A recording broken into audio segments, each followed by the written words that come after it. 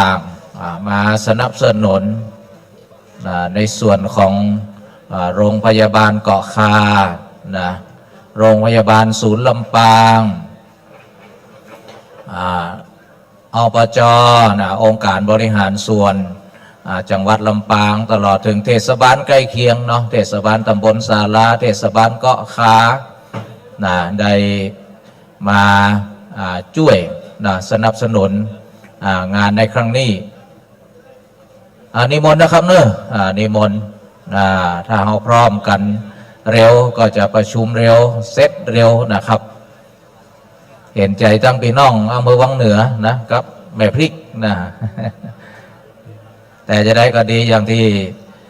พระเดชพระคุณเจ้าคณะภาค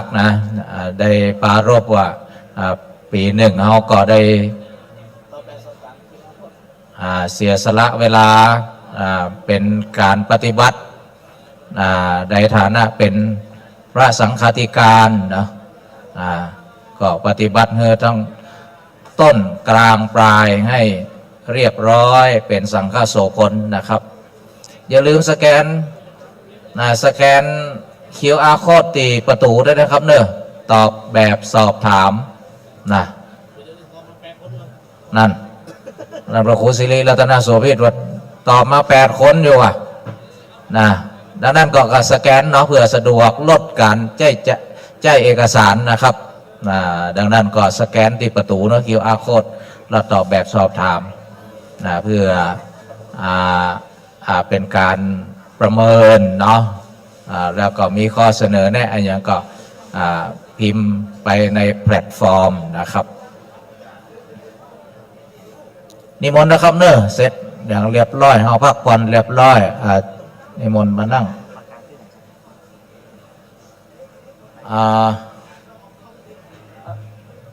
การประโคชนีเป็นประชุมสาธารณการที่ไหนครับ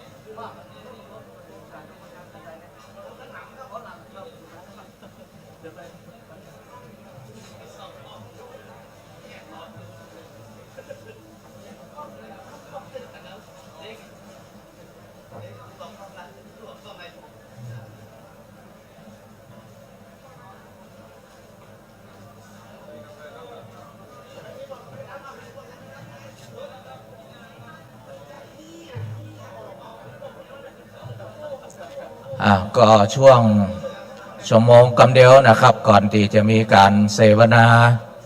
กิจการคณะสงฆ์ทั้ง6 ด้านก็มีวิทยากรจากโรงพยาบาลศูนย์ลำปางจะมาถวายความรู้เรื่องการบริจาคอวัยวะและดวงตาก็เพื่อถ้าเรามีความรู้ความเข้าใจเกี่ยวกับการบริจาคอวัยวะก็เป็นสะพานบุญส่วนหนึ่งนะครับเป็นสะพานบุญก็บางทีญาติโยมก็ดีหรือพระสงฆ์ก็ดีถ้ามีความเข้าใจเรื่องการบริจาคอวัยวะก็จะเป็นประโยชน์แก่คนที่อยู่ข้างหลังบางทีบรรปลายชีวิตญาติพี่น้องเห็นว่าหัวใจดวงตาปอดไตของญาติที่สามารถจะส่งต่อชีวิตให้คนอยู่ทั้งหลังได้ก็เป็นประโยชน์นะครับบางทีก็ถ้าล้มหายตายจากเขาก็เอาไปเผาก็ได้เนาะแต่ถ้าหมอเปิดวินิจฉัยว่าสมองได้ตายแล้วแต่มีอวัยวะบางส่วนที่ยังพอทำงานแล้วก็จะไปต่อให้คนอื่นได้นะครับนี่ก็ทางโรงพยาบาลศูนย์ก็เข้าไปกราบนำเรียนกับพระเดชพระคุณหลวงพ่อพระจินดารัตนาพรเจ้าคณะจังหวัดลำปางหลวงพ่อก็สนับสนุนเนาะก็ได้เห็นได้จัดอบรมในส่วนของคณะสงฆ์ทั้งจังหวัดระดับอำเภอแล้วก็พระธรรมทูตมาครั้งหนึ่งนะครับที่หอประชุมแห่งนี้แล้วก็ในส่วนของอำเภอเมืองหลวงพ่อพระกวนุศาสตร์วรธรรมก็ได้ร่วมกับโรงพยาบาลศูนย์โรงพยาบาลศูนย์ได้ขับเคลื่อนงานเกี่ยวกับการ ใจรักพระพุทธศาสนารักษาพระสงฆ์นะอันนี้ก็โดยการศึกษาของคุณโยมวิทยากรวันนี้นะคุณหมอพิสมัยสิริเดชดำรงนะซึ่งเป็นนิสิตปริญญาโทพุทธศาสตร์มหาบัณฑิตของวิไลสงฆ์นครลำปางนะเป็นลูกศิษย์แล้วก็ถือโอกาสได้ใจศาสตร์ทั้งสองศาสตร์ทั้งพุทธศาสตร์แล้วก็ทางแพทยศาสตร์มาบูรณาการพื้นที่ที่เป็นงานวิจัยก็คือพื้นที่อำเภอเมืองลำปางจนเป็นตีอันก็คงก็จะขยายไปอำเภอต่างๆเนาะผมว่าเพราะว่ากระทรวงสาธารณสุขก็ได้เห็นว่าเหมือนกับว่าลำปางนำร่องเด่นเลยล่ะเด่นนะครับในเรื่องของการดูแลพระสงฆ์ประยุกต์โดยใช้หลักธรรมไปประยุกต์ใช้ในการดูแลพระสงฆ์นะครับนิมนต์นะครับเนอะนิมนต์ครับเข้าห้องประชุมได้แล้วนิมนต์อาจารย์พระครูสิริ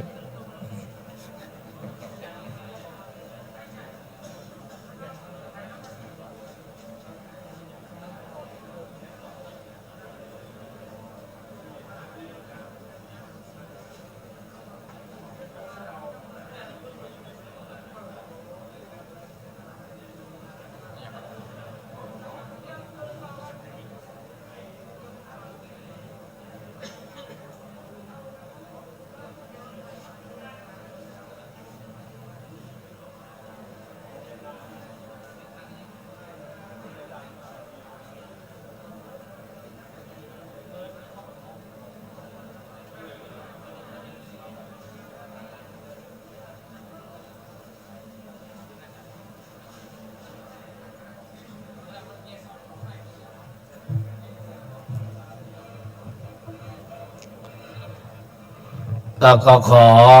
กราบรัตนานิมนต์นะครับหลวงพ่อเจ้าคณะพระสังฆาธิการทุกรูปนะครับเมื่อเช้าหลวงพ่อเจ้าคณะปกครองเจ้าคณะอำเภอได้จัดแจงให้ท่านได้นั่งตามที่สมควรนั่งวันนั้นนิมนต์เลยครับนิมนต์เลยเพราะว่าคิดว่าไม่น่าเกิน3:30นะครับเพราะว่าเอกสารที่ประธานฝ่ายท่านได้นะครับก็ได้ส่งให้ท่านอ่านเป็นเบื้องต้นแล้วนะครับก็จะมีวิธีการจะให้เจ้าอาวาสเก็บงานเจ้าคณะตำบลเก็บงานอย่างไรนะครับผมถือว่าตอนบ่ายถ้าใครขาดไปพบนี่ถือว่าเวลาส่งงานไปที่จังหวัดผมไม่อ่านเลยนะครับเพราะว่าไม่เป็นไปตามกฎตามเกณฑ์เหมือนกับระเบียบคราวที่แล้วนะครับเราทำเอกสารครั้งหนึ่งหมดเกือบแสนนะครับท่าน80,000 กว่าบาทคราวที่แล้วว่าในเรื่องของระเบียบในเรื่องการแต่งตั้งต่างๆทั้งหมดไม่ว่าการแต่งตั้งเจ้าวาดแต่งตั้งผู้รักษาการหรือวิยาวัจกรนะครับแล้วก็เอกสารเหล่านั้นไม่ได้คิดเองเป็นไปตามงานสารบัญของสงฆ์นะครับถ้าใครยังมีอยู่นะครับเอกสารเมื่อปีที่แล้วนะครับเวลาจะทำรายงานอะไรต่างๆไม่ว่างานสาธารณูปการนะครับให้ดำเนินตามนั้นนะครับให้ดำเนินตามนั้นในระดับอำเภอแล้วถึงจะส่งเข้าสู่ระดับจังหวัดเพราะว่าเดี๋ยวนี้มันมีการที่หน่วยงานอื่นเข้ามาดูเอกสารของคณะสงฆ์เรา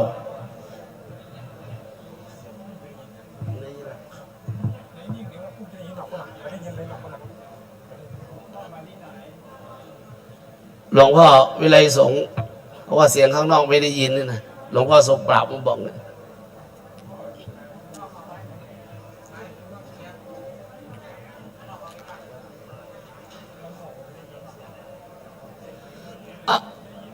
ช่วยบอกกันไปนะครับเอาเวลาว่างนะครับเดี๋ยวนี้เลยมาแล้วเกือบ7 นาทีละเนาะนะครับเลยเวลามาแล้วเกือบ7 นาทีคุณหมอที่ท่านได้มาพูดนี่นะครับเป็นผู้มีความเชี่ยวชาญชำนาญการเรื่องนี้โดยเฉพาะจนให้จังหวัดลำปางนี่เป็นอันดับ1เป็นนัมเบอร์ 1เรื่องของเรื่องนี้นะครับเพราะว่ามันเป็นเรื่องที่ ท่านจะต้องโคกับพวกเรานะครับบางทีบางท่านความเห็นต่างคราวที่แล้วก็มีการเสนอแนวคิดหลายด้านแลกเปลี่ยนเรียนรู้ซึ่งกันและกันนะครับเพราะนั้นอยากให้หลวงพ่อเจ้าวาดทุกรูปนะครับได้รับรู้นะครับช่วยกันบอกกล่าวให้กับญาติโยมนะครับเฉพาะกำลังของคุณหมอเนี่ยรักษาเราแล้วยังไม่พอนะครับจะต้องไปรักษาคนอื่นที่ไม่พร้อมโดยเอาคนที่พร้อมไปรักษาต่อ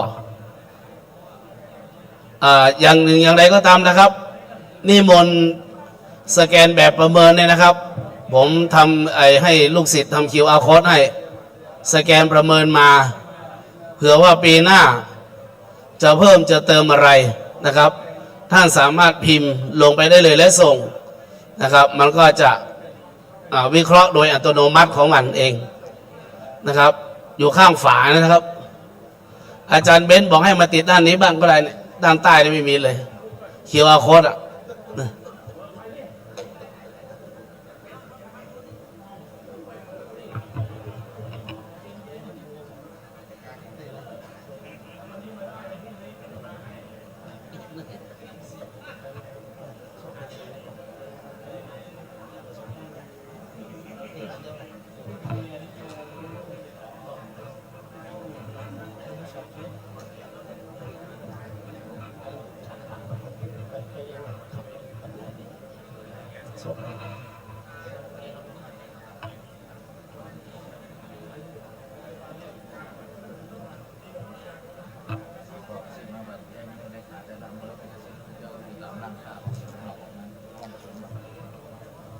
อันนี้มนเลขาเจ้าอำเภอทุกอำเภอนะครับมาเรียนถวายพระสงฆ์ในอำเภอของท่านนะครับนิมนต์เข้ามาข้างในเลยครับฝนอาจจะตกติดอยู่ตึกAนะครับนิมนต์เลยครับให้เลขาเจ้าอำเภอเนาะนะครับผมก็อาศัยกำลังเสียงกำลังปากของท่านทั้งหลายนี่แหละนะครับที่เราประชุมกันวันที่8นะครับ มีคนเสนอนะครับให้ยกมือแต่ละอำเภอนะครับ นะครับมีคนเสนอนะครับผมชอบอย่างนี้นะครับมีคนมาเราจะนิ่งครับใช้หลักของตุนฮีใช้เป็นบางอย่างได้นะครับบางอย่างได้บางอย่างมันไม่ได้นะครับบางรูปบางท่านเนี่ยผมก็เอาใจของท่านทั้ง1,120 รูปเลยครับนะครับท่านแบ่งใจผมสักนิดหนึ่งนะครับผมถือว่าปีหนึ่งมี365 วันเรามาพบกันสักวันหนึ่งไม่แน่ปีหน้าอาจเราจะไม่เจอกันก็ได้ใช่ไหมครับเราเห็นกันก็เป็นบุญตาว่าใครนี้ใครอยู่ใครไปใครจาก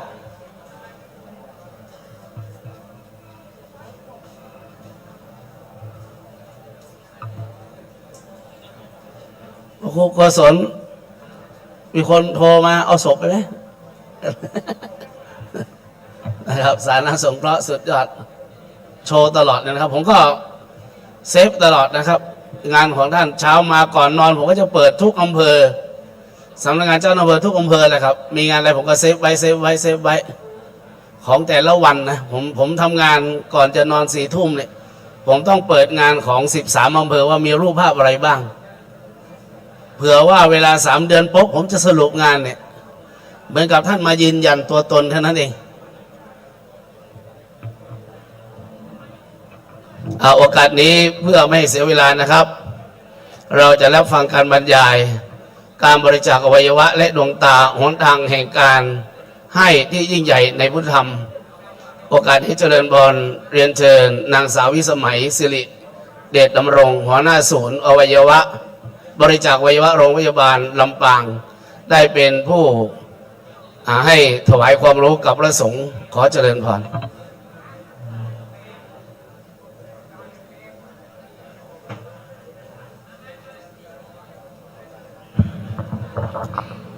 ค่ะขอ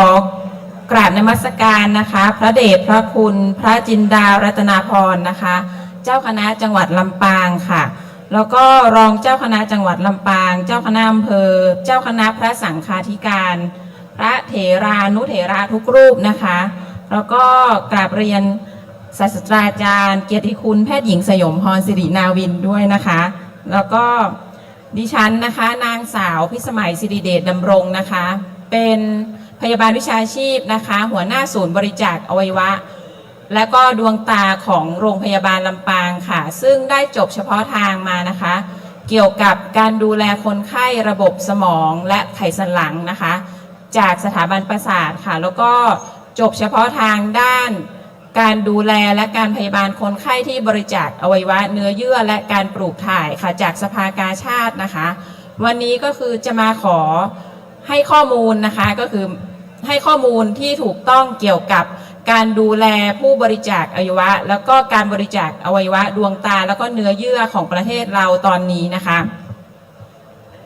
สำหรับก่อนที่จะมาถึงขั้นตอนของการดูแลคนไข้หรือว่าขั้นตอนของการบริจาคอวัยวะการปลูกถ่ายซึ่งกำลังเป็นกระแสอยู่ตอนนี้นะคะซึ่งทางกระทรวงสาธารณสุขของเราเนี่ยได้มีนโยบายนะคะเกี่ยวกับการดูแลสุขภาพนะคะซึ่งตอนนี้ก็มีสถิติของพระสงฆ์นะคะที่เป็นโรคเรื้อรังโดยเฉพาะของจังหวัดลำปางเรานะคะก็คือโรคความดันโรคเบาหวานแล้วก็เกี่ยวกับกระดูกค่ะซึ่ง2-3 โรคนี้นะคะจะมีปัญหามากกับเกี่ยวกับการปฏิบัติกิจวัตรประจำวันของพระสงฆ์นะคะซึ่งการดูแลสุขภาพเนี่ยก็คือเป็นสิ่งสำคัญมากก่อนที่จะมาเกิดโรคจนถึงขั้นการปลูกถ่ายนะคะซึ่งการดูแลสุขภาพทางพระสงฆ์ก็คือน่าจะมีความรู้ระดับหนึ่งจากการที่ในเรื่องการดูแลสุขภาพทั้งการกินการปฏิบัติตัวนะคะแต่ว่าบางทีเราก็อาจจะเลือกเกี่ยวกับการฉันไม่ได้แต่เราก็สามารถดูแลแล้วก็ปฏิบัติตัวตามคำที่คุณหมอท่านได้แนะนำแล้วก็การรับประทานยานะคะซึ่งเราสามารถทำได้แล้วก็ทำได้โดยคือมีความตั้งใจอะค่ะเพราะว่าบางทีเนี่ยโรคอ้วนแล้วก็โรคเบาหวานบางทีก็คุกคามชีวิตของพระสงฆ์มากนะคะจากสถิติที่โรงพยาบาลเนี่ยเกือบ 50% ของพระสงฆ์เนี่ยจะเป็นความดันโลหิตสูงไขมันในเส้นเลือดสูงแล้วก็ความดันเบาหวานเนี่ยจะเป็นที่คุกคามเกี่ยวกับสุขภาพมากค่ะสำหรับงั้นเข้าเรื่องเลยนะคะสำหรับเกี่ยวกับเรื่องการบริจาคอวัยวะนะคะก็คือการให้ชีวิตการให้ทานที่ยิ่งใหญ่ซึ่งพระภิกษุสามารถที่จะช่วยเป็นแสงสว่างให้กับญาติโยมแล้วก็นำทางเกี่ยวกับพระธรรมเทศนาให้ทางญาติโยมมาเข้าใจได้เพราะว่าบางทีบุคคลธรรมดาหรือบุคคลของสาธารณสุขเนี่ยจะมีปัญหาเกี่ยวกับการสื่อสารกับภาคประชาชนค่ะโดยเฉพาะเราจะแบ่งเป็นช่วงอายุนะคะอย่างวัย70ขึ้นไปเวลาเราไปคุยเรื่องการขอบริจาคอวัยวะจะเป็นปัญหาเรื่องความเชื่อแล้วก็เรื่องเกี่ยวกับการเกิดชาติหน้าซึ่งอันนี้เนี่ยจะเป็นความเชื่อของแต่ละบุคคลนะคะซึ่งอาจจะต้องอาศัยเกี่ยวกับการให้ความรู้หรือว่าพระธรรมเทศนาหรือการให้ความรู้ผ่านทางการเทศนาของทางพระสงฆ์ค่ะ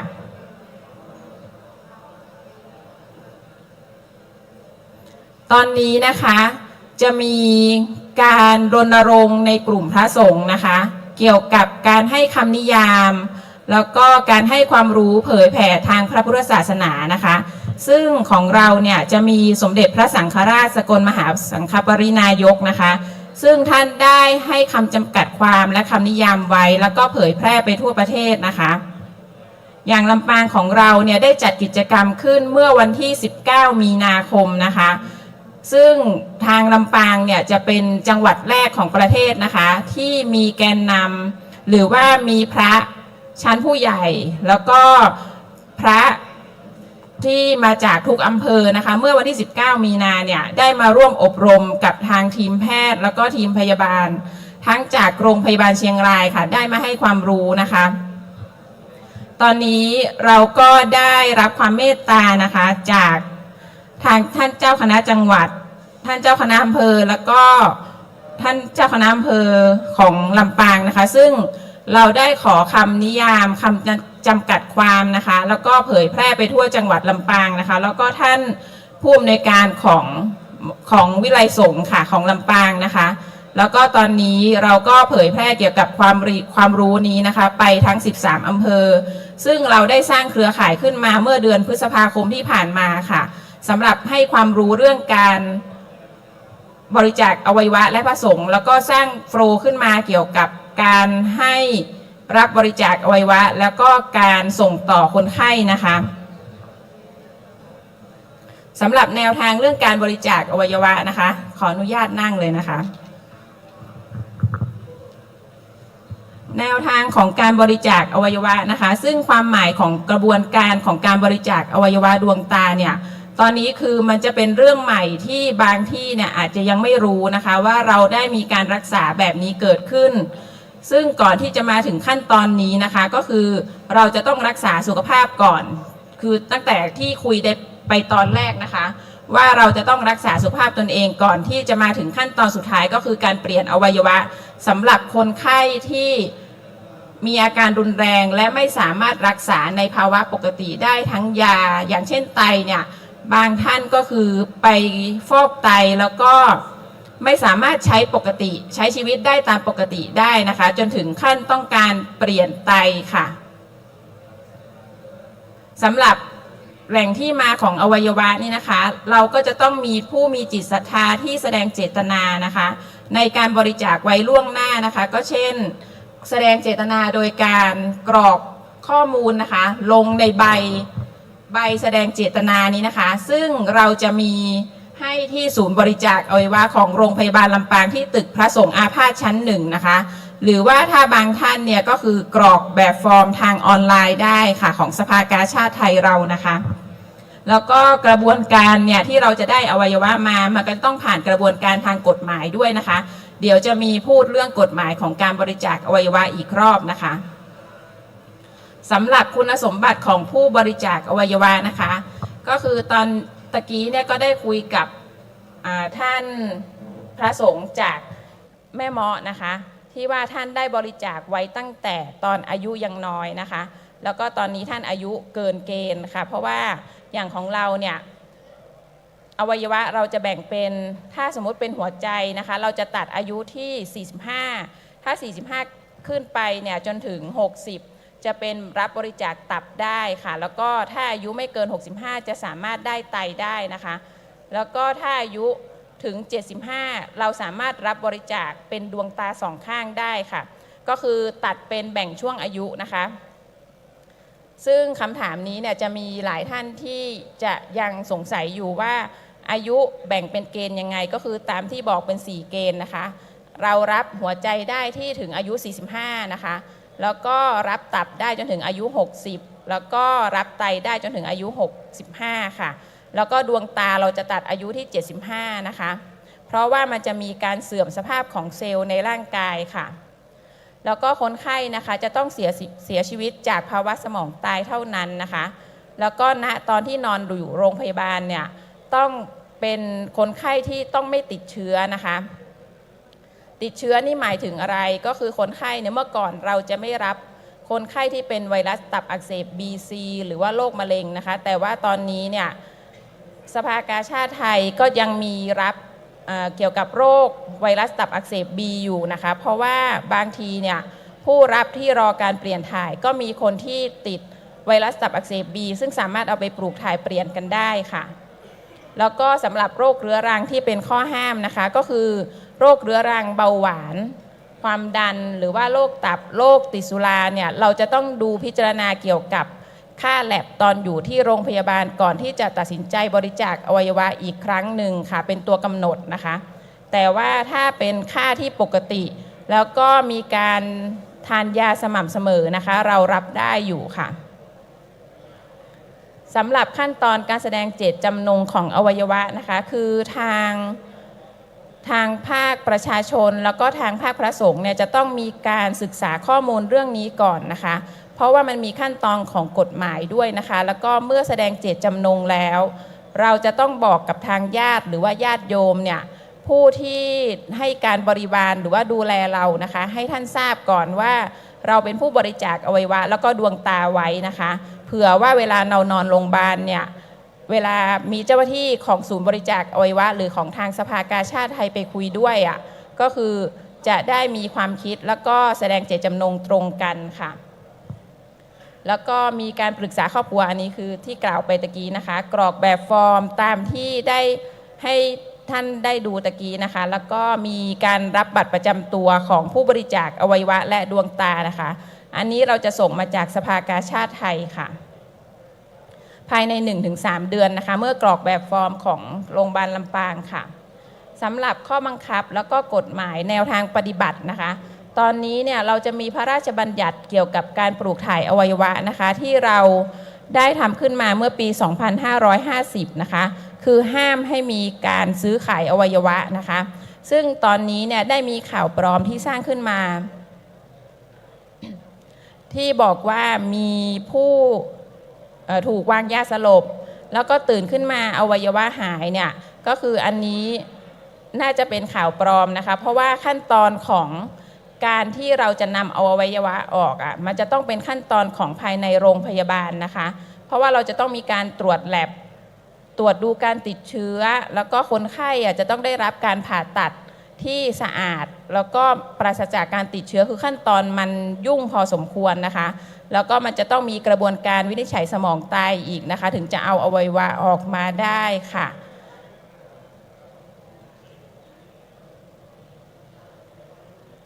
สำหรับการบริจาคอวัยวะนะคะก็คือการมอบชีวิตใหม่ให้กับคนไข้นะคะตอนนี้เนี่ยจะมียอดของผู้รับการปลูกถ่ายที่รอรับเนี่ยมากกว่า 6,000 คนนะคะแต่ว่าทุกๆปีเนี่ยเราจะได้อวัยวะเพื่อสำหรับไปรักษาผู้ป่วยระยะสุดท้ายเนี่ยประมาณ 10% เท่านั้นค่ะเพราะว่าทุกๆวันที่มีผู้เสียชีวิตการขอรับบริจาคเนี่ยมันจะมีเรื่องของความเชื่อแล้วก็ความศรัทธาแล้วก็เรื่องของการเกิดชาติหน้าเนี่ยจะเป็นตัวที่บดบังหรือว่าเป็นตัวขัดแย้งในใจของญาติค่ะเพราะว่าเคยเจอกรณีที่ว่าคนไข้ทำเรื่องบริจาคอวัยวะไว้นะคะ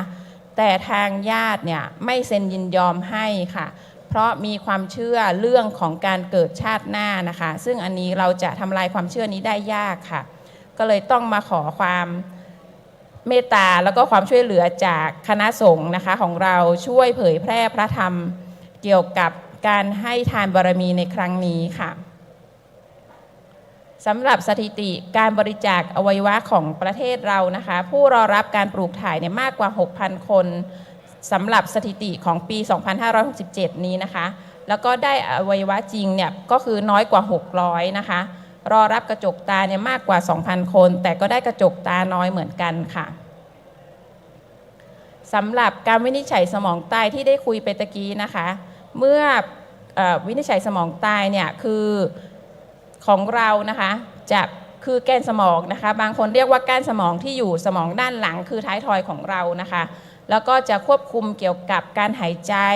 การเต้นของหัวใจแล้วก็ควบคุมเกี่ยวกับความดันการกลืนอาหารการหายใจทุกอย่างนะคะเมื่อก้านสมองตายเนี่ยประสาทเชื่อมทุกอย่างก็คือมันก็จะถูกดับลงนะคะแต่ว่าก่อนที่จะบริจาคร่างกายบริจาคอวัยวะนะคะหรือว่าดวงตาเนี่ยจะต้องถูกวินิจฉัยสมองตายโดยแพทย์ทั้ง3ท่านก่อนนะคะซึ่งแพทย์3ท่านเนี่ยที่เราจะมาวินิจฉัยสมองตายคือมันจะมีกระบวนการซึ่งเราไม่สามารถเปิดเผยได้นะคะว่ามันจะมีกระบวนการอะไรบ้างแต่ว่ากระบวนการเนี่ยมันจะต้องเป็นกระบวนการของทางการแพทย์นะคะคือดูเรื่องการนำออกซิเจนดูเรื่องการหายใจดูเรื่องการตอบสนองของม่านตากล้ามเนื้อแล้วก็ณตอนนั้นเนี่ยคนไข้จะต้องนอนอยู่ที่โรงพยาบาลและใส่เครื่องช่วยหายใจเท่านั้นค่ะเราถึงจะสามารถทำการผ่าตัดเพื่อบริจาคอวัยวะได้นะคะภาวะสมองตายคืออะไรตะกี้ได้เกริ่นนำไปบ้างนะคะก็คือภาวะหัวใจหยุดเต้นแล้วก็บางท่านเนี่ยอาจจะเห็นว่าทำไมคนไข้ใส่เครื่องช่วยหายใจแต่ว่าอกยังกระเพื่อมอยู่นะคะซึ่งเราจะต้องดูคนไข้นะคะโดยใช้เครื่องช่วยหายใจเนี่ยหลังจากที่เราทำการวินิจฉัยภาวะสมองตายครบ2 ครั้งแล้วโดยแพทย์ที่ชำนาญการ3ท่านนะคะเป็นผู้ ลงลายเซ็นก่อนนะคะแต่ว่าร่างของคนไข้เนี่ยเราจะต้องให้นอนอยู่ภายในตึก ICU ที่โรงพยาบาลแล้วก็ต้องให้เครื่องช่วยหายใจเนี่ยเป็นตัวหล่อเลี้ยงการเต้นของหัวใจเพื่อให้เลือดเนี่ยไปเลี้ยงทั่วร่างกายนะคะเพราะว่าเราจะต้องรักษาอวัยวะโดยการใช้เลือดเนี่ยไปดูแลรักษาเพื่อให้ยังสามารถคงทำงานอยู่ได้แล้วก็รอทีมผ่าตัดของทางสภากาชาดไทยให้มาตรงแล้วก็ทำในเวลาที่จำกัดนะคะซึ่งจะเห็นว่าจากข่าวที่ผ่านมานะคะของโรงพยาบาลลำปางเรานะคะจะได้อวัยวะทุกเดือนนะคะซึ่งถือว่าเป็นนิมิตหมายอันดีนะคะโดยเฉพาะเดือนก่อนหลังจากที่เราประชุมกับทางคณะสงฆ์ที่ว่าเราให้ความรู้ไปเมื่อเดือนมีนาคมนะคะยอดของการบริจาคอวัยวะของเรานะคะพุ่งไปจนถึงที่สามารถจัดเก็บได้นะคะประมาณ4 คนค่ะซึ่งถือว่าสูงสุดในภาคเหนือของเรานะคะแล้วก็ตอนนี้เนี่ยรวมทั้งประมาณ8 เดือนนะคะตั้งแต่ตุลามาจนถึงพฤษภาคมเราจะได้อวัยวะที่บริจาคจริงทั้งหมดเนี่ย16 รายค่ะซึ่งเมื่อก่อนเนี่ยลำปางเราไม่เคยได้การได้รับบริจาคอวัยวะเลยนะคะเคยได้ปี57 ครั้งหนึ่งค่ะแล้วก็หลังจากนั้นก็จะได้ดวงตาแค่2 คนต่อปี1 คนต่อปีบ้างค่ะจะมีปี68นี้นะคะที่เรายอดขึ้นเป็น16 รายนะคะใน8 เดือนค่ะซึ่งตอนนี้เนี่ยก็คือการทำงานหรือว่าการรับบริจาคของเราเนี่ยจะสูงที่สุดในภาคเหนือค่ะแล้วก็อันนี้นะคะเราจะมีกฎหมายนะคะ PDPA ก็คือกฎหมายคุ้มครองส่วนบุคคลนะคะก็คือเราประกาศใช้นะคะเมื่อวันที่27 พฤษภาคมปี62ค่ะแล้วก็ปัจจุบันเนี่ยทางโรงพยาบาลของเรานะคะโรงพยาบาลลำปางค่ะได้ทำใบเซ็นยินยอมขึ้นมาใหม่ตามกฎหมาย PDPA นะคะซึ่งโรงพยาบาลลำปางทำกฎหมายแล้วก็ใบเซ็นยินยอมเฉพา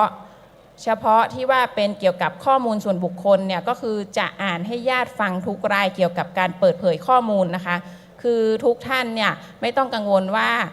ภาพหรือว่าข้อมูลส่วนบุคคลเนี่ยจะถูกเผยแพร่ไปที่ทางโลกโซเชียลนะคะคือเราจะมีการเก็บความลับนี้ไว้อย่างดีค่ะแล้วก็อันนี้นะคะเราจัดทำขึ้นแล้วก็เป็นที่แรกของประเทศนะคะแล้วตอนนี้เนี่ยก็คือจะมีการนำไปใช้ทั่วประเทศค่ะ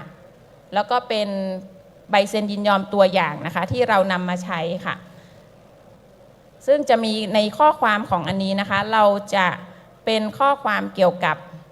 การเปิดเผยข้อมูลส่วนบุคคลภาพนะคะแล้วก็การให้ข้อมูลเพื่อไปศึกษาทางการแพทย์นะคะคือทางญาติแล้วก็ผู้ดูแลที่เป็นเหมือนกับถ้าสมมุติเป็นพระเนี่ยก็คือทางผู้ดูแลคนอุปถากค่ะจะต้องให้ความยินยอมให้ความยินยอมกับเราไป2 คนค่ะหรือว่าจะมาเพิ่มเติมก็ได้ก่อนที่เราจะเผยแพร่ข้อมูลเพื่อเป็นวิทยาทานกับท่านอื่นนะคะ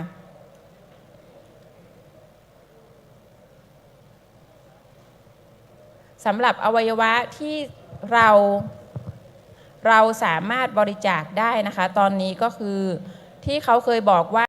1 คนที่ให้ชีวิตสามารถไปต่อชีวิตคนได้อีก8 คนแล้วก็อีก2 ดวงตานะคะคือจะมีอะไรบ้างก็คือหัวใจนะคะ1 ดวงไต2 ข้างนะคะแล้วก็ตับปอด2 ข้างนะคะแล้วก็ลำไส้แล้วก็ตับอ่อนค่ะจะรวมเป็น8นะคะแล้วก็ดวงตา2 ข้างเนี่ยถ้าเราบริจาคก็คือจะได้2 ท่านนะคะจะแบ่งให้กับคนไข้คนละข้างค่ะ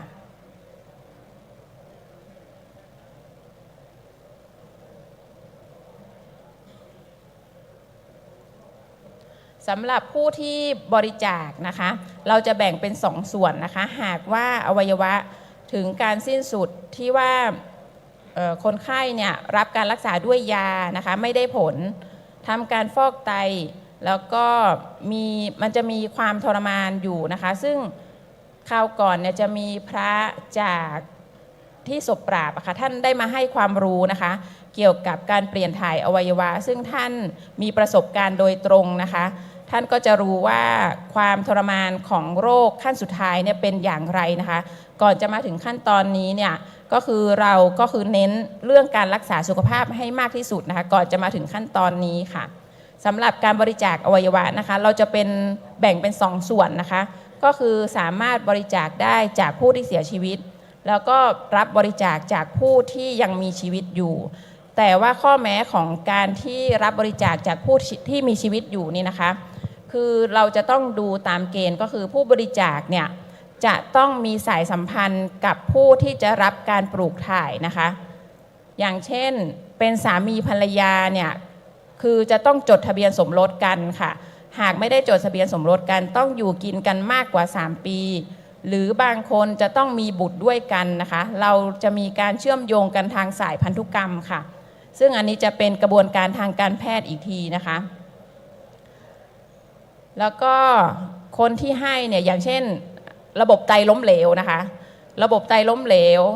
ญาติเนี่ยสามารถให้ได้แค่ข้างเดียวนะคะแล้วก็อีกข้างคือตัวเองต้องเก็บไว้เพื่อมีชีวิตอยู่เลยนะคะจะให้สามีหมดนี้ก็ไม่ได้นะคะตัวเองต้องเก็บไว้1 ข้างค่ะแล้วก็ตับเนี่ยสามารถบริจาคได้ขณะมีชีวิตอยู่แต่ว่าต้องเอาไปแค่ส่วนเดียวนะคะอีกส่วนก็เก็บไว้ให้กับตัวเองค่ะเพื่อความมีชีวิตอยู่นะคะสำหรับถึงส่วนของการบริจาคอวัยวะเนี่ยก่อนที่จะไปเรื่องของดวงตานะคะไม่ทราบว่ามีท่านไหนมีข้อสงสัยที่อยากซักถามก่อนไหมคะ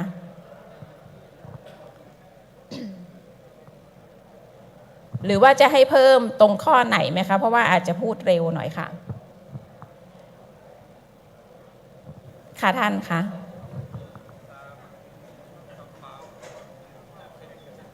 อ๋อดวงตาเดี๋ยวท่านตั้งใจฟังพาร์ทต่อไปเลยค่ะเพราะว่าอันนี้ก็มีเรื่องดวงตาต่อจากตรงนี้ค่ะค่ะไม่ทราบว่าเกี่ยวกับเรื่องอวัยวะนี่มีท่านไหนสามารถสอบถามได้นะคะถ้าสงสัยค่ะหรือว่าในเรื่องเกณฑ์อายุท่านสงสัยก็ถามได้ค่ะเพราะว่าตะกี้มีพระที่ท่านสงสัยไม่ทราบว่าท่านได้คำตอบกระจ่างแจ้งหรือยังคือหาไม่เจอค่ะว่าท่านนั่งตรงไหนก็ไม่รู้ค่ะอะไรนะคะท่านอ๋อค่ะอ๋ออย่างของพระท่านนะคะหลวงพ่อวัดอะไรนะคะขอโทษด้วยค่ะจำไม่ได้ค่ะพระจากแม่เมาะนะคะคือท่านเนี่ยได้บริจาคอวัยวะตั้งแต่อายุยังไม่มากค่ะจนตอนนี้ท่านอายุ78แล้วนะคะท่านก็แสดงเจตจำนงไว้แล้วก็ท่านก็อายุยืนสุขภาพแข็งแรงนะคะอันนี้เราก็ตัดช่วงอายุของท่านไปที่อายุ75ก็คือเราไม่สามารถได้อวัยวะอะไรค่ะก็คือท่านก็สามารถดำรงชีวิตตามปกติแล้วก็รักษาสุขภาพของท่านต่อไปค่ะเพราะว่าดวงตาของเราเนี่ยตัดที่อายุ75ค่ะก็คือไม่สามารถให้อวัยวะเมื่อท่านถึงแก่มรณภาพได้ค่ะแต่ว่าสามารถเผยแพร่ความรู้ให้กับประชาชนที่สนใจได้ค่ะท่านเพราะท่านเนี่ยจะรู้เยอะด้วยค่ะเพราะว่าตะกี้ได้นั่งสัมภาษณ์ท่านด้วยนะคะ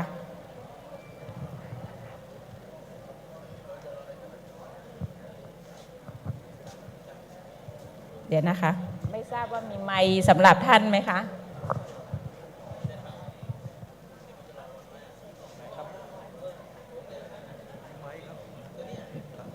ขอบคุณมากนะครับที่ช่วยชี้แนะว่า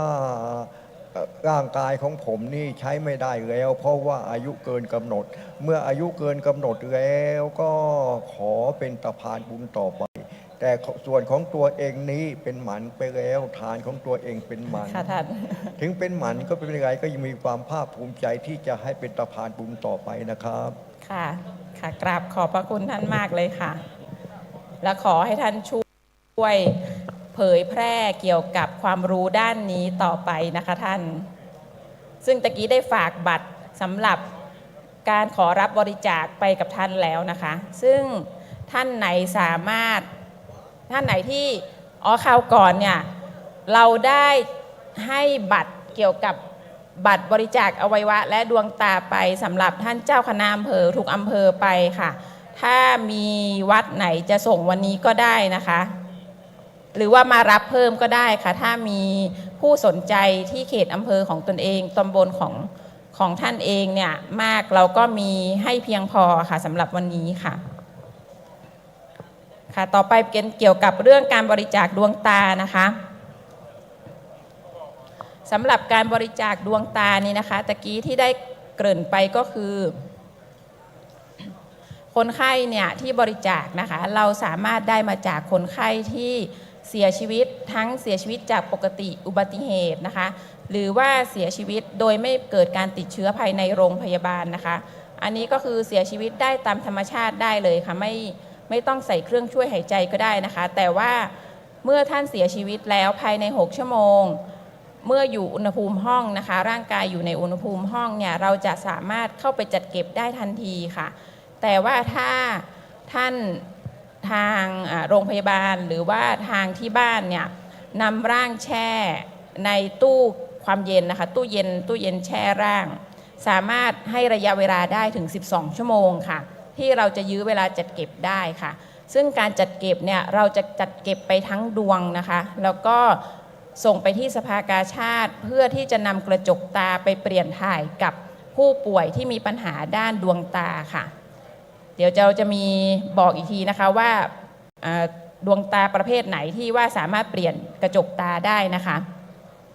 แล้วก็เดี๋ยวประมาณเดือนกรกฎานะคะจะมีแพทย์ที่เรียนจบเฉพาะทางด้านการเปลี่ยนถ่ายกระจกตามาจากทางมหาลัยเชียงใหม่นะคะซึ่งจะเป็นแพทย์ของโรงพยาบาลลำปางค่ะซึ่งถ้าท่านใดมีปัญหาเรื่องกระจกตานะคะเดี๋ยวจะมีในส่วนของต่อไปจะบรรยายให้ฟังนะคะว่ากระจกตาแบบไหนหรือว่าดวงตาแบบไหนที่เราสามารถเปลี่ยนได้ค่ะให้กลับมามองเห็นได้ชัดเจนเหมือนเดิมค่ะเราจะเริ่มที่จะเปลี่ยนถ่ายเมื่อเดือนกรกฎาคมที่จะถึงเนี่ยค่ะซึ่งแพทย์เรากลับมาประมาณกรกฎาสิงหากันยาเนี่ยเราจะเริ่มดวงแรกที่โรงพยาบาลลำปางของเรานะคะแล้วก็แพทย์ของเราอีกท่านหนึ่งนะคะซึ่งตอนนี้เนี่ยเราจะสามารถตัดไตของเราเองได้นะคะแล้วก็กำลังทำเกี่ยวกับใบอนุญาตของเรานะคะซึ่งถ้าได้ใบอนุญาต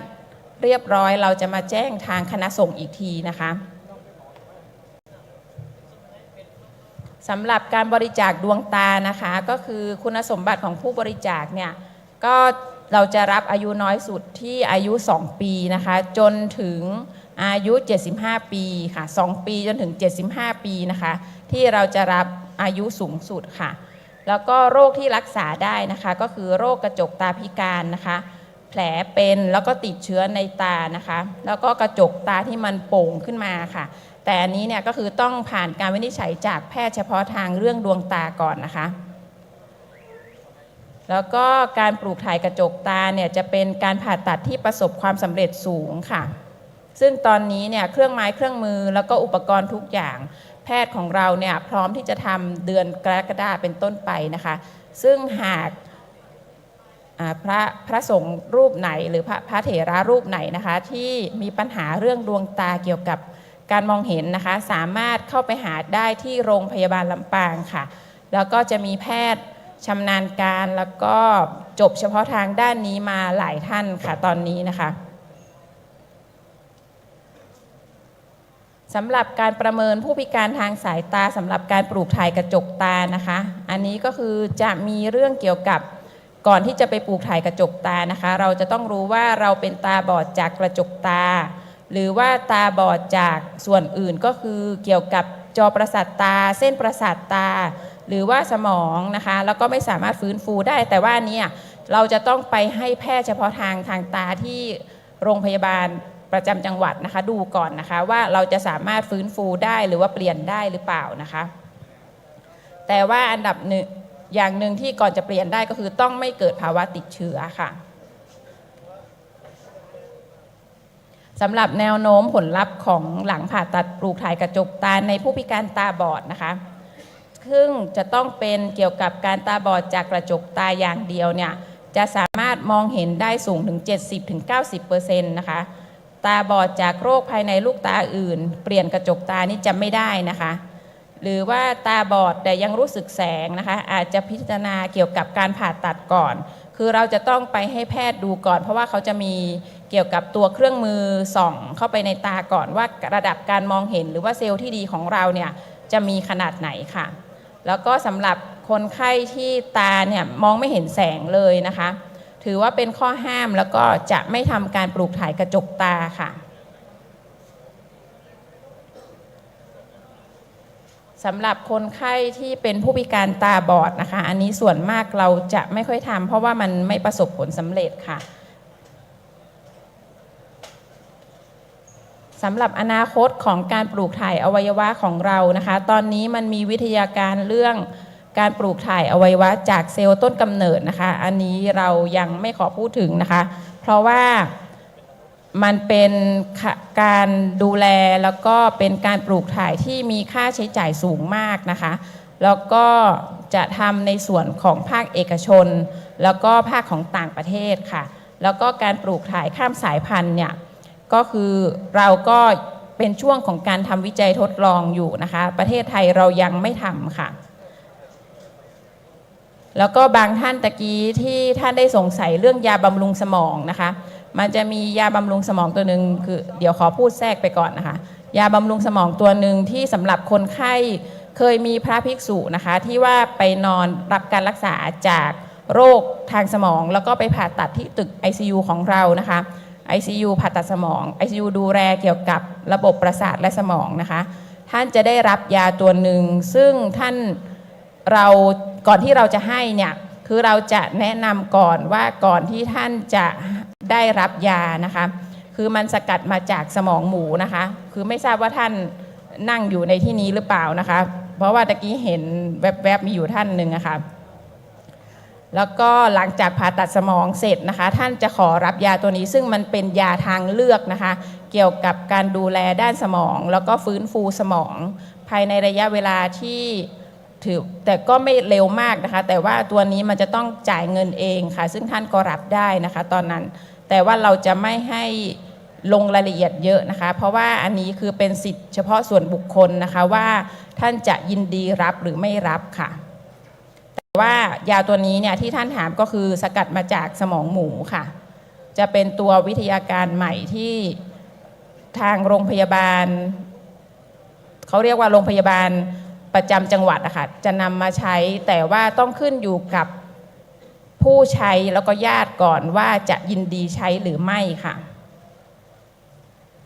สำหรับการปลูกถ่ายอวัยวะที่เกิดขึ้นตอนนี้นะคะจะเป็นกระบวนการทางการแพทย์นะคะที่นำอวัยวะแล้วก็เนื้อเยื่อจากผู้บริจาคนะคะไปใส่ในร่างกายของผู้รับนะคะเพื่อทดแทนอวัยวะที่เสียหน้าที่ไปหรือว่าเสื่อมสภาพนะคะจนไม่สามารถทำงานได้ตามปกติค่ะแต่ว่าอันนี้จะเป็นการรักษาอันดับสุดท้ายนะคะที่เราจะทำอันดับแรกก็คือรักษาสุขภาพค่ะตามที่ได้คุยไปตะกี้ก่อนนะคะเป้าหมายของการปลูกถ่ายอวัยวะนะคะก็คือช่วยให้ผู้ป่วยเนี่ยกลับมามีชีวิตที่ใกล้เคียงกับปกตินะคะแล้วก็ยืดต่ออายุขัยของคนไข้ให้ยาวขึ้นนะคะแต่ว่าก็ต้องขึ้นอยู่กับผู้รับอวัยวะอีกทีนะคะว่าจะปฏิบัติตัวยังไงเพราะว่าถ้าได้รับการปลูกถ่ายไปแล้วการใช้ชีวิตของท่าน6เดือนแรกเนี่ยท่านจะอยู่ในความควบคุมของแพทย์นะคะทั้งในเรื่องการกินการรับประทานยานะคะทุกอย่าง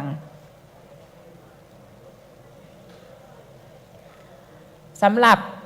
ท่านใดที่สนใจบริจาคอวัยวะแล้วก็ดวงตานะคะเราจะได้รับบัตรสำหรับบัตรประจำตัวสำหรับผู้แสดงความจำนงบริจาคอวัยวะแล้วก็ดวงตาแบบนี้นะคะจะเป็นบัตรที่2 in 1ก็คือ2อย่างในบัตรเดียวค่ะซึ่งเราสามารถมีก็ได้หรือไม่มีก็ได้เมื่อเราจะบริจาคอวัยวะแค่ท่านบอกญาติไว้แต่ว่าทำบัตรไม่ทันแล้วก็ท่านเสียชีวิตก่อนเนี่ยญาติก็จะดำเนินตามเจตนารมณ์ของท่านหรืออีกทางหนึ่งที่เราไปขอรับบริจาคตามตึกนะคะก็คือคุยกับญาติโดยตรงแล้วก็พูดเหตุผล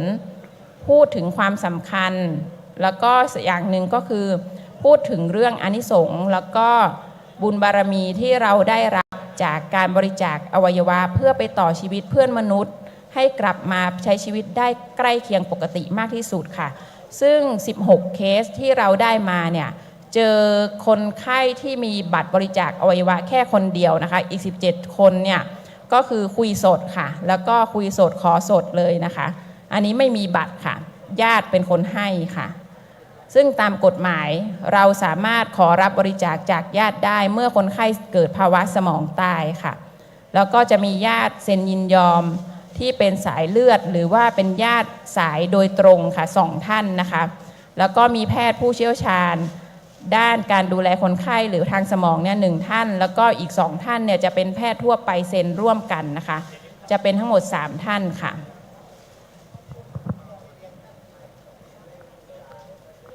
ค่ะมาถึงจุดนี้แล้วนะคะไม่ทราบว่ามีท่านใดเนี่ยสงสัยในเรื่องกระบวนการของการรับบริจาคอวัยวะและก็ดวงตาไหมคะหรือว่ายังสงสัยเกี่ยวกับโรคทางตาหรือว่าการอยากรับการปรึกษาเรื่องการผ่าตัดเปลี่ยนกระจกตาก็สามารถไปหาเราได้ที่ศูนย์บริจาคอวัยวะนะคะซึ่งเราจะเริ่มการผ่าตัดเนี่ยประมาณเดือนกรกฎาคมปีนี้ค่ะ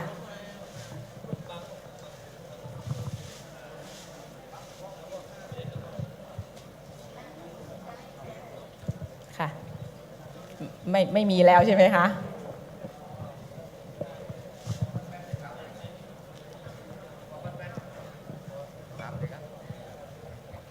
ได้รับคำตอบเกี่ยวกับโรคไปแล้วนะคะ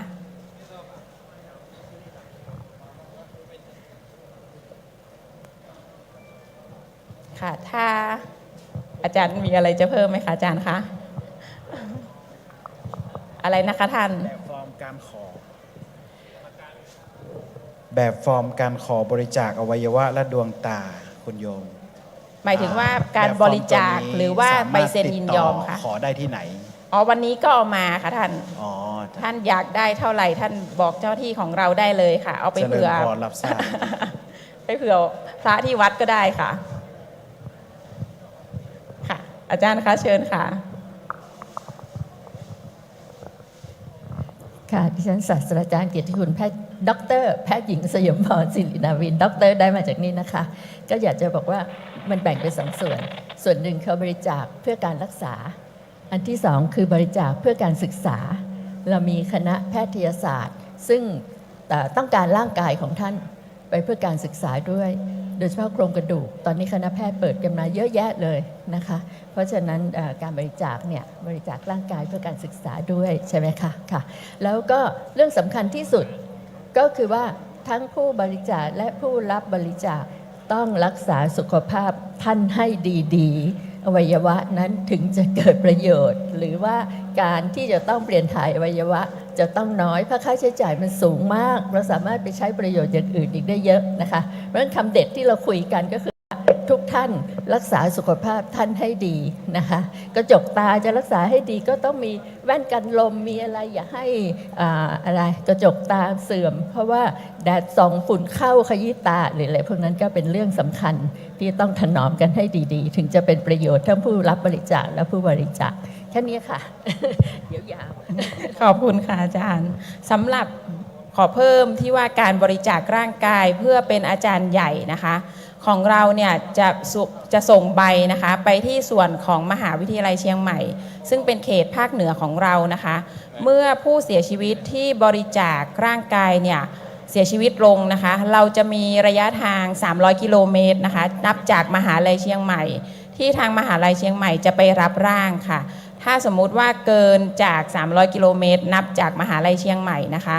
ก็คือจะต้องคุยกับทางมหาลัยเชียงใหม่อีกทีว่าจะให้เราเป็นผู้ส่งร่างหรือว่าจะไม่ส่งเลยค่ะแล้วก็จะต้องไม่เกิดโรคติดเชื้อนะคะก็คือตอนนั้นอ่ะเมื่อคนไข้เนี่ยเสียชีวิตไม่รู้ว่าจะเสียชีวิตภาคไหนนะคะก็คือต้องคุยกับทางมหาลัยเชียงใหม่ก่อนค่ะแต่ว่าโรคที่เราจะไม่รับเลยนะคะก็คือ HIV ก็คือโรคเอดส์นะคะแล้วก็โรคเกี่ยวกับการติดเชื้อทุกอย่าง Hep B Hep C เนี่ยทางมหาลัยเชียงใหม่ตอนนี้เขาก็แจ้งว่าก็ไม่รับนะคะแล้วก็อายุเกิน80ก็ไม่รับค่ะค่ะไม่ทราบว่ามีท่านใดสงสัยตรงไหนอีกไหมคะแล้วก็ถ้าเป็นโรคพิษสุนัขบ้าโรคบาดทะยักเราก็ไม่รับนะคะสำหรับการเป็นร่างของอาจารย์ใหญ่ค่ะ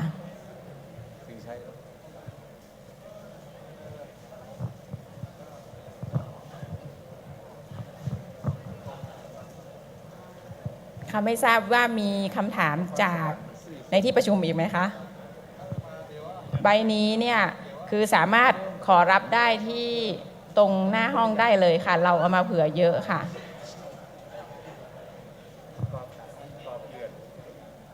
ค่ะไม่ทราบว่าด้านหลังมีคำถามไหมคะ หรือว่าตอนนี้ยังไม่มีถ้าเกิดมีเนี่ยก็คือวันไหนที่ไปโรงพยาบาลลำปางนะคะ สามารถไปแวะขอคำปรึกษาได้นะคะ ที่ตึกหลวงพ่อเกษมค่ะชั้น1นะคะที่ข้างห้องบริจาคเลือดค่ะ เราจะมีสำนักงานที่ให้บริการในวันหยุดราชการนี้เราหยุดนะคะ แต่ว่าวันธรรมดาเนี่ยเราจะเปิดตั้งแต่8 โมงเช้าถึง4 โมงเย็นค่ะ สามารถไปขอรับบริการที่นั่นได้ตลอดนะคะค่ะหากไม่มีคำถามแล้วก็ขอจบการให้ข้อมูลเกี่ยวกับการบริจาคอวัยวะและก็ดวงตาไว้เพียงเท่านี้ค่ะกราบขอบพระคุณค่ะขอบคุณค่ะ ครับก็ขออนุโมทนาท่านพี่สมัยสิริเดชดำรงนะครับหัวหน้าศูนย์ของอวัยวะและดวงตาของโรงพยาบาลครับมีคนถามเซลแบบเล่นๆว่าใบบริจาคนั้นเอาไปเข้าเซเว่นเป็นส่วนลดได้ไหมครับ ครับโอกาสนี้ก็ขออนุโมทนานะครับถือว่าเป็นการเปิดโลกทัศน์ให้กับภิกษุเรานะครับเจ้าหน้าที่สังฆาธิการเรานะครับโอกาสนี้รับของที่ระลึกจากพระเดชพระคุณหลวงพ่อเจ้าหน้าจังหวัดครับได้ยินคำถามและขอเพิ่มอีกนิดนะคะสำหรับสิทธิพิเศษนะคะของผู้บริจาคร่างกายไม่ใช่ผู้บริจาคร่างกายผู้บริจาคอวัยวะแล้วก็ดวงตานะคะก็คือท่านเนี่ยสามารถขอพระราชทานเพลิงศพได้ค่ะตามที่ญาติต้องการนะคะก็คือเราจะมีข้อสิทธิพิเศษให้ค่ะแล้วก็ทางโรงพยาบาลของเรานะคะคือจะทำเรื่องไปที่สภากาชาติไทยนะคะเพื่อขอพระราชทานเพลิงศพเป็นกรณีพิเศษให้ค่ะสำหรับในส่วนของภาคประชาชนนะคะแล้วก็ส่วนของพระสงฆ์คือท่านจะมีสิทธิ์ของท่านอยู่แล้วนะคะ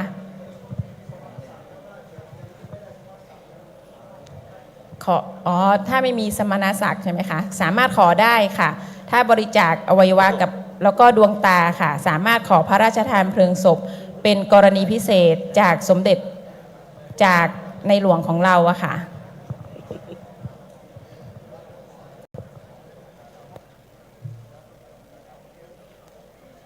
ครับมีอะไรถามมีไหมครับ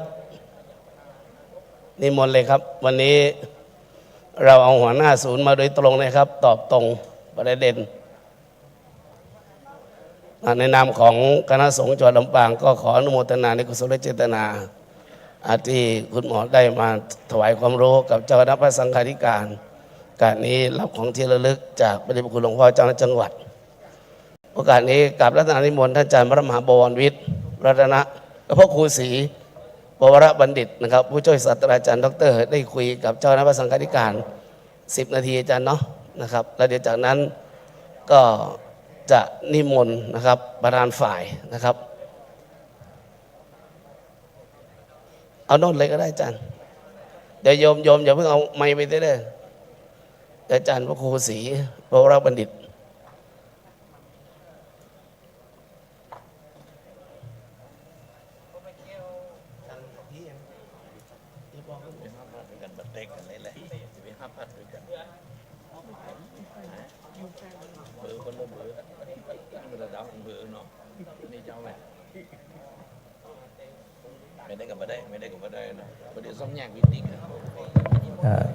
ถวายความเคารพพระเดชพระคุณพระจินดารัตนพรหลวงพ่อเจ้าคณะจังหวัดลำปางหลวงพ่อรองเจ้าคณะจังหวัดลำปางหลวงพ่อเจ้าคณะอำเภอทุกอำเภอพระมหาเถระพระเถรานุเถระเจ้าคณะพระสังฆาธิการทุกรูปครับผมยืนแล้วนะครับอาจจะมองผมไม่ชัดผมก็ขยับไปด้านหน้ากันแล้วกันนะครับแล้วก็ขอถือโอกาสได้เจริญพรศาสตราจารย์ด็อกเตอร์นะเกือบลืมด็อกเตอร์นะได้ด็อกเตอร์จากวิทยาลัยสงฆ์นครลำปางแห่งนี้นะครับแพทย์หญิงสุยมพรสิรินาวินนะครับซึ่งตำแหน่งของท่านก็คือที่ปรึกษาผู้อำนวยการวิทยาลัยสงฆ์นครลำปาง แล้วก็ได้เชิญท่านมาเพื่อที่จะมาพบปะกับเจ้าคณะพระสังฆาธิการ เนื่องจากว่าทุกครั้งที่วิทยาสงฆ์นครลำปางมีปัญหานึกอะไรไม่ออกก็จะโทรศัพท์หาคุณหมอทันทีนะครับท่านก็ให้ความประถมวิทยาสงฆ์นครลำปางผมใช้เวลาไม่มากนะครับคืออย่างนี้หอประชุมแห่งนี้เนี่ยนะครับ เงินที่ได้มาสร้างหอแห่งนี้เนี่ยแล้วก็เรานั่งแบบเย็นฉ่ำสบายเนี่ยนะครับมาจากหลายส่วนเงินงบประมาณคือภาษีด้วยแล้วก็สิ่งสำคัญก็คือเจ้าคณะพระสังฆาธิการทุกรูปครับเราเคยมาทอดพระป่าร่วมก่อสร้างหอประชุมคณะสงฆ์จังหวัดลำปางแห่งนี้นะครับก็ถือว่าเราเนี่ยเป็นผู้สร้างและก็เป็นผู้ใช้ด้วยตัวของเราเองแต่ที่อยากจะนำกราบเรียนครูบาอาจารย์ทุกรูปอย่างนี้ครับวิทยาสงฆ์นครลำปางอยู่ลำปางใกล้มากพระเดชพระคุณพระราชธรรมลังการเป็นผู้ที่บุกเบิกก่อตั้งถือว่าพระเดชพระคุณได้ให้โอกาสกับคณะสงฆ์ได้ให้โอกาสกับ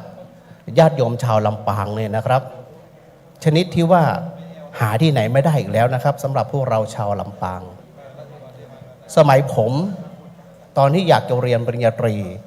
ต้องดันด้นไปเรียนที่กรุงเทพหลายท่านที่เคยใช้ชีวิตแบบผมเนี่ยไปหาวัดกรุงเทพนั้นโอ้โหเป็นเรื่องที่ยากมากกว่าจะได้ปักหลักปักฐานในผมเนี่ยหาวัดมาตั้ง5 วัดนะครับย้ายวัดแล้วก็ไม่ค่อยจะมีวัดไหนที่รับโดยเฉพาะเวลาเราเรียนปริญญาตรีเขาเรียกว่าเรียนทางโลกด่านแรกที่ทุกวัดจะถามก็คือได้ปริญญาธรรม9ไหมจบแล้วครับเขาก็ไม่รับเราละสวดปาฏิโมกข์ได้ไหมจบแล้วครับผมไม่ได้สวดก็เหมือนกับว่าท่านจะปฏิเสธเราแต่มีเงื่อนไขแล้วก็พอได้วัดเสร็จจากวัดผมเนี่ยครับจราน57ไปที่วัดมหาธาตุยุวราชรังสฤษฎ์ก็แค่5 กิโลไม่เกินนี้นะครับแต่บางวันผมต้องไปรอขึ้นรถเมล์2 ชั่วโมงครับขาแข็งเลยเพราะรถเมล์มันไม่ชอบรับพระเรายืนตรงนี้มันไปจอดตรงโน้นเราดูจังหวะมันจอดตรงโน้นเราจะขยับมาตรงนี้บางทีวิ่งกันพระสงฆ์องค์เดชเนี่ยลำบากมากแต่เรามีวิทยาสงฆ์นครลำปางเป็นมหาลัยที่ล้นเกล้ารัชกาลที่5เปิดโอกาสให้กับพวกเราทั้งหลายนะครับและที่สำคัญปีที่ผ่านมาพระเดชพระคุณหลวงพ่อพระครูอนุสาสน์บวรธรรมหลวงพ่อเจ้าคณะอำเภอเจ้ห่มด้วยอำเภอเมืองปานด้วยอำเภอเสริมงามด้วยเข้ามาเรียนในระบบพวกเราผู้บริหารเนี่ยเราถือว่าเราได้ร่มเงาจากพระมหาเถระเรามีความสุขมีความยินดีปรับปลื้มเป็นอย่างยิ่งเพราะท่านเป็นแบบอย่างให้กับพวกเราทั้งหลายด้วยอยากให้พวกเราทั้งหลายว่าถ้าเรายังมีโอกาสหลายคนเนี่ยหลายรูปเวลาไปคุยนะครับเวลาไปฉันเพลไปไหนก็ตามเวลาเจอกันเนี่ยผมก็มักจะถามผู้บริหารทุกรูปทุกท่านก็จะหาโอกาสได้คุยว่าอยู่ยังไงไปยังไงเรียนอย่างไรและคำตอบหลายๆคำตอบที่เคยได้ยินก็คือมันไกลยังไงครับอยู่ที่ลำปางแค่นี้เองนะครับลำปางแค่นี้เองแล้วหลายรูปบอกว่าอยู่โน่นวังเหนือเมืองปานแจ้ห่มแม่พลิกเถินเราอาจจะมีข้ออ้างได้ข้ออ้างเหล่านี้ปีต่อไปท่านจะอ้างอย่างนี้ไม่ได้แล้วเพราะวิทยาสงฆ์นครลำปางได้รับงบประมาณสร้างอาคารที่พักให้เรียบร้อยแล้วและจะเริ่มสร้างในเดือนต่อไปปีหน้าเรามีหอพักอย่างแน่นอนครับสำนักงบผ่านงบประมาณให้เราเรียบร้อยมาใช้นะครับเราจะบอกว่าไกลมาพักที่นี่ได้เลยครับเรามีหอพักให้อันนี้คือไกล และนอกจากนั้น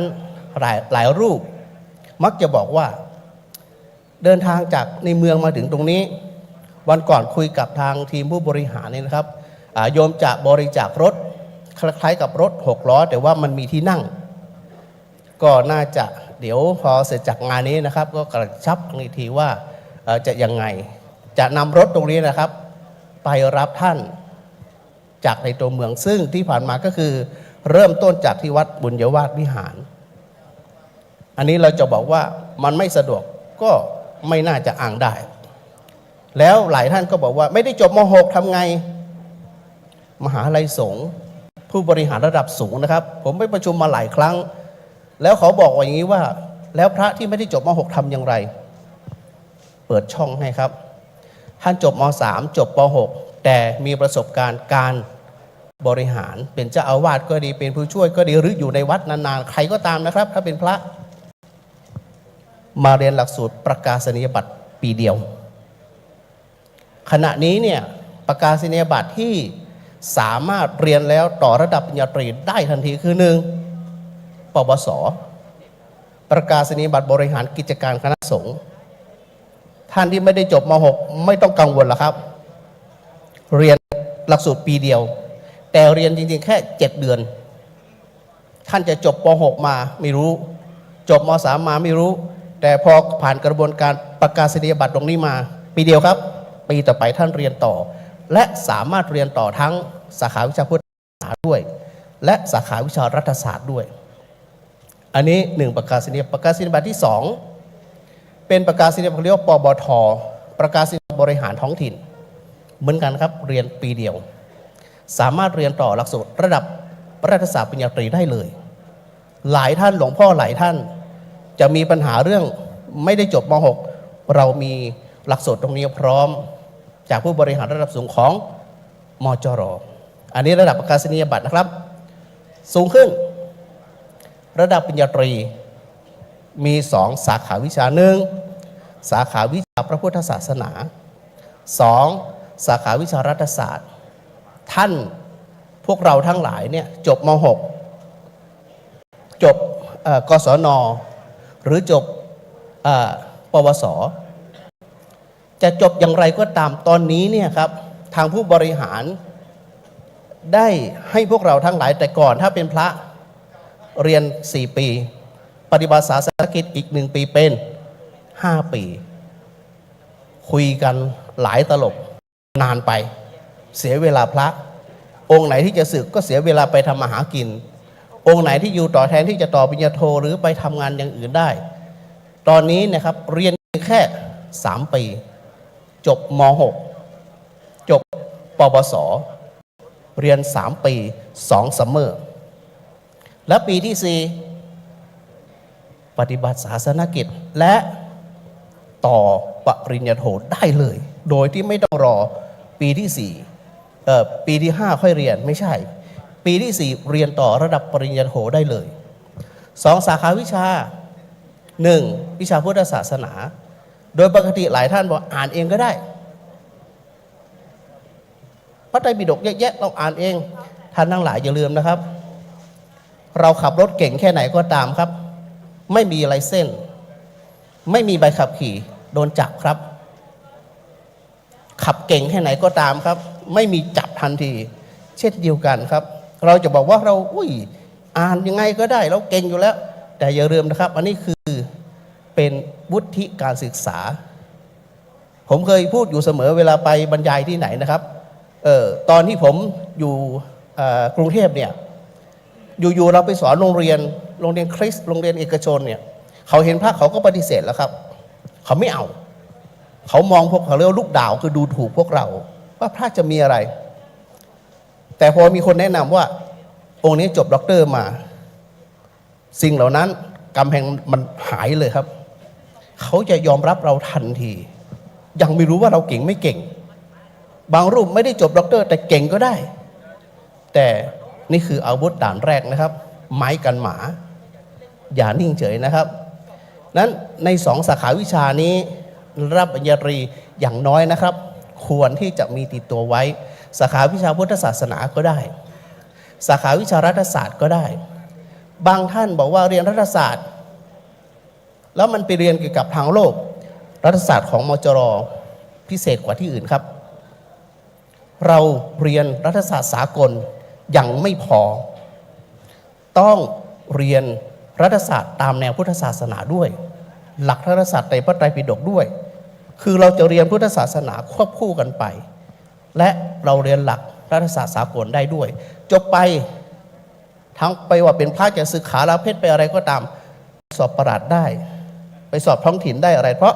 เรามีศักดิ์สิทธิ์ศักดิ์และสิทธิ์เท่ากับมหาลัยทั่วโลกครับสกอรับทราบกพรับรองติดปีกแล้วครับจบ2จบปริญญาตรีเอาละเราอยากจะต่ออีกระดับหนึ่งเป็นปริญญาโท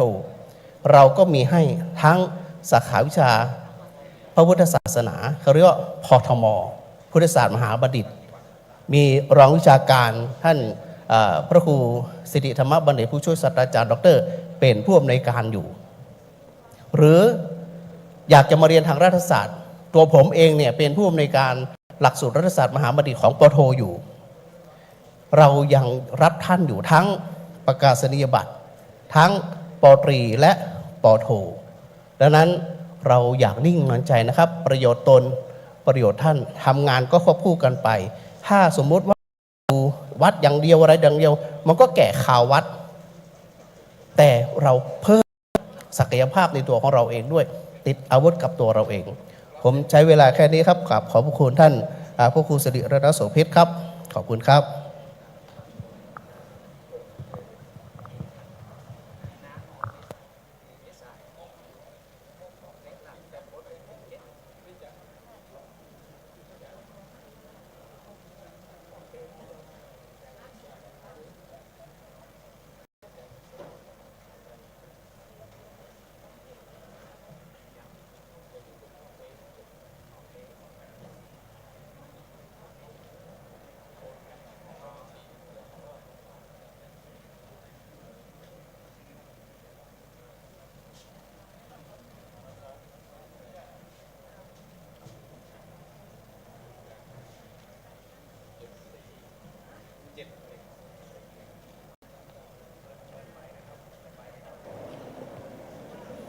โหลดสอบ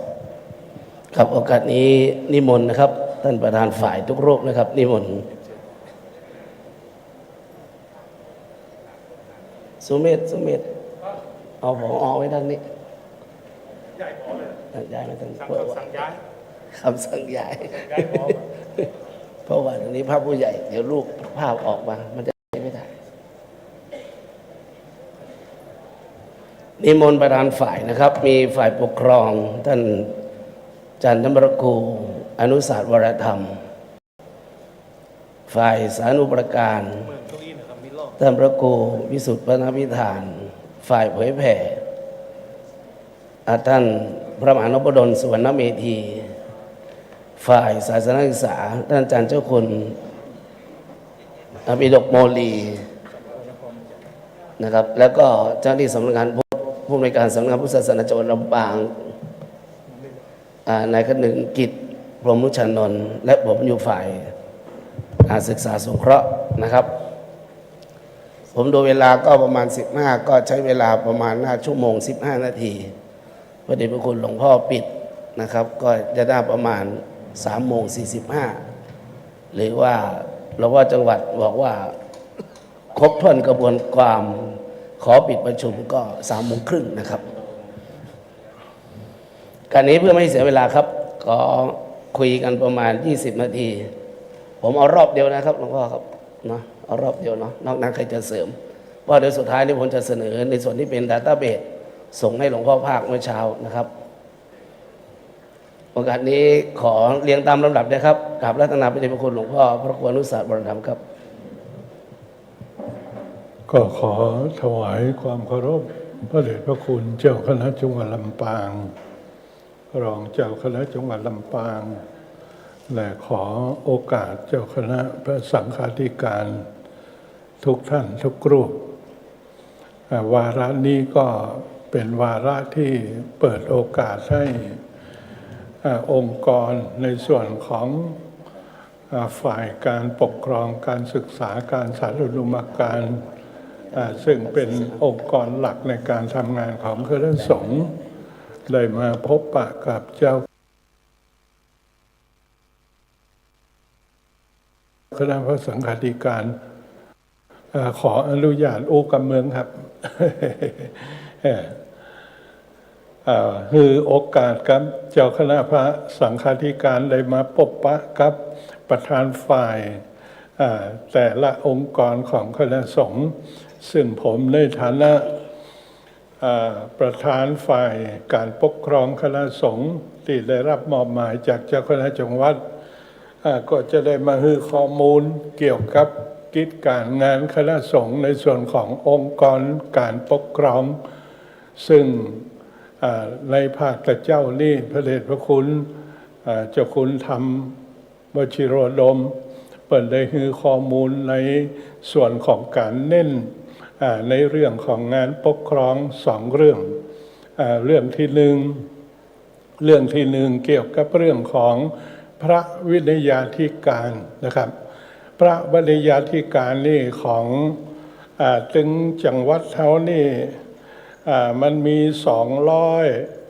200 กว่านะครับ200 กว่ารูป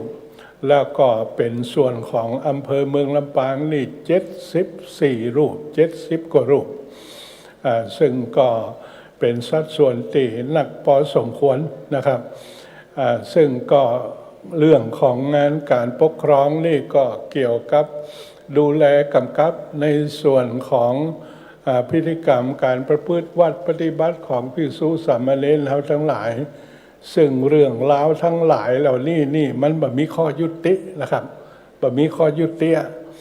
ประเดี๋ยวนี้เรื่องนี้เสร็จไปวันหน้าวันผูกวันเฮมีแล้วมั้งมันเป็นงานที่จะต้องทำอย่างต่อเนื่องแล้วก็เป็นงานที่มีความหลากหลายผมก็อุ่นใจว่าตามที่พระเดชพระคุณตั้งคือผมเป็นประธานฝ่ายปกครองในส่วนของรองประธานส่วนของกรรมการนั่นก็ได้เจ้าคณะอำเภอทุกอำเภอเป็นรองประธานเป็นกรรมการอันนี้ก็ช่วยกันแบ่งเบาภาระในแต่ละอำเภอไปเรื่องราวที่กรอย่างต่างๆที่มันเกิดขึ้นส่วนมากนี่ก็จะยุติในอำเภอนั่นนะครับจะบ่มาเข้าถึงจังหวัดซึ่งที่เป็นข่าวนี่ก็จะเป็นของทางอำเภอเมืองลำปางซึ่งมันเป็นอำเภอใหญ่ซึ่งเรื่องราวอย่างต่างๆแล้วนี่ผมบอกเป็นที่นักใจปัญหามีไว้เพื่อฮือแก้บัจจัยปัญหามีไว้ฮือเป็นที่รักอกรักใจมันก็จะทำให้เกิดประสบการณ์ในการทำงานนะครับแล้วก็เรื่องพระวินัยาธิการนี่ตั้งพระเดชพระคุณเจ้าคณะจังหวัดเปิ่นเลยตั้งเปิ่นมีเกณฑ์ในการตั้งว่าตำบลละ2 รูปก็เจ้าคณะตำบลกับเลขาเป็นพระวินัยาธิการโดยตำแหน่งเพราะฉะนั้นนี่เรื่องราวอย่างมันเกิดขึ้นในตำบลไผ่ก็คือพยายามรีบแก้ไขในตำบลนั้นถ้าหากว่ามันมาเป็นติยุติมันจะยืดเยื้อไปก็มาหาทางเจ้าคณะอำเภอนะครับในฐานะที่เจ้าคณะอำเภอแต่ละอำเภอเปิ่นก็เป็นพระวินัยาธิการเหมือนกันแล้วก็บัดเดี๋ยวนี้มันมีข้อที่มานิยมกันล่องเรียนทางคณะสงฆ์บอกเป็นผลเอาไปตั้งเล่นไปตั้งนอกละศูนย์ดำรงธรรมอย่างนี้เป็นต้นศูนย์ดำรงธรรมของจังหวัดเขาได้รับเรื่องเขาก็แจ้งเรื่องไปตั้งสำนักงานพุทธศาสนาจังหวัดสำนักงานพูดก็จะต้องไปหาทางเจ้าคณะอำเภอนะครับ อันนี้ก็มันมีเรื่องมีราวอันอย่างกันก็ระงับยับยั้งมีวิธีการเทคนิคอันอย่างต่างๆมีวิธีการปฏิบัติของมันในแต่ละเรื่องมันมีข้อสรุปอยู่ในตัวของแต่ละเรื่องนะครับแล้วก็ผมอยากจะเสริมในเรื่องของพระวิริยาธิการส่วนของอำเภอเมืองปีแล้วผมได้เริ่มสร้างสรรค์เกี่ยวกับการประชุมพระวิริยาธิการเกี่ยวกับงานที่มีอยู่ที่จังรับผิดชอบช่วยกันรับผิดชอบเป็นการแสดงความกตัญญูสำนึกในบุญคุณคือองค์หลวงปู่ครูบาเจ้าเกษมเขมโกกฐเวทีช่วยกันตอบแทนพระคุณของเปิ้ลโดยเฉพาะอย่างยิ่งในอำเภอเมืองลำปางเรานี่มามีวัดไหนปฏิเสธว่าบัจแจกหลวงปู่เกษมหลวงปู่เกษมบ่มีคุณมีบุญมีคุณมีบุญกับเฮาเนี่ยเฮาปฏิเสธบ่ได้ปีที่แล้วนี่ได้ทำเป็นรูปประธรรมขึ้นมาโดยขอพระวิริยาธิการนี่มาประชุมแล้วก็ฮือแนวทางในการที่จะช่วยกันกำกับดูแลงานหลวงปู่เกษมประจำปีพระวิริยาธิการเราถึงเจ้าคณะตำบลถึงเลขาจำนวน70 กว่ารูปเขาก็ได้มาวางแนวทางวางกรอบในการประพฤติปฏิบัติในการที่จะช่วยอำนวยความสะดวกงานของหลวงปู่ครูบาเจ้าเกษมเขมโกซึ่งมันเป็นงานระดับจังหวัดปีที่แล้วนี่ภาพออกมามันงดงามนะครับภาพความเป็นระเบียบเรียบร้อยเพราะว่างานหลวงปู่นี่แต่ละปีพระต่างจังหวัดพระที่จรมานี่เป็นร้อยๆขึ้นไปนะครับมันนักหลากหลายพฤติกรรมอย่างต่างๆที่มาแสดงออกอย่างแต่ก่อนมานี่ผมร้องหับอยู่ตลอดกินเหล้าพ่องเล่นลูกกุ้ยกันพ่องอย่างสปะสเปะจับซึกกันในนั้นปีที่แล้วนี่สบายเขาได้มาวางกรอบกันแนวทางคือพระวิริยาธิการเขาช่วยไปกำกับดูแลก่อนยังจำภาพวันสุดท้ายในการทำบุญที่มีตุเจ้ามาลักนักศรัทธาญาติโยมมาลักนักนะครับตุเจ้าที่เป็นอาคันตุกะมามุนันนิจัดแถวเลินเข้ามาแล้วก็มานั่งเป็นกิจจลักษณะกูเตือมันวุ่นไว้โอ้โทษแต่ขี้ศูนย์หักศูนย์ขี้อย่างมาว่าสปะสเปดปีที่แล้วเกิดภาพที่งดงามมีจำได้อยู่ภาพสุดท้ายตุเจ้าที่มานั่นหลังกองหลังคอมน้อยมีพระวิริยาธิการเขาตนหนึ่งจ่อยจุ่มด้วยเดินเข้าแถวมาเป็นองค์สุดท้ายของเปิ้นเดินเข้ามาที่สุสานไตรลักษณ์เพราะฉะนั้นนี่ก็อันนี้ก็อยากมาขยายให้กับเจ้าคณะพระสังฆาธิการเขาได้รับผู้รับทราบนะครับเกี่ยวกับเรื่องของความเคลื่อนไหวในเรื่องของพระวิริยาธิการที่เขาประพฤติปฏิบัติไปแล้วก็ในส่วนของข้อมูลในเรื่องที่สองที่พระเดชพระคุณเจ้าคณะจะภาคเป็นเน้นเกี่ยวกับข้อมูลจปทข้อมูลจำเป็นพื้นฐานเนี่ยในงานหลัก6 อย่างของเขานี่มันจะมีข้อมูลอยู่ที่เจ้าคณะภาคที่เอาถวายเจ้าคณะภาคเปิ้นที่แรกบัดได้เอาข้อมูลถวายเปิ้นก็ยกตัวอย่างเช่นจังหวัดแปร่จังหวัดน่านขึ้นมาในที่จริงข้อมูลเขามีแล้วนะครับปนี้ก็ท่านเอาถวายเปิ้นเจ้าตีท่านพระมหาธีรวัตรได้ไปยื่นถวายเปิ้นก็เป็นข้อมูลที่ตั้งเจ้าคณะพระสังฆาธิการเขาทั้งหลายสามารถที่จะเอาไปทำเป็นฐานข้อมูลประจำวัดของแต่ละวัดได้หรือว่าสำนักงานเจ้าคณะตำบลได้นะครับซึ่งรายละเอียดอย่างต่างๆนับตั้งแต่วัดในจังหวัดลำปางมีกี่วัดสำนักสงฆ์มีกี่สำนักที่พักสงฆ์ มีกี่ตีอุทยานการศึกษาในวัดข้อมูลรายละเอียดมีฮันบดนะครับซึ่งก็ทั้งฝ่ายเลขาเพิ่นก็จะได้ขึ้นจอนะครับอันนี้เป็นข้อมูลสามารถที่จะเอาไปต่อยอดได้ในส่วนของเจ้าคณะพระสังฆาธิการแล้วก็ในส่วนของกิจกรรมงานที่ผมอยากจะประชาสัมพันธ์เพื่อให้ตั้งเจ้าคณะพระสังฆาธิการเฮาได้รับทราบอนุโมทนาในโครงการอย่างปีที่แล้วไปนี่ก็เป็นปีมหามงคลที่พระบาทสมเด็จพระเจ้าอยู่หัวเป็นทรงเจริญพระชนมพรรษาครบ72 ปีซึ่งในส่วนของตั้งผมก็ได้จัดโครงการเฉลิมพระเกียรติเป็นการถวายเป็นพระราชกุศลจวบว่ามันจะเข้าพรรษาเลยปีแล้วนี่นะเป็นการถวายเป็นพุทธบูชาคือการได้มอบทุนการศึกษาให้แก่พระเนนนักเรียนนะครับจำนวน45 ทุน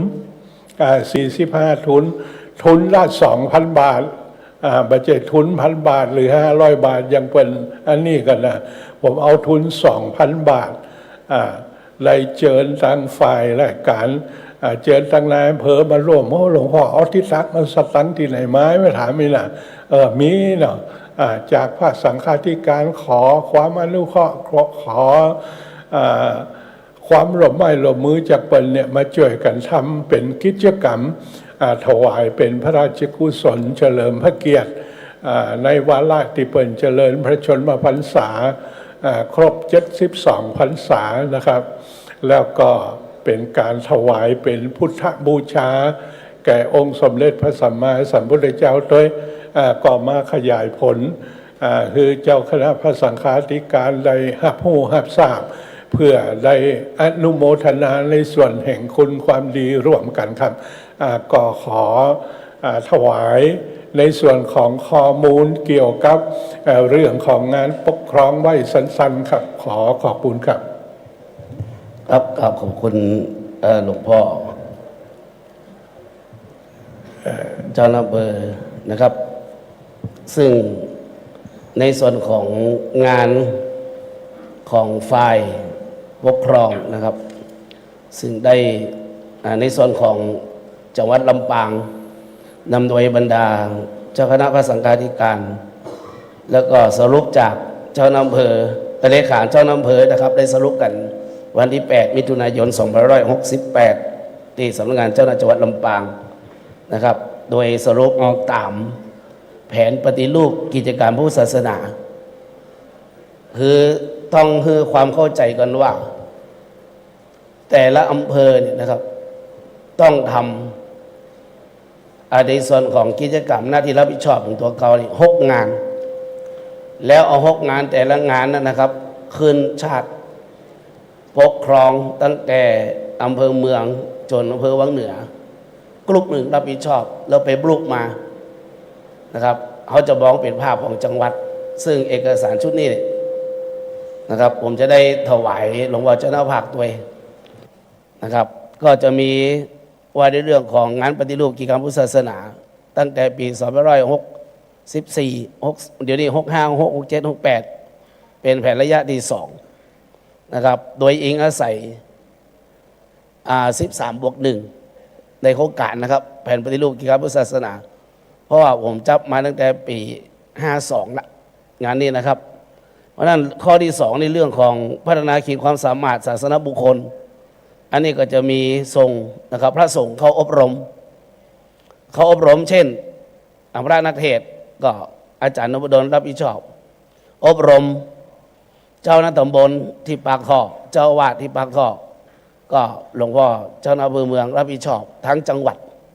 นะครับเขาจะไม่ได้มองเป็นภาพอำเภอนะครับต่อไปก็ในส่วนของที่ได้สรุปกันมานะครับอีกอันหนึ่งก็คือเราดูศักยภาพนะครับเช่นอันนี้ที่จริงนี่เป็นงานเผยแพร่นะครับผมมาเกลาแต่คืนนี้ผมกำรอบหนึ่งนะครับได้ส่งพระสังฆาธิการเข้าร่วมนะครับประชุมพัฒนาศักยภาพนะครับนักส่งเสริมคุณธรรมเชิงพื้นที่นะครับในจังหวัดลำปาง นะครับและจากนั้นนะครับฝึกซ้อมทดสอบความรู้พระอุปชฌาย์ตัวนี้คือหัวใจสำคัญนะครับที่จะต้องให้เจ้าคณะพระสังฆาธิการระดับตำบลขึ้นที่มีพรรษา15ขึ้นไปได้มีโอกาสเป็นพระอุปชฌาย์นะครับได้มีโอกาสเป็นพ่อคนเนาะแล้วก็อีกอันหนึ่งก็คือเขตปกครองก็คือการเสนอแยกตำบลการปกครองนะครับพระเดชพระคุณหลวงพ่อเจ้าคณะจังหวัดนี่นะครับพยายามที่จะแบ่งเบาภาระเจ้าคณะอำเภอในกรณีที่อำเภอนั้นมี8รูปขอโทษตำบลนั้นมี8รูปอีกตำบลหนึ่งมี6รูปอีกครับแล้วก็จะมาหลอมกันนะครับโดยเอกสารเยอะแยะครับเป็นตั้งซึ่งปีการศึกษาปีพุทธศักราช2567งานนี้เป็นการสรุปนะครับต้องความเข้าใจว่าเป็นการสรุปตั้งแต่1 มกราคม 67จนถึง31 ธันวาคม 67นะครับว่าทำอะไรบ้างนะครับอันนี้คือเรื่องของงานนะครับเพราะฉะนั้นการแต่งตั้งนะครับการแต่งตั้งนี่ในสำนักงานเจ้าคณะจังหวัดลำปางนี่รับผิดชอบอยู่แล้วนะครับแต่งตั้งปีนี้นี่ระดับจังหวัดนะครับปี2567 42 รูปนะครับพระสังฆาธิการพ้นจากตำแหน่งไม่ว่ามรณะลาสิกขานะครับ39 รูปนะครับแล้วที่จะทำอบรมพระวิทยาธิการ150 รูปอันนี้ได้รับคำยืนยันจากสำนักงานพุทธจังหวัดนะครับรุ่นที่1ก็80 รูปรุ่นที่2 70 รูปและอีกอันหนึ่งคือเป็นไฮไลท์ใหม่เลยก็คือเพื่อจะขยายกุฏิชีวพิบาลในเขตอำเภอต่างๆผมประมาณไว้ประมาณ 30%นะครับเดี๋ยวนี้มันมีอยู่แล้วก็คือมีงาวโสเปล่านะครับที่เป็นหลักเป็นแหล่งมีกุฏิพระสงฆ์อยู่เป็นที่เป็นทางที่ติดเตียงอาพาธนะครับเพราะฉะนั้นนี่คือในส่วนของงานปกครองนะครับงานปกครองโอกาสต่อไปรัตนาท่านอาจารย์เจ้าคุณอภิดกนะครับว่าในเรื่องของศาสนศึกษาครับนิมนต์ครับ กราบ ถวายความเคารพพระเดชพระคุณหลวงพ่อเจ้าคณะจังหวัดลำปางหลวงพ่อเจ้าคณะอำเภอรองอำเภอท่านเจ้าคณะพระสังฆาธิการทุกรูปด้วยความเคารพอย่างสูงครับผมในส่วนของฝ่ายสาธารณศึกษานะครับในความจริงเนี่ยข้อมูลพวกนี้เนี่ยเลขาอำเภอน่าจะได้รับแล้วนะครับแต่ว่าขอย้ำอีกรอบหนึ่งก็แล้วกันนะครับเป็นโครงการในรอบปีที่ผ่านมานะครับ2567มาสรุปให้ฟังอีกทีหนึ่งนะครับในฝ่ายสาธารณศึกษาโครงการพัฒนาขีดความสามารถของสาธารณบุคคลคือการส่งเสริมพระภิกษุสามเณรให้เข้าสอบนักธรรมตรีโทเอกทั้ง13อำเภอนะครับแล้วก็สถิติการสอบธรรมสนามหลวงนะครับปี67นักธรรมชั้นตรีนะครับส่งสอบ515รูปขาดสอบ106รูปเนี่ยคงสอบ409รูปสอบได้391รูปสอบตก18รูปนะครับรวม515รูปที่สอบได้นะครับคิดเป็นร้อยละ 95.6% นะครับนักธรรมชั้นโทส่งข้อสอบ474รูปขาดสอบ76รูปคงสอบ389รูปสอบได้274รูปสอบตก124รูปรวมสอบได้474รูปคิดเป็น 68.85% นะครับนักธรรมชั้นเอกส่งสอบ192รูปขาดสอบ28รูปคงสอบ164รูปสอบได้126รูปสอบตก38รูปรวมสอบได้192รูปคิดเป็นร้อยละ 76.83% รวมจำนวนนักเรียนที่ส่งสอบทั้งหมดนะทั้งตรีโทเอก 1,181 รูปขาดสอบ210รูปคงสอบ962รูปสอบได้791รูปสอบตก180รูปรวมสอบได้ 1,181 รูปนะครับสำหรับส่วนของบาลีสนามหลวงนะครับสำนักเรียนคณะจังหวัดลำปางจำนวนผู้เข้าสอบและสอบได้นะครับประโยค 1-2 นี่ส่งสอบ112รูปสอบได้6รูปนะครับสอบตกไม่กล่าวถึงนะครับ ชั้นประโยคปร3ส่งสอบ 21 รูปสอบได้ 9 รูปนะครับประโยคปร4ส่งสอบ 11 รูปสอบได้ 2 รูปประโยคปร5ส่งสอบ 7 รูปสอบได้ 2 รูปประโยคปร6ส่งสอบ 4 รูปสอบได้ 3 รูปประโยคปร7ส่งสอบ 9 รูปสอบได้ 7 รูปประโยคปร8ส่งสอบ 4 รูปประโยคปร9ส่งสอบ 3 รูปสอบได้ 2 รูปนะครับรวมส่งสอบทั้งหมด 171 รูปสอบได้ 31 รูปนะครับสำหรับบาลีศึกษาชั้นประโยค1บาลีศึกษา 1-2 เนี่ยส่งสอบ 15 ท่านสอบได้ 2 ท่านนะครับบาลีศึกษา 3 ส่งสอบ 2 ท่านสอบได้ 1 ท่านบาลีศึกษา 4 ส่งสอบ 2 ท่านไม่ปรากฏว่าสอบได้นะครับบาลีศึกษา 8 ส่งสอบ 1 ท่านก็ยังไม่ได้นะครับรวมทั้งหมดส่งสอบ 20 ท่านสอบได้ 3 ท่านซึ่งในระยะหลังนะครับบาลีศึกษารู้สึกว่าค่อนข้างจะสอบกันเยอะนะครับเรียนกันเยอะมากในสำนักในกรุงเทพเนี่ยเยอะนะครับเห็นเวลาเขาจัดแสดงมุทิตาที่วัดปากน้ำนะครับเวลาเขาจัดมอบของที่ระลึกมอบพัดมอบเหรียญมอบเข็มเนี่ยครับเยอะนะครับก็เขาจัดที่วัดปากน้ำเนี่ยที่เป็นญาติโยมคารวะมาเรียนนะครับที่สอบผ่านในการส่งเสริมนะครับอีกอันหนึ่งคือการจัดอบรมพระนวกะและทดสอบนวกภูมิตลอดจนถึงให้คำแนะนำเพื่อเตรียมความพร้อมก่อนสอบทำสนามหลวงประจำปี 67 ทั้ง 13 อำเภอคือการจัดอบรมก่อนสอบทำสนามหลวงนะครับอันนี้แล้วแต่สำนักจะกำหนดนะครับแล้วก็ไม่ได้ว่ากันเพราะว่าสะดวกช่วงไหนก็ช่วงนั้นนะครับอย่างยกตัวอย่างของวัดจงคำเนี่ยเราก็จะตัดเอาให้1 อาทิตย์นะครับก่อนสอบคืออย่างเอาแค่นักธรรมอย่างเดียวนะครับหยุดบาลีไว้ก่อนเอานักธรรมเพียวๆนะครับ1 อาทิตย์เอาเต็มที่เลยนะครับการสอบทำสนามหลวงชั้นตรีโทเอกในสำนักสาธารณศึกษาทั้ง 13 อำเภอจะสอบทำสนามหลวงตามประกาศของแม่กองทำสนามหลวงประจำปี 67 นะครับนักธรรมชั้นตรีจำนวน 13 สนามสอบและนักธรรมชั้นโทและเอกจำนวน 7 สนามสอบนะครับก็มีโอกาสได้ไปแวะเยี่ยมเยียนทุกสนามสอบปกติผมไปทุกปีนะครับที่ขาดไม่ไปก็คือสอบปราบไม่ได้ไม่ไปครับมาไม่ทันนะครับเลิกก่อนนักเรียนสอบเสร็จแล้วหนีก่อนนะครับไม่ทันเดี๋ยวปีนี้เปลี่ยนแผนแวะสอบปราบก่อนแล้วค่อยไปไม่พลิกนะครับเถินไม่พลิกทีหลังเนี่ยเดี๋ยวปีนี้แวะสอบปราบก่อนการจัดอบรมบาลีก่อนสอบสนามหลวงนะครับในคณะสงฆ์ภาค 6เนี่ยประเด็นคุณหลวงพ่อเจ้าคณะภาคท่านตั้งแต่ปีที่แล้วนะครับปีที่แล้วกับปีนี้ท่านให้จัดสอบอบรมบาลีก่อนสอบสนามหลวงปีก่อนโน้นที่เชียงรายปีนี้ท่านก็ย้ายมาที่ภูเก็ต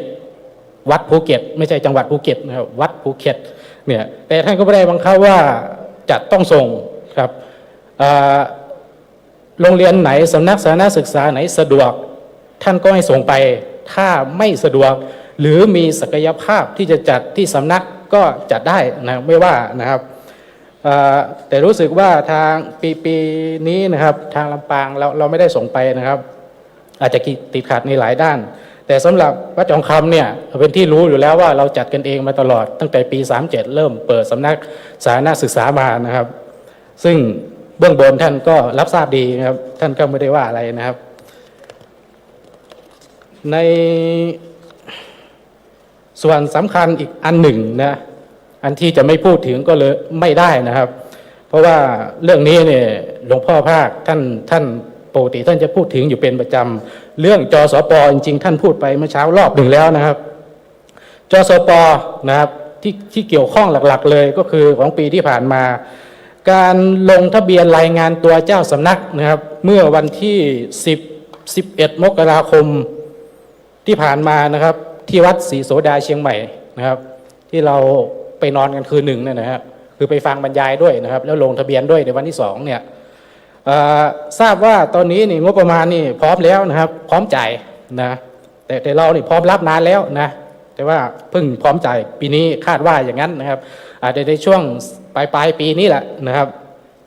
เฉพาะเจ้าสำนักนะครับในส่วนของครูบาลีครูสอนเนี่ยเรียบร้อยไปแล้วนะครับไม่มีปัญหาอันนี้ตำแหน่งที่ตามมาที่เพิ่มมาทีหลังครับเจ้าสำนักก็จะติดตามมาและอีกอันหนึ่งนะครับพระปรินิเทศอันนี้ขอกล่าวถึงในกรณีที่พอดีผมได้รับเป็นกรรมการลงนิเทศติดตามงานของพระปรินิเทศคนเหนือนะครับมา2 ปีละปีนี้เขาจัดได้ไปที่พิจิตรพิษณุโลกเชียงใหม่แล้วก็วัดจองคำนะครับได้มีโอกาสร่วมลงนิเทศติดตามรับฟังปัญหานะครับสำหรับพระนิเทศเนี่ยขอเป็นข่าวดีให้แจ้งทราบนะครับวันนั้นที่เชียงใหม่ทางเลขาใหญ่นะครับท่านเจ้าคุณโสพลวชิระวาทีท่านแจ้งมาแล้วนะครับนิยพัฒน์สำหรับพระนิเทศก็คาดว่าไม่เกินเร็วๆนี้นะครับอาจจะกับ69ท่านว่าอย่างนั้นนะครับท่านว่าได้แน่นอนละมาละนะไม่ใช่ความฝันอีกต่อไปนะครับของจริงมาละนะครับแต่จริงแค่ไหนไม่รู้นะครับนะแล้วก็ปัญหาอีกอันหนึ่งนะครับอันนี้เป็นปัญหาของจสป.ขอย้ำอีกทีก็แล้วกันนะครับในวันนั้นเนี่ยไปประชุมหลายที่รับทราบมาเหมือนกันหมดนะครับปัญหาก็คือว่าตำแหน่งมันทับซ้อนกันนะครับเจ้าสำนักก็เป็นอาจารย์ใหญ่ก็เป็นเนี่ยประเทศก็เป็นเนี่ยคือปัญหาที่มันทับซ้อนกันซึ่งเมื่อเช้าหลวงพ่อภาคก็บอกไปแล้วมันจะเสียของคำว่าเสียของหมายความว่าคนเดียวเนี่ยกิน3 ทาง 2 ทางเนี่ยครับแล้วในนี้ในพรบเนี่ยเขาจะกัดให้แค่อันเดียวคุณต้องเลือกเอาอันเดียวนั่นหมายความว่าถ้าเราไปเอา2 อันเนี่ยอันหนึ่งมันเป็นลักษณะจิตอาสาไปคุณจะไม่ได้อะไรเพราะฉะนั้นเมื่อไปได้อะไรเนี่ยก็ควรจะหลีกทางให้รูปอื่นนะครับท่านเขาได้มีโอกาสในส่วนนั้นไปนะครับเพราะงั้นมันก็สลายไปเป็นนั่นแหะไม่ได้อะไรสักอย่างนะครับแต่ทีนี้ในบางจังหวัดนะครับในบางจังหวัดผมไม่เกี่ยวกับของเราหน่อยครับเป็นปัญหาก็คือว่าครูบาลีครูนักธรรมนี่มาก่อนงบประมาณมาก่อนบางคนเนี่ยเป็น3 อันเนี่ยเขาก็หนีไปเอาครูบาลีครูนักธรรมแล้วทิ้งปรินิเทศวันนั้นไปประชุมเนี่ยเขาถามว่าหลายจังหวัดเนี่ยทิ้งไป10 รูปก็มีนะครับว่างอยู่แขวนไว้น่ะถามว่าแล้วไม่เสนอต่อเขาบอกเหลียวซ้ายเหลียวขวาอันที่ไม่มีก็ไม่มีเลยนะครับไม่มีคนนะครับไม่มีคนมาทำงานเนี่ยพบส่วนมากไปกันแล้วไปเป็นครูบาลีครูนักธรรมไปเนี่ยประเทศมาทีหลังก็ถูกแขวนไว้เฉยๆนะครับตอนนี้หลายจังหวัดประสบปัญหากันนี้นะครับซึ่งตอนนี้เนี่ยเดี๋ยวจะขยับมาหาลำปางเลยนะครับดูหลายรูปก็มีทับซ้อนกันอยู่นะครับอย่างของผมเนี่ยอาจจะต้องวันหนึ่งเนี่ยอาจจะต้องถอยเหมือนกันนะครับเพราะว่าเจ้าสำนักมาแล้วเดี๋ยวอาจารย์ใหญ่จะต้องมานะครับตำแหน่งอาจารย์ใหญ่จะต้องมาซึ่งอาจจะต้องเลือกอาจารย์ใหญ่แล้วครับเพราะเราผูกอยู่กับสำนักนะครับเนี่ยผมผูกอยู่กับสำนักสาธารณศึกษาเนี่ยเพราะฉะนั้นอาจจะต้องหลีกทางให้รูปอื่นแต่เชื่อว่าในจังหวัดลำปางมีเยอะแยะนะครับนะพระเรามีเยอะแยะที่จะมาทำหน้าที่ตรงนี้นะครับอันนี้แจ้งไว้ให้ทราบในเบื้องต้นสรุปนะครับสำนักสาธารณศึกษาแผนกบาลีนี่ของจังหวัดลำปางเนี่ย5 แห่งนะครับสำนักสาธารณศึกษาแผนกธรรมจำนวน18 แห่งเมื่อเช้าที่บอกว่า17ตอนนี้เคลียร์แล้วเรียบร้อยนะครับครบละ18 แห่งครูนักธรรมจสป.หมายว่าขึ้นทะเบียนรับนิยพัฒน์เรียบร้อยนะครับจำนวน26 รูปครูบาลีจสป.มีจำนวน9 รูปหมายความว่าได้รับนิยพัฒน์เรียบร้อยนะครับคำว่าจสป.เนี่ยนะครับส่วนที่ไม่ใช่จสป.อันแล้วแต่สำนักเรียนจะจัดถวายอันนั้นไม่เกี่ยวกันนะครับก็ขอกราบเรียนถวายในเบื้องต้นไว้เพียงเท่านี้นะครับผมคือข้อมูลในส่วนของปีพศ2567นะครับที่ท่านเจ้าคุณปิฎกโมลีได้นำเสนอโอกาสนี้นะครับเอาตามลำดับเลยนะครับเนาะสรุปการดำเนินงานคณะสงฆ์จังหวัดลำปางฝ่ายเผยแผ่ครับอาจารย์นพดลครับ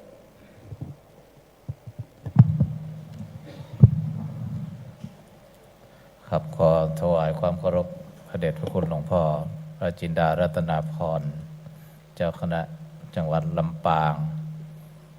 พระเถรานุเถระทุกรูปนะขอเจริญพรท่านผู้อำนวยการสำนักงานพระพุทธศาสนาจังหวัดลำปางแล้วก็ท่านคุณหมอนะดร.ศาสตราจารย์เกียรติคุณดร.สยมพรนะสิรินาวินถ้าลืมนิ่มได้แล้วนะคุณหมอเนาะ คุณหมอมีคุณูปการต่อวิไลสงฆ์นะเป็นทั้งกำลังใจเป็นทั้งให้คำปรึกษาขับเคลื่อนงานวิไลสงฆ์แล้วก็แหมท่านหนึ่งนะอันนี้ก็ศิษย์มจรเหมือนกันนะท่านดร.เพ็ญพักรัตนคำโฟนะอันนี้ก็ได้ช่วยเหลือในพื้นที่ใกล้ๆได้อนุเคราะห์สงเคราะห์อำนวยความสะดวกทุกอย่างนะทางวิไลสงฆ์นครลำปางนะครับดังนั้นก็ในฐานะที่ผมได้มาทำงานตรงนี้ก็อุ่นอกอุ่นใจมีผู้ใหญ่ใจดีทางคณะสงฆ์มีพระเดชพระคุณหลวงพ่อเจ้าคณะจังหวัดลำปางนะได้เป็นคณะกรรมการนะของวิไลสงฆ์เรานะได้ให้กำลังจิตกำลังใจนะครับอันนี้ก็ได้ถือโอกาสได้กราบขอบคุณแล้วก็อนุโมทนาขอบคุณทุกท่านที่มีส่วนในการอุปถัมภ์อุปถัมภ์ขับเคลื่อนวิไลสงฆ์เพื่อคือสนองงานทั้ง6ด้านนะครับในส่วนของการเผยแพร่เนี่ยอย่างที่ท่านพระเดชพระคุณเจ้าคณะภาคได้กล่าวว่าอันเดอร์ก็คือภายใต้ของการเผยแพร่เนี่ยถ้าอูถึงเรื่องบุคลากรก็มีพระจริยนิเทศพระธรรมทูตพระวิปัสสนาจารย์พระนักเผยแพร่พวกนี้แม่นหมดเลยนะครับดังนั้นในส่วนของพระวิปัสสนาจารย์ถ้าเป็นใครเป็นพระนิสิตตีนี้เนาะก็นอกจากมีหลักสูตรที่ต้องเข้าปฏิบัติทำแล้วก็มีหลักสูตรที่เครือข่ายมหาลัยแม่ก็มีหลักสูตร15 วันหลักสูตร1 เดือนหรือแม้กระทั่งของวิไลสงฆ์ในโซนภาคเหนือต่างๆก็สามารถไปขอนอกจากเข้าไปเป็นวิปัสสนาจารย์นะครับได้ใบได้เป็นลายเส้นดังนั้นก็ขอฝากพระเถรานุเถระเนาะอย่างที่บอกว่าวิไลสงฆ์เราเนี่ยถ้าเรามาศึกษาแล้วก็สามารถสนองงานคณะสงฆ์ได้ทุกพันธกิจทั้ง6 ด้านถ้าในส่วนของพันธกิจด้านเผยแพร่ท่านก็เป็นครูพระสอนศีลธรรมเป็นพระวิปัสสนาจารย์พระวิปัสสนาจารย์เนี่ยเขาก็สามารถพอไปอบรมมาได้มหาจุฬาแม่เนี่ยออกใบรับรองแล้วเขาก็สามารถสนองงานสำนักปฏิบัติธรรมต่างๆนะอย่างอำเภอเมืองเนี่ยก็มีท่านพระครูโสพลวีระบัณฑิตวัดท่าขัวพระมหาอดิศรอัคควุฒโธวัดกู่คำเนี่ยครับเปิดไปนอกจากมาเป็นครูบาอาจารย์ที่นี่แล้วก็ไปเข้าหลักสูตรพระวิปัสสนาจารย์นอกจากไปช่วยงานปกครองในฐานะเป็นเจ้าอาวาสเป็นเจ้าคณะตำบลแล้วเป็นพระวิปัสสนาจารย์ก็ได้ช่วยงานเผยแพร่พอเผยแพร่ก็ช่วยได้หลายมิติครับอย่างเช่นข้าราชการที่เปิ่นลา3 เดือนลา3 เดือนลาอย่างเนี้ยมันต้องมีใบลายเส้นอย่างผมเนี่ยบ่ได้เข้าลายเส้นของมจรเนี่ยนะแต่ผมไปอบรมถึงแม้จะไปอบรมสายหลวงปู่จรัญมาหลวงปู่ทองมาสำนักงานพระพุทธศาสนามาหลายลายเส้นครับแต่ผมไม่สามารถจะเซ็นให้ข้าราชการเนี่ยที่เปิ่นล้าเนี่ยได้ผมก็ต้องถือโอกาสว่าในเมื่อเปิ่นมีกฎเกณฑ์ใหม่มาจีก็ต้องหาทางที่จะต้องไปพัฒนาตนเองแล้วก็เพื่อเกื้อกูลสนองงาน ให้คณะสงฆ์และก็ศรัทธาญาติโยมในเรื่องของการปฏิบัติธรรมเนาะดังนั้นก็ผมก็ถือโอกาสตรงนี้เนาะว่ามันมีระเบียบใหม่ๆขึ้นมาก็ขอเจ้าคณะพระสังฆาธิการเนาะที่จะเห็นว่ามันเป็นประโยชน์ต่อศรัทธาญาติโยมทุกกลุ่มนะบัจจัยศรัทธาญาติโยมในของชุมชนวัดเฮาก็ขอให้เป็นประโยชน์แก่ศรัทธาญาติโยมที่เป็นข้าราชการตัวอย่างตัวที่เปิ่นอยากมาอยู่วัดอย่างแตะกอนวัดที่เขตอำเภอวังเหนือเนาะวัดพระธาตุจอมแจ้งเนี่ยญาติโยมเป็นข้าราชการเป็นทหารเป็นแพทย์เป็นอย่างนี้นะเปิ่นก็จะมาประจำเป็นประจำด้านหนึ่งก็วัดเปิ่นก็ไม่ได้เป็นสำนักปฏิบัติธรรมสองเปิ่นก็ไม่ได้เป็นวิปัสสนาจารย์เนี่ยก็ต้องอนุเคราะห์สงเคราะห์ให้ท่านอื่นมาเซ็นรับรองแต่ขอให้โลกเปิ่นลงเวลาปฏิบัติธรรมอย่างก็ผ่านความเห็นชอบของผมนะครับก็ขออนุเคราะห์ต่างพระวิปัสสนาจารย์นอกก็ขอฝากท่านทั้งหลายนอกจากเข้าไปเป็นพระธรรมทูตนี่ก็สนองงานด้านเผยแผ่ก็มีช่องทางที่จะพัฒนาตนเองไปอบรมพระวิปัสสนาจารย์ด้วยอย่างน้อยเขาก็พื้นที่แต่ละอำเภอมีสำนักปฏิบัติธรรมนะครับอันนี้ก็จะเป็นการขับเคลื่อนงานเผยแผ่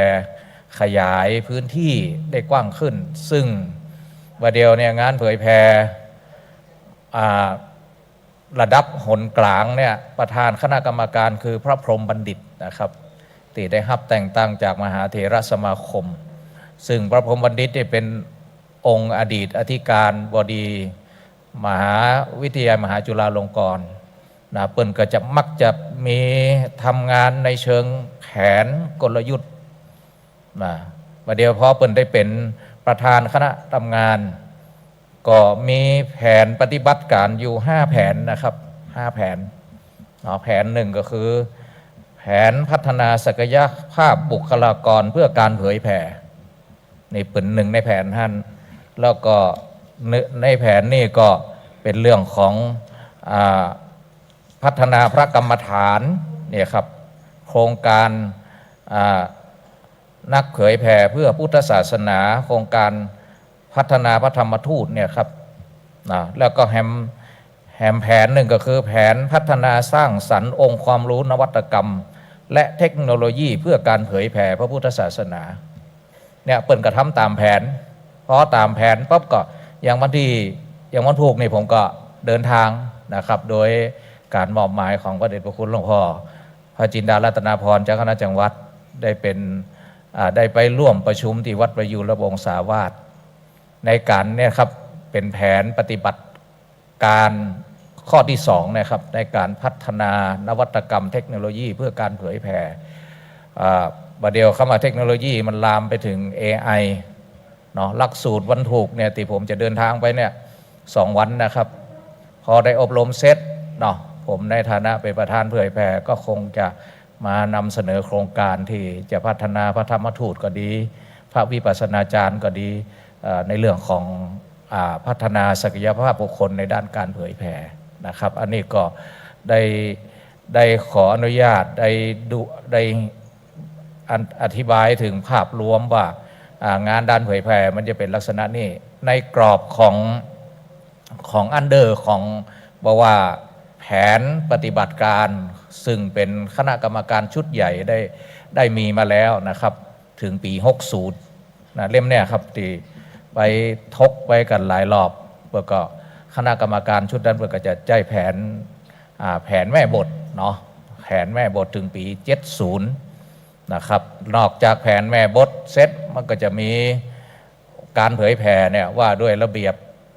ว่าด้วยหมู่บ้านศีล5นะครับซึ่งหมู่บ้านศีล5อย่างดีท่านพระครู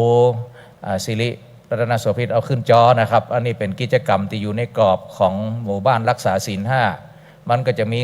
เวลาเปิดประเมินเนี่ยเปิดก็จะประเมิน3กรอบใหญ่ๆ1ก็คือกิจกรรมที่เกี่ยวกับศีล5ข้อแล้วก็กิจกรรมที่เกี่ยวกับวัฒนธรรมประเพณีและวันสำคัญของศาสนาและของชาติ 3ก็คือในกรอบเรื่องการปฏิบัติวิปัสสนาเนาะท่านผอ.เนาะประเดี๋ยวนี้ท่านหลวงพ่อวัดไตรมิตรเนี่ยได้ให้นโยบายว่านอกจากเขามีศีล 5แล้วก็ขอเพิ่มตัวชี้วัดเกี่ยวกับ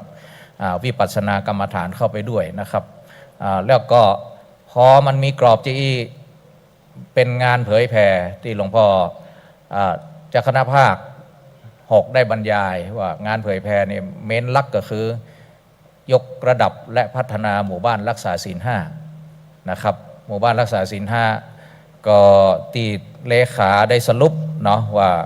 งานหมู่บ้านรักษาศีล 5เนี่ยเกี่ยวกับวัฒนธรรมวิถีพุทธก็ดีโครงการวิปัสสนาก็ดีมันก็จะมีตีต่อสรุปได้นะครับก็คือวัฒนธรรมปีใหม่เมืองธรรมสัญจรแต่ละอำเภอตีจัดธรรมสัญจรแต่ว่าต่างกันเนาะผมมาดูนี่แล้วก็แต่ละอำเภออย่างเช่นบวชภาคดูร้อนใจโฮมตีใจโฮมแต่เกือบทุกอำเภอนะครับวันนี้แตกต่างกันไปอย่างธรรมสัญจรนี่เปิดก็บางทีร่วมกับหน่วยอบรมประชาชนประจำตำบลเป็นเครือข่ายที่พระธรรมทูตใช้เป็นเครื่องมือนะครับในด้านเผยแผ่แต่สำหรับวังเหนือของผมเนี่ยก็คือผมก็ได้ปรารภกับท่านนายอำเภอว่านอกจากเราชาวบ้านเนี่ยเข้าวัดแล้วก็อยากให้ผู้นำแล้วก็ท้องถิ่นได้มีโอกาสท่านนายอำเภอก็เลยว่าให้เป็นแบบสัญจรแล้วก็มีเจ้าภาพก็คือพื้นที่ตำบลนั้นมีเก้าตำบลเนี่ยในอำเภอวังเหนือนะครับจะมีธรรมะสัญจรในช่วงเข้าพรรษาเนี่ยให้อปต.และท้องที่เป็นเจ้าภาพเวลามีธรรมสัญจรวันพระปั๊บเนี่ยก็ระดมทั้งนักเรียนครูแล้วก็เจ้าหน้าที่อปต.ในอำเภอในส่วนของอำเภอนี่เป็นจะมอบหมายว่าวันพระนี้นะให้ที่ดินอำเภอให้ธกส.ให้ออมสินไปร่วมกับตำบลนี้ก็ไปฟังเทศน์ร่วมกันพอมันมีโครงการใหญ่จะก็ผมถือโอกาสในฐานะเจ้าคณะอำเภอผมก็ต้องไปเทศน์ทุกตีครับเทศน์ทุกตีเก้าครั้งในช่วงธรรมสัญจรอันนี้ก็บางอำเภอเปิ่นก็ทำแบบกลางคืนเนาะนี่ก็ธรรมสัญจรโครงการบรรพชาอุปสมบทภาคฤดูร้อนเฉลิมพระเกียรติอันนี้เขาก็ถืออันเดอร์ว่าวันสำคัญของชาติศาสนาและวันสำคัญของไทยนะครับเขาก็จัดกิจกรรมบวชเน้นภาคฤดูร้อนในวันเฉลิมพระเกียรติของวันเฉลิมพระชนมพรรษาของพระบาทสมเด็จพระเจ้าอยู่หัวของสมเด็จพระกนิษฐาธิราชเจ้ากรมสมเด็จพระเทพรัตนราชสุดาสยามบรมราชกุมารีก็หลายอำเภอกระจัดในช่วงปิดเทอมอย่างนี้นะครับแล้วก็โครงการเทศมหาชาติเนาะอันนี้ก็แต่ละอำเภอกระจัดกันบางอำเภอเปิดกระจัดเป็นมีขับเคลื่อนเป็นจุดเด่นเนาะแล้วก็กิจกรรมเผยแผ่พระพุทธศาสนาวันสำคัญทางพระพุทธศาสนาต่างๆอันนี้ก็เกี่ยวกับกิจกรรมอยู่ในของโครงการรักษาหมู่บ้านรักษาศีล 5นะครับแล้วก็แหมสุดท้ายนะครับกิจกรรมอันนี้ก็ของในส่วนของวิทยาลัยสงฆ์นครลำปางมีสถานีวิทยุเพื่อการศึกษา 106.50 เมกะเฮิรตซ์พอดีว่าผมประชุมกับพระเผยแผ่พระธรรมทูตพระอย่างนี้ครับแล้วก็ติดต่อประสานงานไปอำเภอต่างๆจนได้พระนักเผยแผ่ตีเปิ่นเก่งเตดเก่งหลายสไตล์นะครับได้บุคลากรมาก็เลยประชุมกันก็เลยฮื้อพื้นที่ฮื้อเวลาเนาะก็มีพระอธิการปันแก้วจากเถินพระมหาสมชาติพระสาธิตพระมหานฤดลพระครูพัทรศิลปาคมนี่ก็ห่างชัด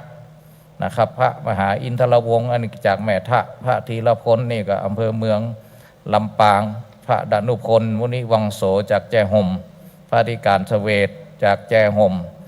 พระอาจารย์พระครูศรีปวรบัณฑิตนี่ก็จากอำเภอเมืองรวมกับอย่างวันเนี้ยครับวันนี้ก็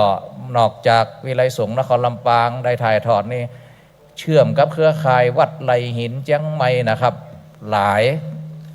อย่างผมนี่ออกรายการเนี่ยทุกวันพุธ10 กว่าสถานีแต่วันพุธเดือนสุดท้ายที่4ของเดือนเนี่ย28 สถานีบางทีก็ญาติโยมจากเมืองน่านบนโทรมามีแฟนคลับอันนี้ก็ถือว่าเป็นจุดเด่นของพระนักเผยแผ่ของเราเนาะเปิ่นหันว่าลำปางนี่เข้มแข็ง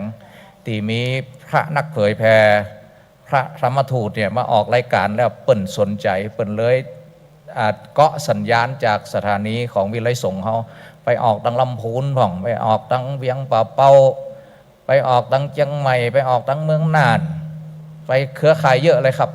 เนาะดังนั้นก็แต่เหลือรูปเดียวนะจีบมาหลายปีละก็มาได้ในซ้ำเตี่ยคือหลวงพ่อพระอาจารย์พระครูศิริรัตนาโสภิตนี่แหละนะ ใจจริงก็อยากคือเพิ่น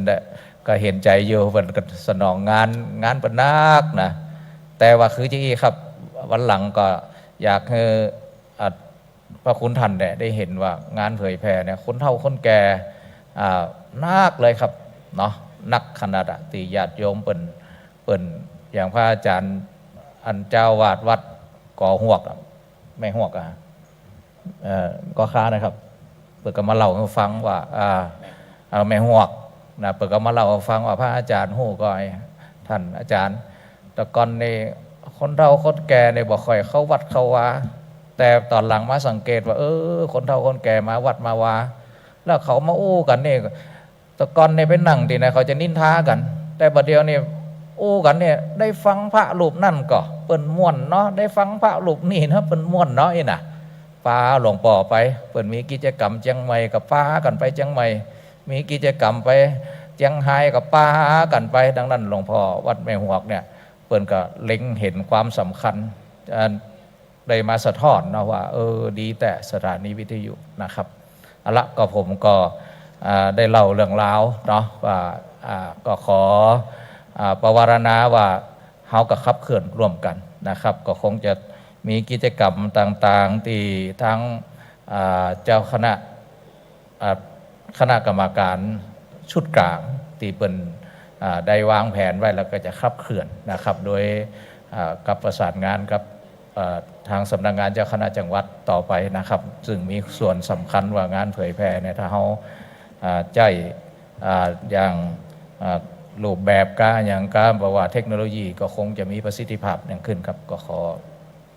ครับครับขอบคุณครับท่านอาจารย์หานพดล สุวรรณเมธีครับยังมีในส่วนของเครือข่ายนะครับรับสัญญาณเสียงนะครับสถานีวิทยุคลื่นสีขาวเพื่อชาวประชาภาคเหนือนะครับก็ไปถึงเชียงใหม่นะครับญาติโยมที่ได้มีศรัทธาต่อผมแล้วก็มาแวะทานข้าวที่วัดพระแก้วเราก็จะไปวัดบรรพสดิษฐ์บ่อยนะครับหลายครั้งหลายคราวนะครับอันนี้ก็คือเป็นคลื่นเนาะนะครับก็ผมรอโอกาสของกันนะครับไม่เป็นไรผมกำลังสะสมบารมีในของการเป็นนักเทศน์อยู่นะครับโอกาสนี้นะครับขอกราบรัตนาท่านหลวงพ่อครูวิสุทธิ์พัฒนพิธานนะครับซึ่งงานของท่านต้องดูแล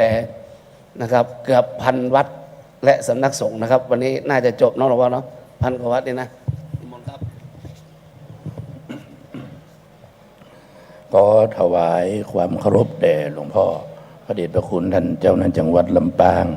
ท่านรองเจ้าหน้าจังหวัดที่ปรึกษาตลอดจนถึงที่ปรึกษาเจ้าอำเภอเจ้าอำเภอรองเจ้าอำเภอและเจ้าตำบลเจ้าวาดทุกวัดเจริญพรญาติโยมทั้งหลายที่มาร่วมกิจกรรมโครงการประชุมพระสังฆาธิการมีท่านผู้ในการสำนักงานพุทธศาสนาท่านเจ้าหน้าที่และเจ้าหน้าที่ผู้มีเกียรติของมจร.ทุกท่านครับผมได้รับมอบหมายจากเจ้าหน้าที่จังหวัดลำปางเมื่อปี 2563 ได้รับการแต่งตั้งเป็นประธานฝ่ายสาธารณูปการซึ่งก็มี เจ้าหน้าที่ตลอดจนถึงพระสงฆ์16 รูปคนเป็นกรรมการเดี๋ยวนี้ทางสำนักงานเจ้าหน้าที่จังหวัดได้ปรับใหม่ครบทุกอำเภอครับก็คือกรรมการฝ่ายสาธารณูปการสำหรับงานผมที่ได้รับมอบหมายในวันนี้มีอยู่3ประเด็น 1. โครงการบริหารจัดการศาสนสมบัติระบบการเงินการบัญชี 2. โครงการวัดประชารัฐสร้างสุขและ 3. ก็คือการออกติดตามงบประมาณกับสำนักงานพุทธศาสนาจังหวัดลำปางประเด็นแรกก็คือโครงการบริหารจัดการศาสนสมบัติระบบการเงินการบัญชีซึ่งเป็นหน้าที่โดยเฉพาะเจ้าอาวาสซึ่งเป็นเจ้าพนักงานตามกฎหมายพอมีเรื่องมีราวประเด็นแรกก็คือเจ้าอาวาสเป็นด่านแรกเพราะเป็นหน้าที่ท่านว่าจะต้องรู้จักหน้าที่ทำตามหน้าที่อย่าละเลยหน้าที่และอย่าทำเกินหน้าที่ที่ได้รับมอบหมายครับอันดับแรกก็คือการจัดโครงการสำรวจตรวจเยี่ยมวัดที่ได้รับความเสียหายจากภัยธรรมชาตินี่เป็นโครงการที่เลขาเจ้าหน้าที่จังหวัดได้เรียกประชุมแต่ละฝ่ายเลขาเจ้าหน้าที่อำเภอทำตามสคริปต์มาครับโครงการสำรวจตรวจเยี่ยมวัดที่ได้รับความเสียหายจากภัยธรรมชาติโดยเฉพาะเรื่องน้ำท่วมก็ดีล่าสุดยังอำเภอเกาะคานี่ก็วัดนางเหลียวอำเภอเกาะคาเนาะได้รับผลกระทบจากความเสียหายต้นยางใหญ่หลวงก้นทับโรงขัววัดแล้วก็ท่านผู้อำนวยการสำนักงานพุทธเนาะได้ออกติดตามกับเจ้าหน้าที่ผมก็มอบหมายให้เลขาเจ้าหน้าที่อำเภอหรือว่าเลขาฝ่ายได้ไปดูก็ได้รับความเสียหายเดี๋ยวนี้ก็ได้ทำการรื้อถอนแต่ยังไม่ได้ซ่อมเตี้ยก็คือเลขาประสานกับสำนักพุทธคือผู้อำนวยการก็ได้แนะนำการของบประมาณแต่ละปีซึ่งก็พอดีเจ้าอาวาสและก็เป็นเจ้าตำบลท่านได้ลาไปอบรมพระธรรมทูตไปต่างประเทศสอบติดเนาะเป็นนิมิตหมายของอำเภอรูปแรกก็เลยบังเอิญผมก็เลยตั้งพอออกวัดไปเกิด30 วันได้ตั้งรักษาการเจ้าอาวาสได้ตั้งรักษาการเจ้าตำบลก็ได้โอกาสที่เกิดความเสียหายนี้เกิดขึ้นจะไปรอท่านเซนก็ไม่ได้งบก็เลยมีรักษาการแทนเซนไปเลยรักษาการแทนเจ้าอาวาสรักษาการแทนเจ้าตำบลครับอันนี้นี่ว่าโดยประสบการณ์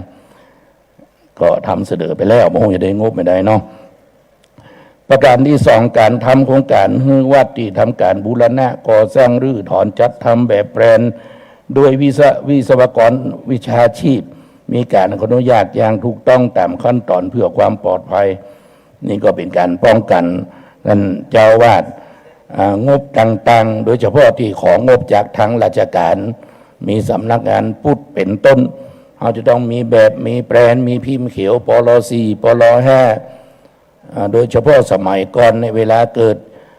ภัยธรรมชาติเช่นไฟไหม้ต้องพ่องอาจารย์ว่าเจ้าหน้าที่จังหวัดก็เลยระดมทุนเช่นจัดผ้าป่าในจังหวัดลำปางไปทอดถวายแต่เดี๋ยวนี้มีงบราชการเมื่อก่อนนี่งบอุดหนุนบูรณะวัดที่เขาขอจากสำนักพุทธนี่มีแนวทางปฏิบัติคืองบอย่างเช่นลำปางได้สัก2 ล้านเอามากองที่คลังจังหวัดสำนักพุทธก่อห้องอาราธนาเจ้าหน้าที่จังหวัดเจ้าหน้าอำเภอประชุมแล้วมีโควต้ากันคือจะต้องเป็นศูนย์นะอย่างเช่นอำเภอเมืองผมก็ได้10 กว่าวัดอำเภอเกาะขาผมก็ได้7 วัดทำประจำทุกปีผมก็อาศัยดีว่าไปตรวจวัดต่างๆวัดที่ส่งความช่วยเหลือก็เจ้าหน้าอำเภอเสนอไป7 วัดก็ได้หมดออกห้องประชุมก็โทรศัพท์บอกลูกวัดแจ้งบัญชีสำนักพุทธเลยก็บ่มีปัญหาถ้าเงินที่เหลือจากสำนักพุทธบรรทำเป็นตุ๊กตาก็โยกถวายที่คณะกรรมการหันสมควรแต่วันนี้พอดีมันมีเรื่องเงินถอนวัดมามันก็บ่ได้อย่างนั้นละเขาก็เสนอไปอย่างเช่นปีนี้ก็10 วัดที่ได้งบอนุมัติมาก็ได้เงินละเป็นล้านหลายวัดเป็นหลักล้านเดียว ท้ายๆถึงเรื่องนั้นผมจะแจ้งให้ทราบเนาะเป็นหลักล้านวัดอัคคีภัยอย่างเช่นวัดเจ้าอำเภอแม่เมาะแป่งหงส์ก็ดีเจ้าอำเภออดีตเจ้าอำเภอวัดดาเดาก็ได้ก็ผมก็ติดตามไปกับสำนักพุทธหลวงพ่อจังหวัดก็เคยไปตรวจแล้วเนาะอันนี้เป็นที่ไปที่มาเพราะฉะนั้นมันทำตามปล.4 ปล.5ก็มีแบบมีแผนตามระบบราชการทุกเจ้าเขาก็ใครทำมันยากเหมือนแต่ก่อนที่เจ้าอำเภออนุมัติให้พิจารณาให้ก็ได้อะเดี๋ยวนี้ถ้าทำตามนั้นก็ไปปรึกษาแต่ละอำเภอเลขามันจะมีลายเซ็นของวิศวะอย่างต่างๆป้องกันไว้ได้มายังปีนี้ได้10วัดปีหน้านี่ขอมา33วัดไปประชุมสำนักพุทธโอ้อย่าผ่านกี่วัดนะมันจะอยู่ที่เจ้าอำเภอละสงผ่านปุ่นอยู่ที่สำนักงบประมาณกับสำนักพุทธแห่งชาติปีหน้านี่ปีนี้ไปตรวจ10วัดที่ผมไป3วันปีหน้าถ้าได้ถึง33วัดก็คงจะอุรหิม10วันวะนะติดตามลำตัวกันไปเนาะอันนี้นี่แจ้งศึกษาเพราะฉะนั้นใครมีโอกาสทำก็ขอได้ปูนสักร้อยใต้ก็ยังดีอ่ะก็ทำให้ปูนมีวุฒิประสบการณ์เช่นเลขาเจ้าอำเภอเคยทำเคยอย่างก็ช่วยเหลือวัดลูกวัดนะครับประการที่สามการจัดทำบัญชีรายรับรายจ่ายทุกวัดคือการทำบัญชีนี่กับไปโยงข้อที่สี่ที่สำนักพุทธคือทุกวัดต้องทำอยู่แล้วก็เจ้าวาดก็ซื้อสมุดรายรับรายจ่ายหนึ่งตั้งแต่วัดนี่จะต้องทำมกราจนถึงพุทธ31ธันวาคมนี้เป็นรายปีและสำหรับสำนักพุทธนี่เป็นบอกเป็นรายปีงบประมาณสำนักพุทธที่ตามบัญชีตีขึ้นไหวหรือว่าสำนักพุทธได้ส่งผ่านเจ้าหน้าอำเภอมันจะมีตัวอย่างกะน้ำกะไฟกะปูจาดอกไม้ถูกเทียนกะแรงงานอันนั้นทำมันต้องไปส่งเนี่ยไว้กับวัดท่านก็ยิบที่บัญชีรายปีเอามาสรุปเหมือนมันก็ต้องมาเดากันเพราะมันจะส่งภายในมิถุนายนนี้ละเขาจะต้องทำสองอย่างหนึ่งบัญชีของวัดรายรับรายจ่ายประจำปีพศแต่ของสำนักพุทธที่จะส่งนี่ปีงบประมาณก็สรุปรายเดือนเอามาลบกันเช่นตุลาเดือนนี้ได้ถือรับถือใจถือกันเลียถือกันยกยอดไว้ปีหน้าฉะนั้นก็สองประเด็นและประการต่อมาเรื่องที่สองประเด็นที่สองคือโครงการวัดประชารัฐสร้างสุขที่หลวงพ่อเจ้าหน้าภาคได้กล่าวไปแต่เจ้านี่สำหรับโครงการวัดประชารัฐสร้างสุขนี่ผมเคยกราบเรียนที่ประชุมระดับพระคณะสงฆ์จังหวัดระดับเจ้าหน้าจังหวัดรองจังหวัดเจ้าหน้าอำเภอและเลขานุการสมัยประชุมสามัญครั้งที่1/2568ณห้องประชุมโรงเรียนวัดพระแก้วดอนเต้าสุชาดารามเมื่อวันที่29มีนาคม2568ได้แจ้งที่ประชุมเมื่อรับทราบแต่เจ้าวาดคงไม่ได้รับทราบเนาะหนึ่งการรับสมัครวัดประชารัฐเขาจะให้สมัครทุกวัดนี่น้อยเพราะนั้นผมก็เลยสรุปข้อมูลโดยอาศัยโยมจุฬารัตน์เจ้าหน้าที่สำนักพุทธนี่ไปหาข้อมูลและทำแจกเจ้าหน้าอำเภอหมดละตั้งแต่สมัครตั้งแต่วัดเจ้าหน้าที่ปรึกษาเจ้าหน้าวัดรุ่นแรกถึงเจ้าหน้าวัดเขาอู้กันมากูปีเนาะผมก็สรุปวัดในจังหวัดลำปางพ่อคุ้มถึงธรรมยุทธ์ด้วยนะมันเฉพาะมหานิกายวัดในจังหวัดลำปางข้อมูลขนาดนั้นมี801วัดสมัครเข้าร่วมแล้ว600วัดเนาะสมัครแล้ว600วัดนี่คิดเป็นเปอร์เซ็นต์ได้ 77.40%คงขาดอีก22.60%คือข้าง181วัดรวมถึงธรรมยุทธ์นะถ้าเป็นมหานิกายเขาก็700ไปผมจะอูดไว้รวดเร็วเนาะอย่างเช่นอำเภอเมืองขณะนั้นใน600วัดอำเภอเมือง148วัดอำเภอเกาะคา51วัดอำเภองาว42วัดแจ่ห่ม32วัดเถิน62เมืองปาน32แม่ท่า58แม่พริก17แม่เมาะ22วังเหนือ51ศพราบ21เสริมงาม23และหางฉัด61รวมแล้วเป็น600วัดเอาไปลบกับ800ดึงวัดข้างอยู่181วัดก็คือข้างอยู่ อีก22.60%ผมก็เลยกราบเรียนที่ประชุมเจ้าหน้าจังหวัดในครั้งนั้นที่แจ้งถึงทราบเบื้องต้นว่าความจริงว่าตามเจ้าหน้าภาคก็รอ5 ปีมันข้างหามเซา2.60ฉะนั้นเขาจะให้สมัครมันเป็นไปบ่ได้จะรอมาหู้จักจบสักเดือนก็เลยเสนอให้เจ้าหน้าจังหวัดได้มีหนังสือแจ้งเจ้าหน้าอำเภอได้มอบหมายให้ทุกอำเภอได้สมัครให้เต็ม100%เนี่ยมันได้จบเรื่องนี้เพราะต่อไปเป็นด้านปฏิบัติละก็ด้วยการให้โยมจุฬารัตน์ที่รับผิดชอบขณะนั้นส่งบัญชีวัดที่อยู่ในกำมือทุกอำเภอที่ผมส่งเมื่อกี้มีอย่างว่าอย่างพ้องยกประเด็นอำเภอเกาะขามหานิกาย67วัดธรรมยุทธมี7ก็เป็น74ผมได้ก็68.91ก็เป็น69%ข้างอีก31%คือ23วัดอย่างนี้เป็นต้นเขาก็ไปลบเจ้าหน้าอำเภอกับเลขาเนี่ยเลขากระทรวงข้อมูลของโยมจุฬารัตน์มันเต็ม100%วัดเนี่ยมันไม่จืดเก็บใส่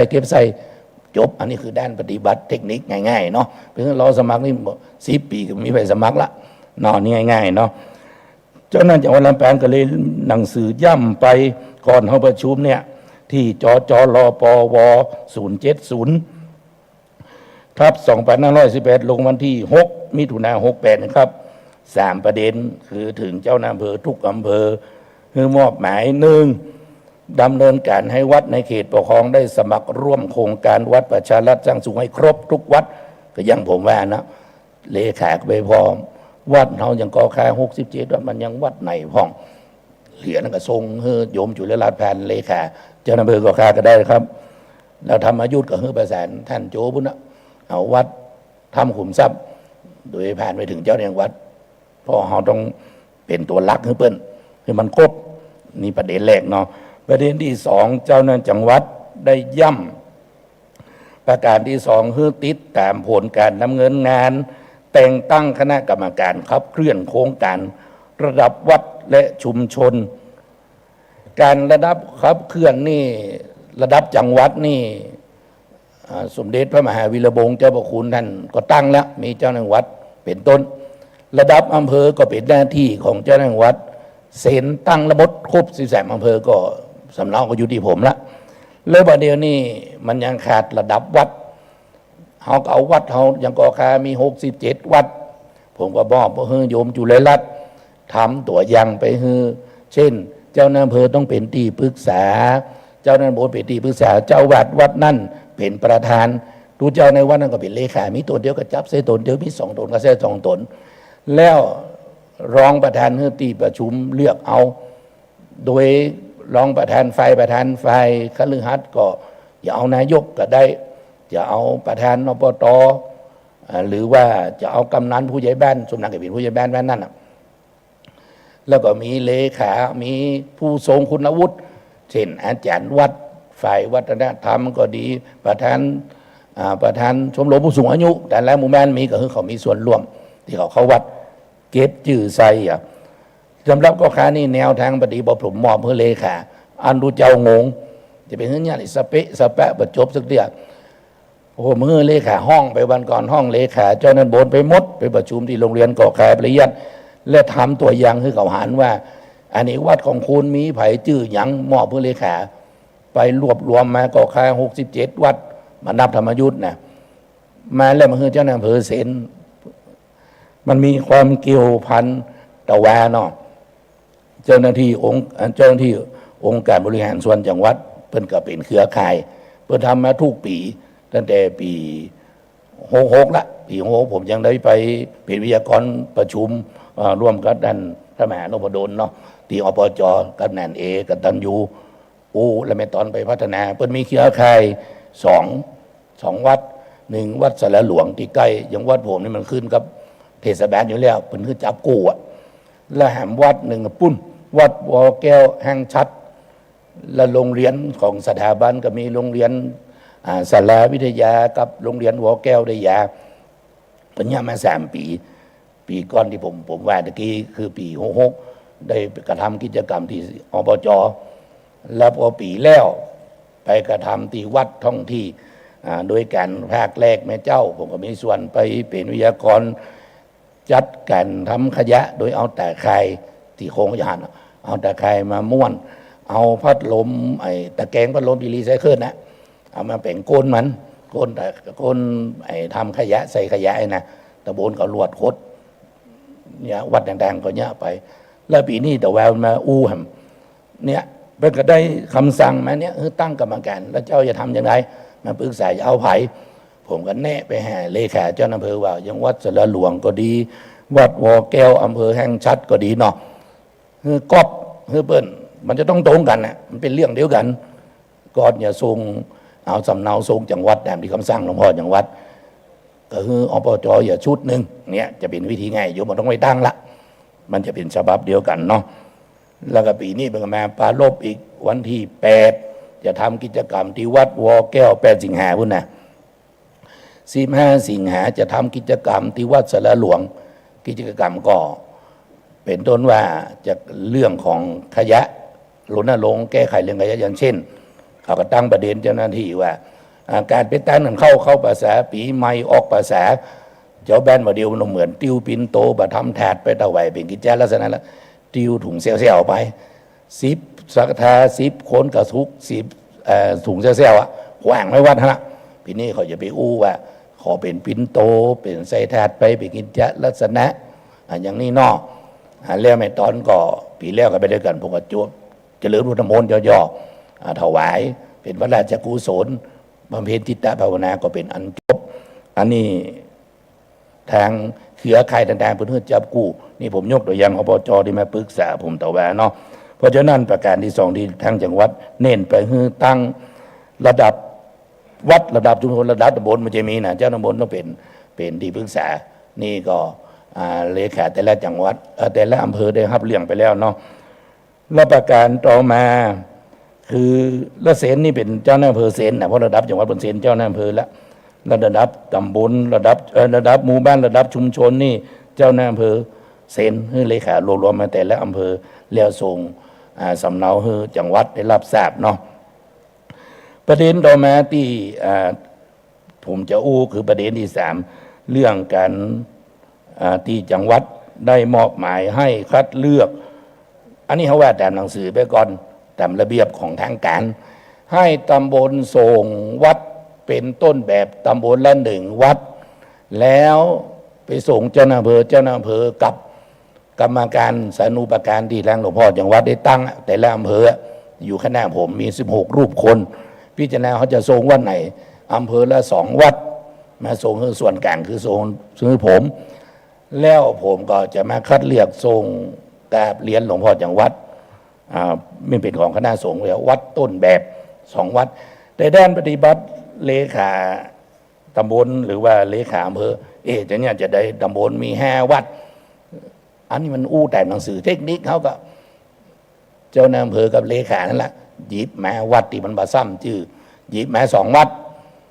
ตะกี้ผมก็ห้องไปประชุมนอกรอบโดยการที่หลวงพ่อจังหวัดว่าให้ส่งรายงานมาด้วย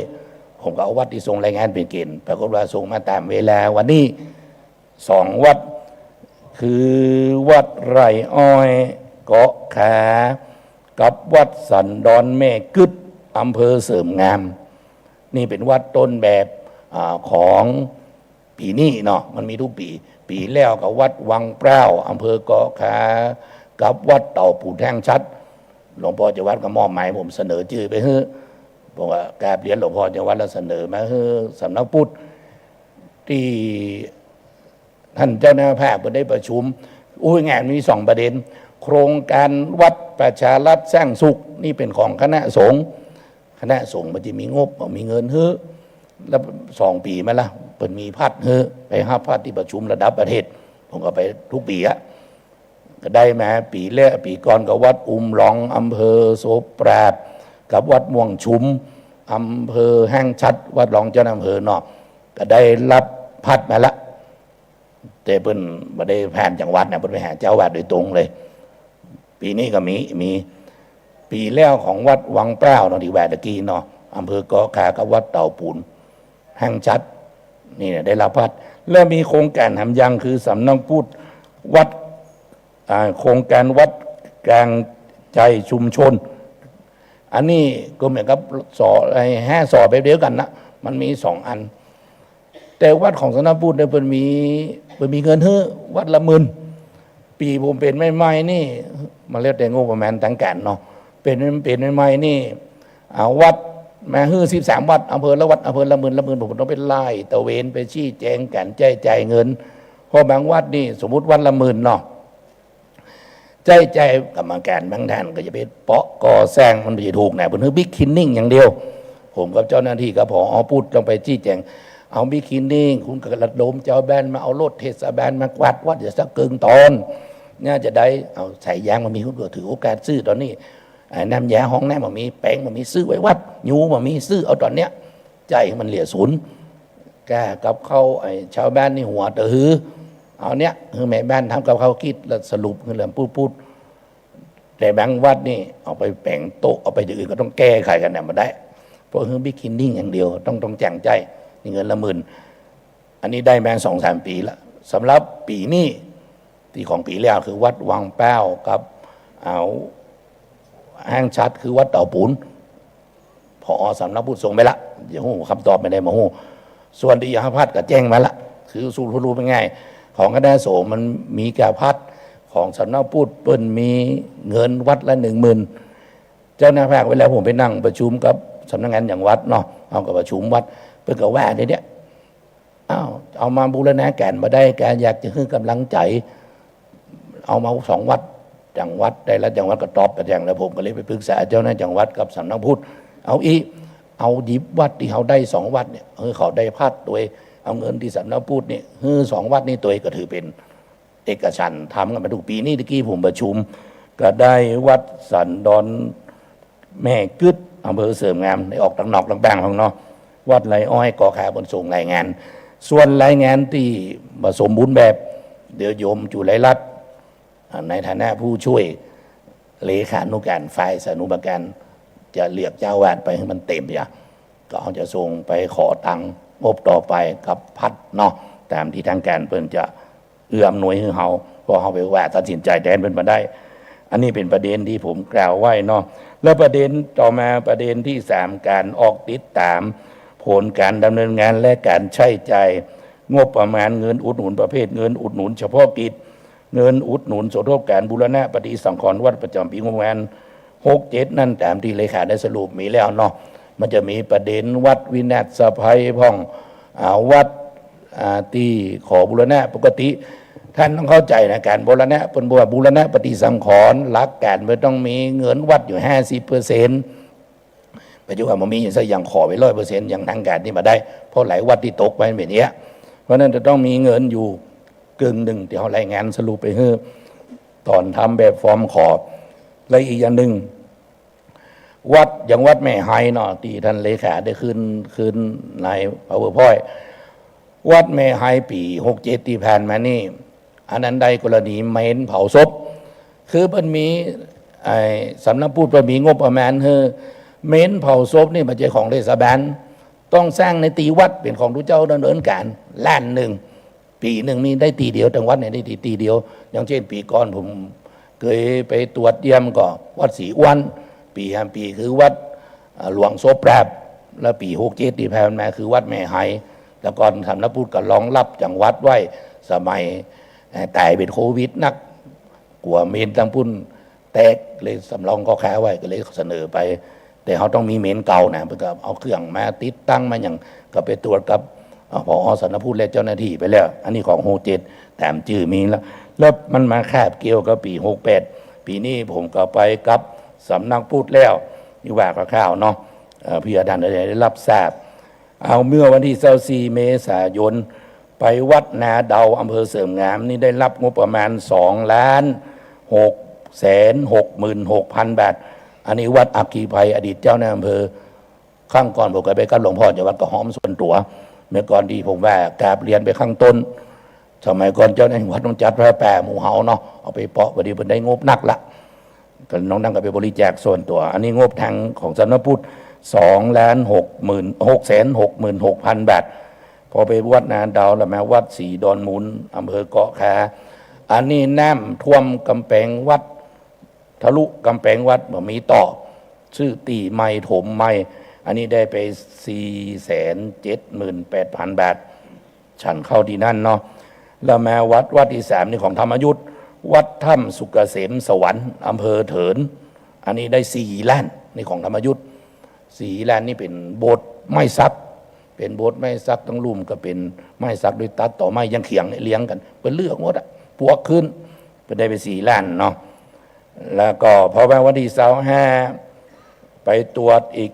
1วัดทุ่งกล้วยโพธารามอำเภอแม่เมาะนี่วัดเจ้าอำเภอไฟไหม้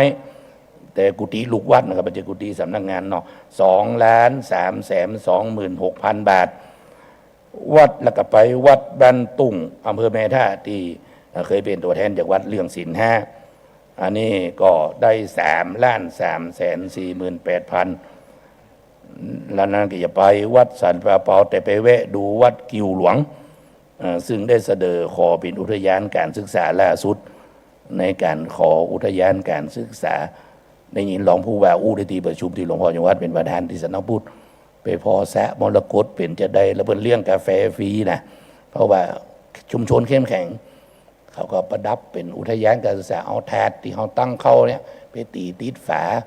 ทำพอทุ่งนาก็เหมือนกับไอ้ขึ้นสนามบินนะไอ้บันไดขึ้นสนามบินพอทุ่งนาพอวิวทิวทัศน์แสะก็เป็นสีเขียวธรรมชาติหรือว่าจะได้มาโหเนาะก็เอาเนื้ออาหารป่าก็ไปดูแล้วกาแฟกับพายากินกาแฟหน้าวัดนั่นวัดกิวหลวงไปแวะดูแล้วก็ได้รับทราบว่าได้แล้วน้องกับวัดบ้านไร่ที่ขอไอ้วัดพัฒนาตัวอย่างดีเด่นจะไป5,000 ละอันนี้ผ่านแล้วเนาะ แล้วก็ไปวัดสันป่าเปาอำเภอแม่ท่านี่ได้งบ536,000อันนี้ผมไป2 ปีละปีก้อนมาแปลงไอ้มันมีแนมมันพูดลุมวัดเป็นม่อนดอยยังวัดพระธาตุลำปางหลวงกำแพงไปไอ้แนมทะลุกำแพงเป็นลิงทุกท่านเนาะปีนี้ของงบไปแฮมได้ไหมละได้536,000 บาทเลยทำเป็นตะลิงแนมโรยธรรมชาติลงไปแล้ววันที่29ไปวัดลำปางกลางฝั่งตะวันออกวัดลำปางกลางนี่ถามเจ้าหน้าที่ทำไมไม่มีฝั่งเพราะในทะเบียนเป็นวัดลำปางกลางธรรมดาก็คือวัดลำปางกลางฝั่งออกได้รีไซเคิลรีเวทของกุฏิหลวงพ่อเก่านี่ได้ไป642,000นี่อำเภอเมืองลำปางเนาะพอดีจะไปอำเภอตามแผนที่จะไปอำเภอเจโฮมกับแห้งชัดเจโฮมมันจะเลี่ยงเพนโทรมาด่วนเป็นเป๊กขอเป็นตอนใบไม่ตอนแต่เจ้าหน้าที่เขาไอ้แล่นกระแลไปฉันเพนนั้นแล้วก็สดไปบ้านเราอำเภอแห้งชัดนี่ได้2,493,000จากบ้านเราก็ไปหาวัดศรีดอนหมุนอำเภอแจ่โฮมอันนี้ได้1,000,000เนาะแล้วก็ไปวัดตุงพึ่งอำเภอแจ่โฮม1,486,000แต่ประสบปัญหาที่ผมเล่านอกประสบปัญหาอย่างเช่นเอาวัดบางวัดอย่างเช่นวัดตุงพึ่งเนาะอำเภอแจ่โฮมขออนุญาตนามกับวัดตุงพึ่งนี่คือทำหลังคาแล้วล้อกระเบื้องช่วงนั้นแผ่นดินไหวส่วนนี้กระเบื้องมาที่หลังอย่าส่งงานสำนักพุทธบัตรตามทางราชการต้องกำหนดเวลาพอดีได้รับทราบการบริหารจัดการแรงงานเพียบเป็นประสบการณ์ของเจ้าอาวาสเนาะว่าสีดอนมูลปัญญาจะได้เป็นหมุงแล้วหมดตันเหตุการณ์ตันส่งงานสำนักพุทธเปิดแก้ปัญหาเฮาฮู้ความกว้างความยาวของหลังคาวิหารสร้างกระเบื้องไว้เลยไม่ต้องรอเชื่อมเหล็กอันนี้เชื่อมเหล็กไปส่งที่หลังมันบัดตันก็ต้องเล่งงานกันเป็นบางวัดอย่างอำเภอแม่ท่าไปวัดบ้านตุ้งก็เนี้ยแปลงวิหารมันไม่ใช่เหมือนกับแปลงกุฏิหรือว่าศาลามันจะต้องมีจ่อฝ้ามีปันลมหรือใบละกาปั้นลมเนาะจะต้องมุงแล้วก็ที่นี่จะต้องแนบข้างไอ้ดอปูนเข้าเทศาลากันเนี้ยบ่ได้เพราะกระเบื้องบ่มาเพราะนั้นก็ต้องสั่งกระเบื้องก่อนเป็นประสบการณ์เฮาฮู้ความกว้างความยาวได้ส่งงานสำนักพุทธบัตรตันก็เปิดกระแหวิธีเอาเจ้าบ้านเพื่อจะได้บ้านจะมีเงินใจเป็นแรงงานเจ้าบ้านมาช่วยมันจะส่งงานบัตรตันก็เลยบอกวิธีแก้ปัญหาเนื่องจากบ้านยั่งก่อนเอาความชำนาญการช่างทีมเวิร์กมันมาเนี่ยวันนั้นเจ้าบ้านก็มาเททั้งลุ่ม มาญาติลุงเลยแก้ปัญหาเป็นที่เนาะอันนี้เป็นเรื่องที่ได้รับกระทำที่ทางจังหวัดได้มอบหมายกระทำสรุปว่าวัดที่ได้2 วัดเป็นไฮไลท์ประเด็นสำคัญพึ่งข้อออกมาคือวัดดอนแม่กึดเนาะวัดแม่กึดสันดอนแม่กึดอำเภอเสริมงามวัดไรอ้อยเกาะขานี่จะได้ทำมอบเพื่อเจ้าหน้าที่สำนักพุทธได้ทำเสนอหลวงพ่อจังหวัดว่าได้คัดเลือกมีรายงานที่ผสมบูรณ์กับมอบเพื่อเจ้าหน้าที่สำนักพุทธห้องเจ้าวาดนิมนต์เจ้าวาดไปส่วนที่เติมเต็มเพราะมันเป็นชุกละหุกจะต้องตามมันเติมเต็มตามสเตปของเพิ่นที่ต้องมีตามหน้างานเพิ่นเนี้ยอย่างพองตั้งแต่ป้ายวัดจนถึงสถานที่9 แห่งจนถึงห้องน้ำผมก็มีไอเดียตีเวลาไปบรรยายเรื่องวัด5 สอเนี่ยวัดบางวัดมันมีในเรื่องของถังดับเพลิงวัดก็บอกมีตังค์ซื้อผมว่าวันเกิดไปคนมีอันจะกินมาทำบุญพระพุทธเจ้าใครได้อย่างอยู่วัดผมขอถามเนาะผมก็ได้อย่างก็จี้เอามาเจ้าของผมของวัดก็คือบรรเทาไปใช้จื้อบรรทำบุญมันเกิดเดี๋ยวในถังดับเพลิงเนาะไฟโซลาร์เซลล์ว่า2 ล้านนี่ไม่ได้มี500กว่าชุดถึงได้อยากถวายวัดดานไปห้าดานไปหลวงผมซื้อตีใหม่เอามายังสนามกีฬาเปิดนั่นขึ้นหุ่ง12ซื้อไอ้ท่อเล็กท่อประแบน่ะอย่างแบงมัน6 เมตรตัดเกินกับ3 เมตรติดกับกำแพงกันซื้อหูจ้างใส่อย่างในภาษามันเอาเนาะไฟเส้นมาตรฐานเลยก็ใจวิธีนี้ขอโยมเป็นมาทำบุญมันเกิดใครได้อย่างรู้เจ้าก็บางทีมันแพงอย่างน้อยก็1,400ขึ้นไปตามราคาก็เขาออกกันเป็นครอบครัวลงรู้เจ้าก็ลงทุนซื้อพลาสติกแล่นทำพลาสติกติดจืดที่กำแพงอย่างได้ละได้มาได้เขาใครได้จืดโลตีละเนยโยมอาจารย์เขาจี้พอเนี่ยผมก็เลยแน่วัดต่างๆให้อย่างการเรียกก็ถือโอกาสไปซื้อสังฆทานของเต็มวัดละเนาะยังหลวงพ่ออย่างวัดเป็นผู้ประสบการณ์ไปตรวจวัดเนาะขออนุญาตไปตรวจวัดไม่ได้ไปปิกไปในโบสถ์กับสังฆทานกองนั่นนะเป็นว่าขังดีเป็นว่างอมหรือขังดีศักดิ์สิทธิ์ดีสังฆทานเวียงเก่านั่นเขาก็แนะโยมเอาวัดที่ขาดเหลืออย่างเอามาเรียนจะขึ้นเป็นวัด5 สอนี่ละ5 สอพี่พ่องเขาก็หูแสบกันเนาะครับขอบคุณครับครับนี่คือในส่วนของงานสาธารณูปการนะครับจะหนักน้อยเพราะว่ามีการก่อสร้างรางแปลงอย่างขึ้นมานะครับก็อันนี้ก็คือเนื้อหาสาระที่ได้สรุปนะครับก็คือหัวใจสำคัญก็คือว่านะครับขอความร่วมมือในการดำเนินงานวัดประชารัฐสร้างสุขนะครับในระยะที่2 ปีพศ2566 ถึง 2570นะครับนี่ก็คือช่วยกันนะครับช่วยกันเนาะนะครับโอกาสต่อไปก็เจริญพรท่านผู้ในวยการสำนักงานพุทธนะครับ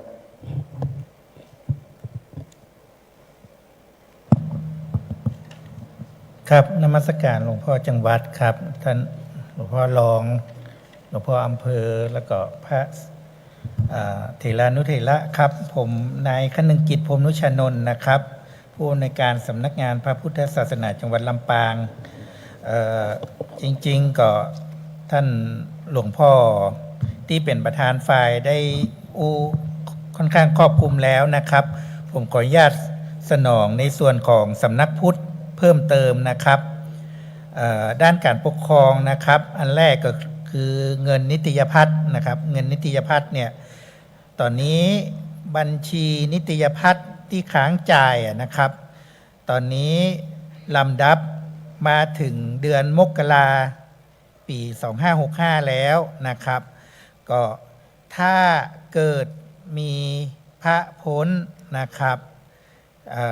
ขอความเมตตารีบรายงานเข้ามานะครับแล้วก็ผมจะรายงานส่วนกลางแล้วก็ในช่วงเนี้ยครับช่วงสิ้นเดือนมิถุนาสิ้นเดือนกรกฎาเนี่ยจะทำบัญชีที่เป็นบัญชีสำหรับพระที่จะได้รับเพิ่มเติมในปีงบประมาณนะครับพระรูปไหนที่จะได้ในปีงบประมาณเนี้ยมันจะย้อนไปถึงวันที่1 ตุลา 2567นะครับก็จะได้รับย้อนทั้งปีเลยนะครับตอนนี้ผมก็คาดหวังว่า จะได้มาแหมพอสมควรนะครับ ถ้าเป็นไปได้ก็อยากให้ปีที่ได้รับแต่งตั้งทั้งการเลื่อนทั้งการตั้งใหม่ปี65เนี่ยคือได้ครบทั้งปีในปีงบประมาณนี้นะครับ ก็เป็นความหวังครับผมครับ เรื่องที่2ด้านการปกครองนะครับเรื่อง innovation นะครับในเรื่องของอยากให้กวดนะครับไปทำระบบใบอนุโมทนาออนไลน์นะครับแล้วก็ขอ QR code นะครับซึ่งอันนี้เนี่ยก็สามารถติดต่อกับสรรพากรอำเภอได้เลยนะครับแล้วก็ถ้าจะจัดทำบัญชีวัดใหม่นะครับขออนุญาตมาติดต่อสำนักพุทธนะครับเพื่อผมจะได้ออกใบรับรองนะครับแต่หลักของบัญชีวัดนะครับเจ้าอาวาสต้องเซ็นเป็นหลักนะครับจะ3รูปหรือ5รูปก็ได้นะครับจะเป็นพระหรือว่าเป็นไวยาวัจกรหรือกรรมการวัดอันนี้แล้วแต่วัดเลยนะครับแต่ขอให้เป็นเลขคี่แล้วทุกครั้งที่มีการเบิกจ่ายเจ้าอาวาสต้องเป็นหลักนะครับบัญชีวัดเนี่ยสามารถเปิดเป็นบัญชีทั่วไปหรือบัญชีระบุวัตถุประสงค์ได้เช่นบัญชีวัดกอไก่เพื่อการบูรณะอย่างนี้ก็ได้ครับ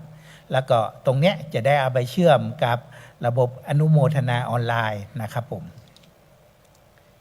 แหมอันนะครับในเรื่องของการปกครองนะครับที่ตังมหาเถรสมาคมย้ำมาก็เรื่องการบวชนะครับการบวชโดยพระอุปชาเท่านั้นนะครับแล้วก็ขอให้พระอุปชาดูแลพระที่บวชให้อย่างน้อยที่สุดภายใน5 ปีนะครับมีบางจังหวัดที่ติดชายแดนนะครับมีการบวชให้คนต่างด้าวบวชแล้วก็บาอยู่กับพระอุปชานะครับตอนนี้เป็นเรื่องเป็นราวกันนะครับมีพระบางรูปลบมาอยู่ลำปางนะครับตอนนี้ทางตำรวจก็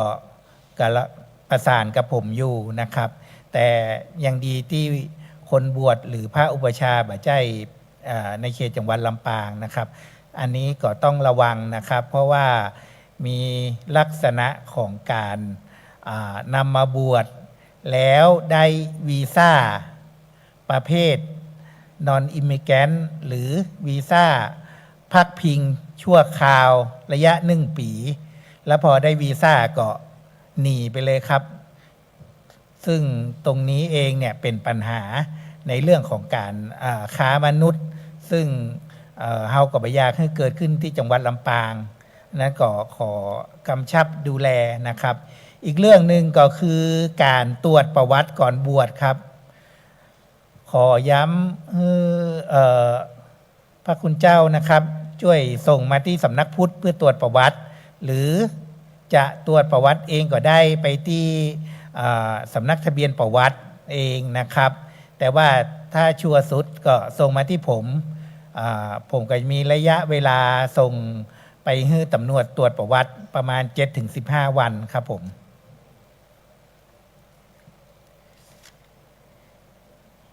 อีกอันนะครับด้านการปกครองนะครับตอนนี้ขอเน้นย้ำในเรื่องของวัดเป็นเขตปลอดบุหรี่ตามมติมหาเถรสมาคมที่ 13/2562 นะครับตรงเนี้ยมหาเถรสมาคมเนี่ยเน้นย้ำเรื่องบุหรี่ไฟฟ้าขึ้นมาตัวนะครับตอนนี้ขอท่านเจ้าอาวาสนะครับช่วยกำชับดูแลลูกเนนหรือพระหนุ่มที่อยู่ในการปกครองนะครับบุหรี่ไฟฟ้าตอนนี้อันตรายมากนะครับแล้วเป็นสิ่งผิดกฎหมายนะครับเปิ้นห้อง1 พอร์ตเนาะ1 อันบุหรี่ไฟฟ้าเนี่ยมีนิโคตินเท่ากับบุหรี่ธรรมดาที่เฮาสูบเนี่ย20 ซองนะครับแล้วก็มีหลายคนที่สูบบุหรี่ไฟฟ้านักๆและเป็นประสาทนะครับมีเยอะมากนะครับตรงนี้เองเนี่ย ขอกำชับดูแลนะครับ และเป็นสิ่งผิดกฎหมายนะครับ อาจจะโดนคดีได้นะครับ ตรงนี้ก็เป็นข้อห่วงใยของมหาเถรสมาคมนะครับ ต่อไปด้านการศึกษาครับอย่างที่ท่านเจ้าคุณอู้นะครับตำแหน่งนะครับตำแหน่งที่ซ้ำซ้อนนะครับบางรูปเป็นในส่วนของมจรตัวเองเป็นพระปริยัติธรรมแผนกสามัญตัวแผนกบาลีแผนกธรรมตอนนี้ขออนุญาตแยกให้ชัดเจนนะครับ แล้วก็ในส่วนของจสปแผนกบาลีแผนกธรรมนะครับขอย้ำในเรื่องของการส่งข้อมูลในส่วนของที่เป็นชั่วโมงการสอนนะครับบ่ฮื้อทับซ้อนกับการที่ไปออกนอกพื้นที่นะครับ เพราะว่าผมกลัวในเรื่องของการตรวจสอบในอนาคตนะครับ ตอนนี้เปิ้ลให้ส่งข้อมูลทั่วไปเข้าไปก่อน แต่ว่าต่อไปมันจะมีเรื่องของการตรวจสอบเข้ามานะครับ ส่วนด้านการเผยแพร่นะครับตอนนี้เองสตางค์เรื่องบุคลากรด้านการเผยแพร่มาครบถ้วนแล้วนะครับตึงพระธรรมทูตพระวิปัสสนาจารย์พระบัณฑิตเผยแพร่นะครับแล้วก็ทั้งหลายเนี่ยผมส่งข้อมูลให้ทางเลขาอำเภอแล้วนะครับจะได้รีบรายงานเข้ามานะครับจะได้เบิกจ่ายงบประมาณให้ตันในปีงบประมาณนะครับโดยเฉพาะพระธรรมทูตนะครับเพราะมันเป็นการรายงานของปีที่แล้วนะครับสำนักปฏิบัติธรรมประจำจังหวัดนะครับของเฮามานิกายมี27แห่งนะครับ27แห่งตอนนี้กำลังเสนอเพิ่มไปแห่ง6แห่งนะครับอันนี้ขออนุญาตโฆษณานะครับอยากให้เสนอเข้ามานักๆนะครับเพราะว่าต่อไปครับการบวชตามมติครม.ก็ดีที่บ่เป็นเวลานะครับต้องบวชหรือต้องปฏิบัติธรรมในสำนักปฏิบัติธรรมประจำจังหวัดเท่านั้นนะครับตรงนี้เองเนี่ยถ้าวัดไหนมีศักยภาพนะครับเสนอเข้ามามีพระวิปัสสนาจารย์ตามเงื่อนไขนะครับผมก็จะเสนอผ่านเข้าไปนะครับหน่วยอบต.ครับหน่วยอบต.นี่ตอนนี้มีระเบียบอบต.ใหม่ออกมาแล้วนะครับถ้าตำบลไหนจะย้ายหน่วยอบต.จากวัดหนึ่งเป็นวัดหนึ่งรบกวนแจ้งสำนักพุทธนะครับตอนนี้บ่สามารถย้ายหน่วยอบต.ได้เองแล้วนะครับตามระเบียบใหม่นะครับแจ้งมาที่ผมก็จะมีขบวนการย้ายหน่วยอบต.นะครับ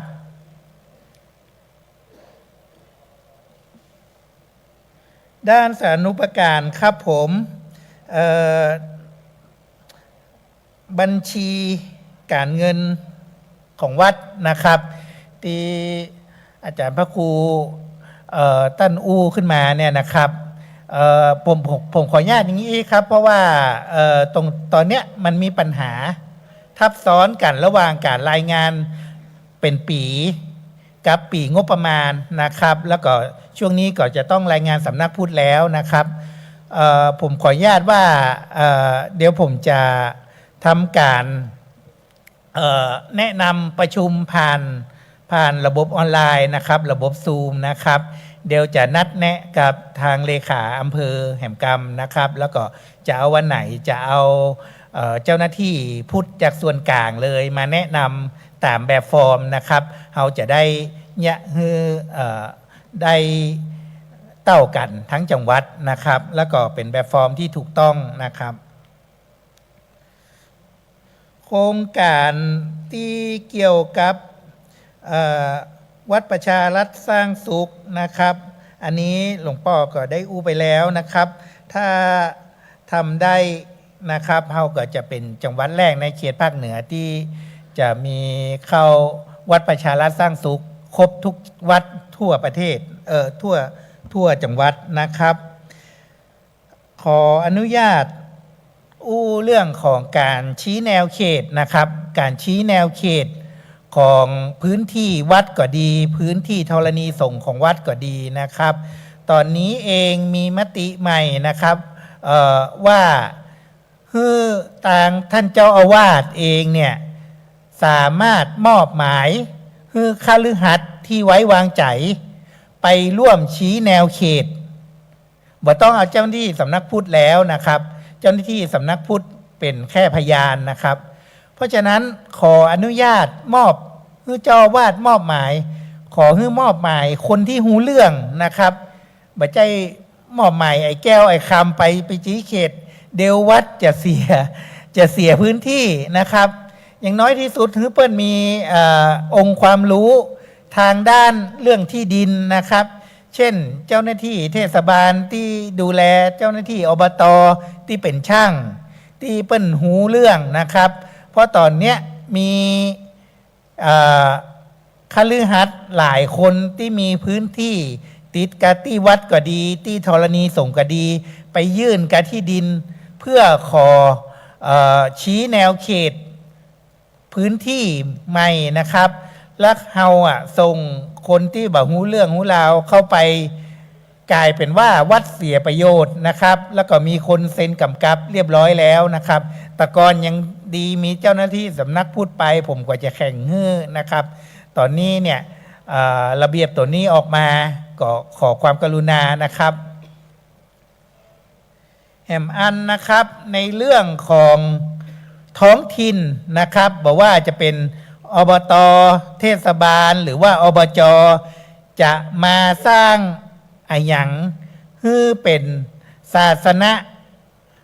สถานหรือศาสนสมบัติที่วัดได้ประโยชน์นะครับเช่นมาลาดถนนให้วัดมาแปลงศาลาให้วัดมาขุดเจาะบ่อน้ำบาดาลให้วัดใจอย่างมูเนี้ยปกติแล้วต้องส่งมาที่ผมและผมต้องส่งเรื่องเข้าส่วนกลางออกมาติเป็นมติมหาเถรสมาคมซึ่งมันจ้านะครับตอนนี้มีระเบียบใหม่ออกมาแล้วอนุญาตที่ผมนะครับเพราะฉะนั้นถ้ามีขบวนการอย่างเงี้ย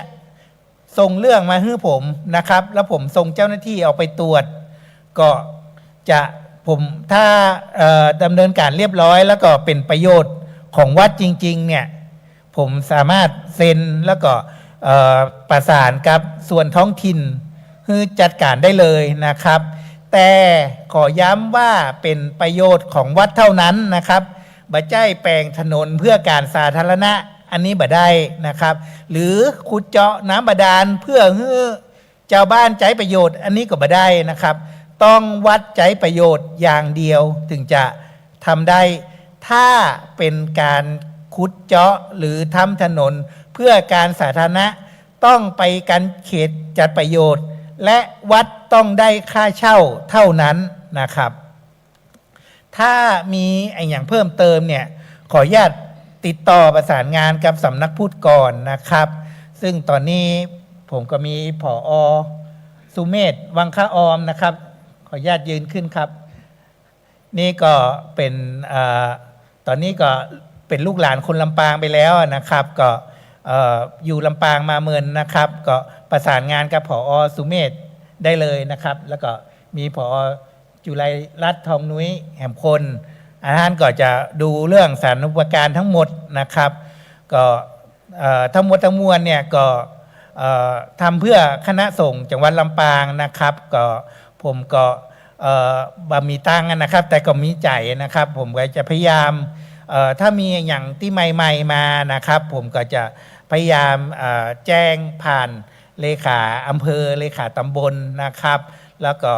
ถ้ามีการอบรมอย่างใหม่ๆที่เป็นประโยชน์ผมขออนุญาตแจ้ง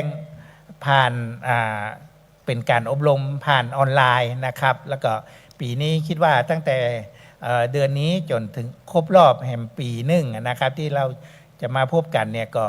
คงจะได้สนองงานได้ใกล้ชิดมากยิ่งขึ้นนะครับวันนี้ก็ขออนุญาตขอบคุณครับครับขอบคุณขอบอนุโมทนาที่ท่านผู้บริการสำนักพุทธศาสนาจังหวัดลำปางผมขอเน้นนิดนึงนะครับก็คือเรื่องในส่วนของนิติพัฒน์นะครับก็คือ ถ้าพ้นจากตำแหน่งนะครับจำคอนเซปต์ง่ายๆผมจำของหลวงพ่อจังหวัดก็คือ ถ้าใครตั้งคนนั้นรายงานนะครับ ถ้าใครตั้งนะครับคนนั้นรายงานเนาะนะครับเพราะว่ามันจะมีแบบฟอร์มมันอยู่2ระบบอินโดนีเซียนี้ก็คือนะครับสมกรนี่น่าจะทำครบ 100%นะคุณโยมจันทิมานะครับเนาะนะครับโยมจันทิมาที่ได้มาบรรยายของเราทั้ง2 ครั้งนะครับเรื่องหนึ่งก็คือการปกครองการบวชนะครับโดยใช้อุปชาตอนนั้นมันเคยมีประวัติแล้วนะครับและอีกอันหนึ่งก็คือประวัติอาชญากรรมนะครับน่าจะติดต่อที่สำนักงานพุทธจังหวัดเพราะว่าเราจะได้การันตีและผ่านจากสำนักงานพุทธจังหวัดเป็นเกณฑ์นะครับนอกนั้นก็คงจะไม่มีอะไรนะครับต่อไปในส่วนของหลวงพ่อพระครูวรการนะครับท่านฝากเอาไว้นะครับผมก็จะไปแบบรวดเร็วเนาะด้านสาธารณสงเคราะห์นะครับหลวงพ่อพระครูวรการนะครับมีคณะกรรมการอยู่16รูปคนท่านนะครับผมสรุปเลยนะครับคณะสงฆ์จังหวัดลำปางนะครับได้จัดกิจกรรมด้านสาธารณสงเคราะห์มีพระกีฬานุปถาก185รูปกุฏิชีวบาลนะครับ2 แห่งมูลที่กองทุนลงศพ5 แห่งนะครับได้มีการช่วยเหลือผู้ประสบอุทกภัยนะครับเรื่องการอันนี้คือทั้งอัคคีภัยอุทกภัยนะครับที่มีได้ออกไปตรวจเยี่ยมนะครับตามที่ต่างๆที่เกิดสิ่งเหล่านี้ขึ้นนะครับคณะสงฆ์จังหวัดลำปางช่วยเหลือมอบลงศพแก่ผู้ยากไร้นะครับมอบสร้างบ้านนะครับเป็นพระเราก็เป็นวิศวกรนะครับสร้างบ้านให้ญาติโยมเนาะนะครับแล้วก็ระดมทุนช่วยเหลือสร้างบ้านนะครับแล้วก็กองทุนพระสงฆ์อาพาธนะครับมอบปัจจัยแก่พระภิกษุสามเณรที่นอนโรงพยาบาลและในส่วนของอำเภอเมืองก็ทำเหมือนกันนะครับปันน้ำใจให้กับพระมหาเถระกิจกรรมสืบชะตานะครับนี่ครูบานะครับสืบชะตาใช้คาถาแรงเนี่ยครับหลวงพ่อเนี่ยครับคณะสงฆ์นะครับอีกอันนึงก็คือปันน้ำใจสู่เด็กผู้ยากไร้นะครับอันนี้น่าจะมีแผนไปหาเด็กเลยนะครับนี่คือคณะสงฆ์ที่ทำนะครับของการมอบปัจจัยอะไรต่างไปเยี่ยมไปเยือน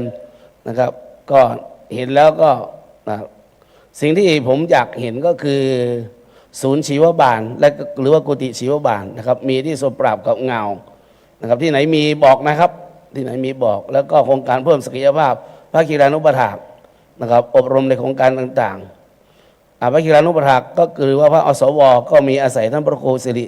พระนวิสารเนาะนะครับเราก็จะมีการประชุมใช่ไหมอาจารย์วันที่25 หรือ 26ผมลืมละ24นะครับผมมึนแล้วครับนั่นแหละนะครับอีกอันหนึ่งของแม่ทะนะครับโครงการระดมทุนโรงพยาบาลเพื่อสงฆ์อาพาธนะครับนี่ของคณะสงฆ์ที่ทำกันนะครับก็น่าชื่นชมนะครับตั้งพระป่าอุปกรณ์การแพทย์นะครับให้เห็นภาพนะครับภาพจะอธิบายได้ดีชัดเจนนะครับอันนี้ก็ยังไปสู่โรงเรียนพระปริยธรรมนะครับมอบถุงยังชีพนะครับอันนี้คือโรงพยาบาลแม่ฟ้าหลวงนะครับได้มาตรวจสุขภาพสงฆ์เราในทั้ง13 อำเภอนะครับที่โรงเรียนวัดพระแก้วดอนเต้าสุจดารามและอีกอันหนึ่งก็คือพระเดชพระคุณหลวงพ่อพระเทพภาวนาวิชิรคุณนะครับศาสนาจารย์ได้มอบ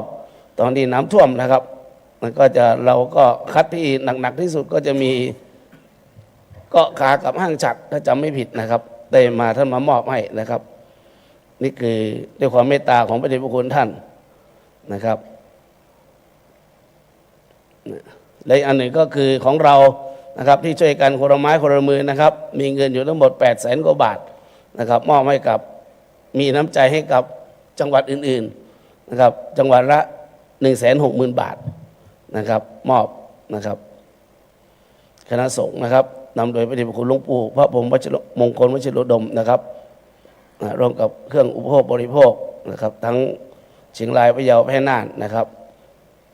นี่คือในส่วนของงานสาธารณูปการนะครับในส่วนของงานสาธารณสงเคราะห์นะครับจะจบแล้วครับแป๊บเดียวครับ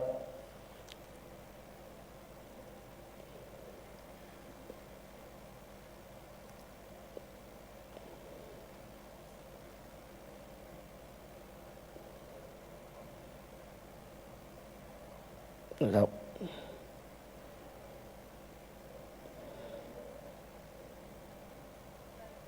เดี๋ยวเวลาของตัวเองหายนะครับเนี่ยครับอันนั้นไม่ได้อัปเดตครับเดี๋ยวผมบ้าเองครับศึกษาสงเคราะห์นะครับคณะกรรมการผมมีทั้งหมดนะครับ14รูปคนท่านนะครับงานดำเนินการก็คือจัดสอนนะครับการจัดสอนการเรียนการสอนส่งสอบธรรมศึกษานะครับธรรมศึกษานี้ถือว่าเจ้าหน้าที่จสป.ไม่มีนะครับถือว่าเป็นการสอนโดยจิตอาสานะครับมีการจัดโรงเรียนนิมนต์พระอาจารย์ไปต่างๆและมีการมอบทุนนะครับแล้วอีกอันหนึ่งก็คือการจัดส่งนักธรรมธรรมศึกษาเนี่ยครับมันมีระดับมันอยู่ประถมมัธยมอุดมประถมก็จะมีประถมตรีประถมโทประถมเอกนะครับมัธยมตรีมัธยมเอกอุดมตรีอุดมโทอุดมเอกเพราะนั้นนี่ถ้าเป็นคฤหัสถ์เรียนนี่นะครับจะได้ใบประกาศ9ใบนะครับจะได้9ใบนะครับใบประกาศนะครับอันนี้คือสถิตินะครับท่านอันนี้ข้อมูลมาจากแม่กองทัพสนามหลวงนะครับเป็นสามารถเปิดได้เลยนะครับจัดการเรียนการสอนนะครับธรรมศึกษาในสถานศึกษาและในเรือนจำด้วยนะครับเหมือนกับวัดพระแก้วดอนเต้าสุจดารามเนี่ยนะครับได้ส่งนะครับบุคลากรได้ไปอบรมและได้ไปให้ถวายความรู้มอบความรู้ให้กับเจ้าหน้าที่ในส่วนของที่อยู่ในเรือนจำนะครับที่ทางสถานบำบัดพิเศษก็น่าจะมีนะครับแต่ไม่ได้มีข้อมูลมาให้ผมนะครับอันนี้ก็คือข้อสอนตามปกตินะครับท่านอาจารย์นะครับน่าจะเป็นอาจารย์อยู่ที่บ้านหม้อนะครับการสอนนักศึกษาทุกระดับชั้นนะครับที่ว่านั่นแหละครับระดับประถมมัธยมอุดม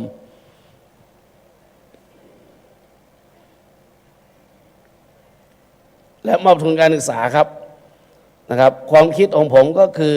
อยากจะให้แต่ละอำเภอเนี่ยนะครับได้ดูเรื่องของงานเกี่ยวกับสาธารณสงเคราะห์นะครับในเรื่องของทุนการศึกษาปีที่แล้วพระเดชพระคุณหลวงพ่อพระราชปัญญาภรณ์ให้สรุปนะครับไม่น่าเชื่อครับ370กว่าล้านนะครับปีหนึ่ง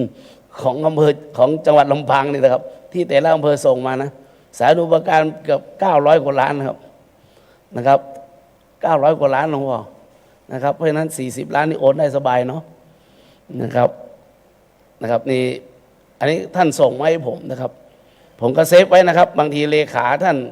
อาจจะกลัวลืมก็ส่งมาให้ผมก็สร้างเป็นโฟลเดอร์ใหม่ก็เก็บไว้แต่ละอำเภองานไหนอำเภอไหนนะครับผมก็จะสร้างข้อมูลพื้นฐานเอาไว้ทั้งหมดนะครับ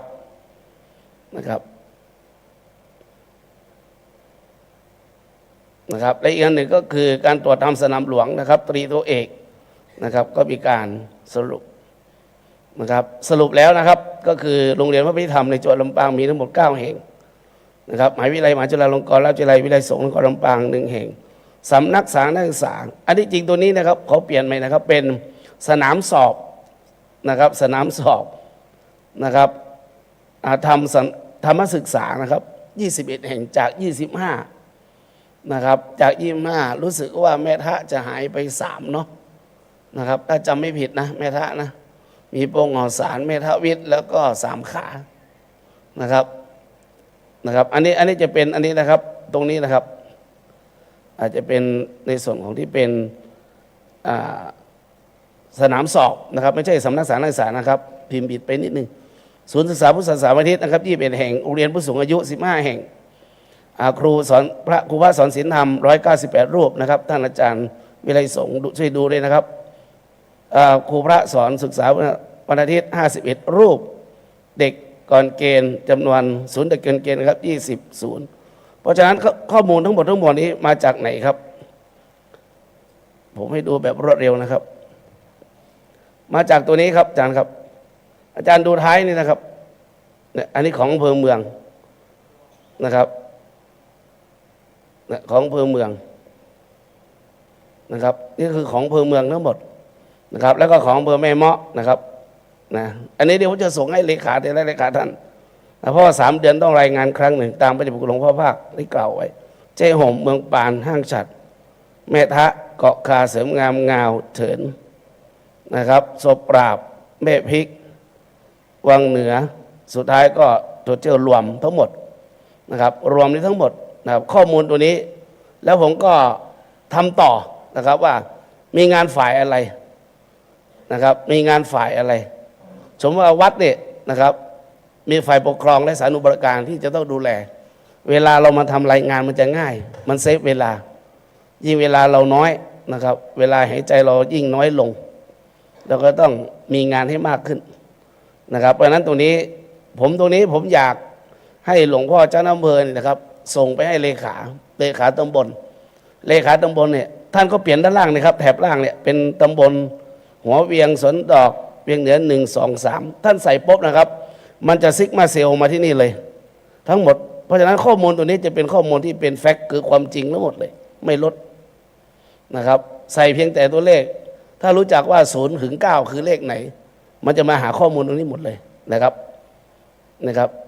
เพราะนั้นเราจะมีหมดเลยครับงานเผยแผ่งานปกครองวัดล้างพระครูสัญญาบัตรเจ้าอาวาสมีทั้งนี้หมดนะครับ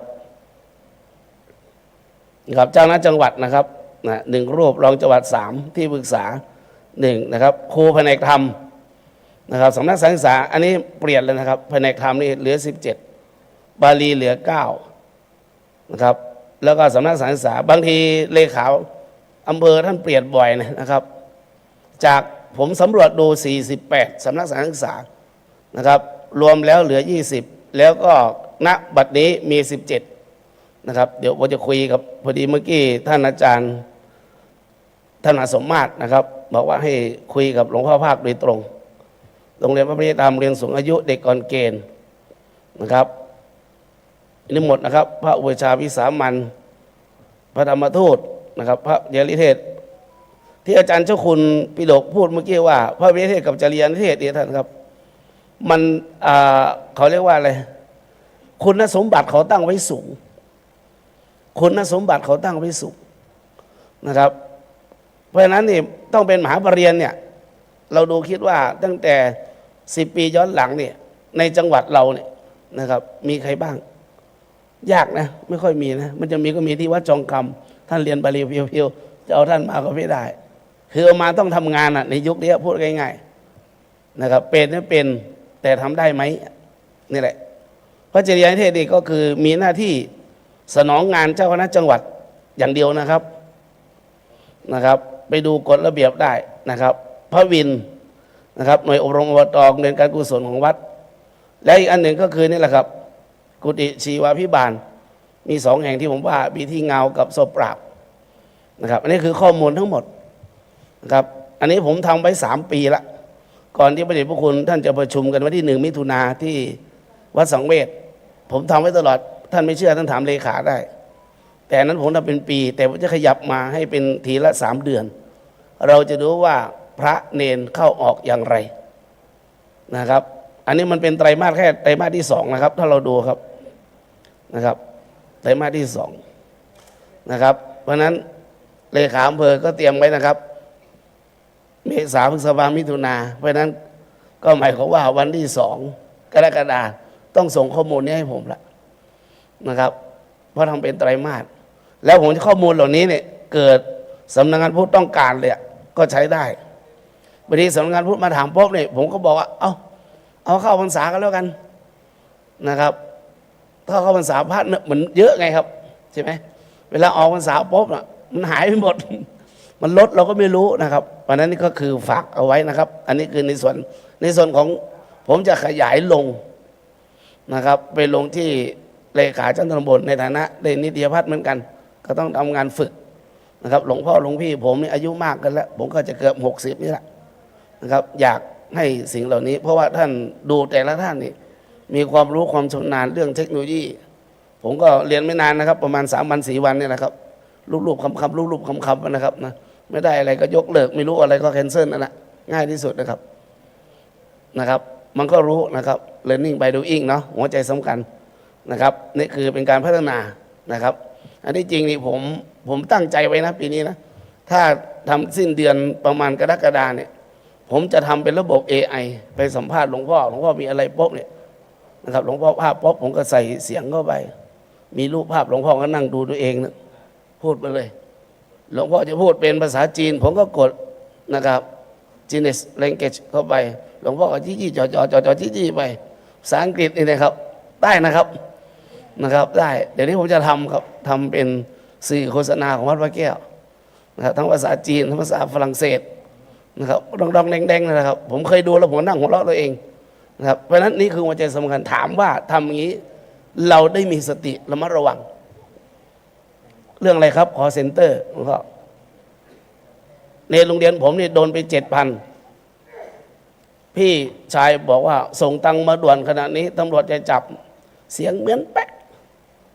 โอนไปแล้วโทรมาถามทีหลังว่าได้ตังค์ฮับหรือยังได้ฮับตังค์หรือยังตังค์กล้ายังอีกวะโดนแล้วครับ นะครับของผมที่ถ้ามาพบผมก็ตอบอย่างเดียวตายไปนานแล้วพระครูสิรินี่บอกนะครับแจ้งตัวเองตายมันจะได้มรณสติครับเนาะนั้นก็หลวงพ่อมีอะไรเพิ่มเติมไหมครับหลวงพ่อครับมีอะไรเพิ่มเติมไหมครับ นะครับเพราะนั้นก็นะครับเอาน้อยนี่คือน้อยเท่าไหร่ครับ นาทีนึงนะครับ ช่วงท้ายนี้ก็ขอเชิญขอนิมนต์นะครับได้มาเป็นครอบครัวเดียวกันวิทยาลัยสงฆ์นะก็ยังเหลือเวลาที่รับสมัครเรียนอีก2 อาทิตย์นะครับ ดังนั้นก็นิมนต์ได้มาศึกษาเรียนรู้ร่วมกันทั้งพุทธศาสตร์ถ้ายังไม่จบม.6 ก็หลักสูตรปวสนะครับ1 ปีเอาประสบการณ์แล้วก็มาพบกลุ่มมาปรับพื้นฐานนะครับเพื่อจะเรียนพุทธศาสตร์ต่อไปพุทธศาสตร์ก็เรียนทั้งมีซัมเมอร์ด้วยนะครับก็เรียนเหมือนหลวงพ่อพระครูอนุศาสตร์วรธรรมท่านเดี๋ยวนี้ท่านก็ได้ปรารภตอนประชุมนั้นว่าเรียนไปเรียนมาสนุกเรียนไปเรียนมาก็แก้ง่อมได้สังคมท่านก็ปรารภว่าถ้าสุขภาพดีก็จะเรียนต่อปโทด้วยนะครับดังนั้นค่าเทอมมันก็ไม่แพงนะทางวิทยาลัยสงฆ์ก็ลด 20% นะครับจาก 6,000 ก็เหลือประมาณ 4,800 ก็จ่ายอีก3 งวดหนึ่งก็1,000 กว่าบาทนะครับ1 เทอมก็ทยอยจ่ายอย่างนี้ได้เนาะอีกน้อยก็มาเติมเต็มเรื่องความรู้เรื่องพุทธศาสตร์ทั้งรัฐศาสตร์พุทธศาสตร์กับศาสตร์สมัยใหม่นะครับดังนั้นถ้าใครสนใจก็ยังมีเวลานะครับก็ขอนิมนต์พระคุณเจ้าจากคณะพระสังฆาธิการมาร่วมเป็นครอบครัววิไลสงฆ์มาขับเคลื่อนด้วยกันนะครับขอบคุณครับผมโอกาสนี้ก็ขอกราบขอบพระคุณท่านพระวิทยากรทุกรูปอนุโมทนาเพื่อการสำนักงานพุทธนะครับแล้วก็ถวายด้วยความน้อมอย่างยิ่งกับเจ้าคณะพระสังฆาธิการทุกรูปครับโอกาสนี้กราบรัตนาพระเดชพระคุณหลวงพ่อเจ้าหน้าจังหวัดลำปางนะครับได้กล่าวแล้วก็ปิดประชุมครับ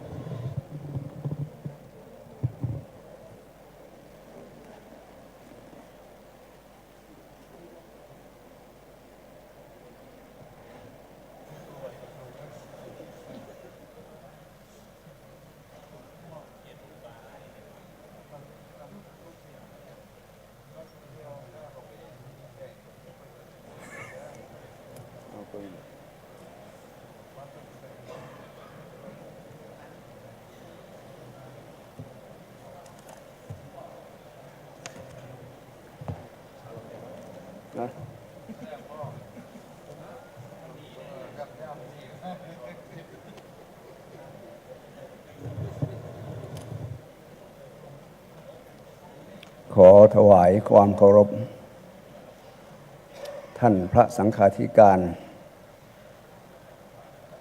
เจ้าคณะอำเภอ รองเจ้าคณะอำเภอ เจ้าคณะตำบล เจ้าอาวาส รองเจ้าอาวาส ผู้ช่วยเจ้าอาวาส หัวหน้าที่พักสงฆ์ทุกรูป และขอเจริญพรผู้อำนวยการสำนักงานพระพุทธศาสนา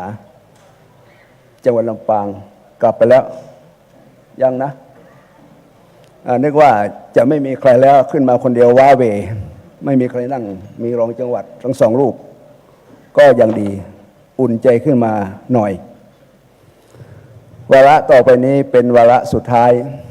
ของการจัดประชุมพระสังฆาธิการระดับเจ้าอาวาสประจำปีพุทธศักราช 2568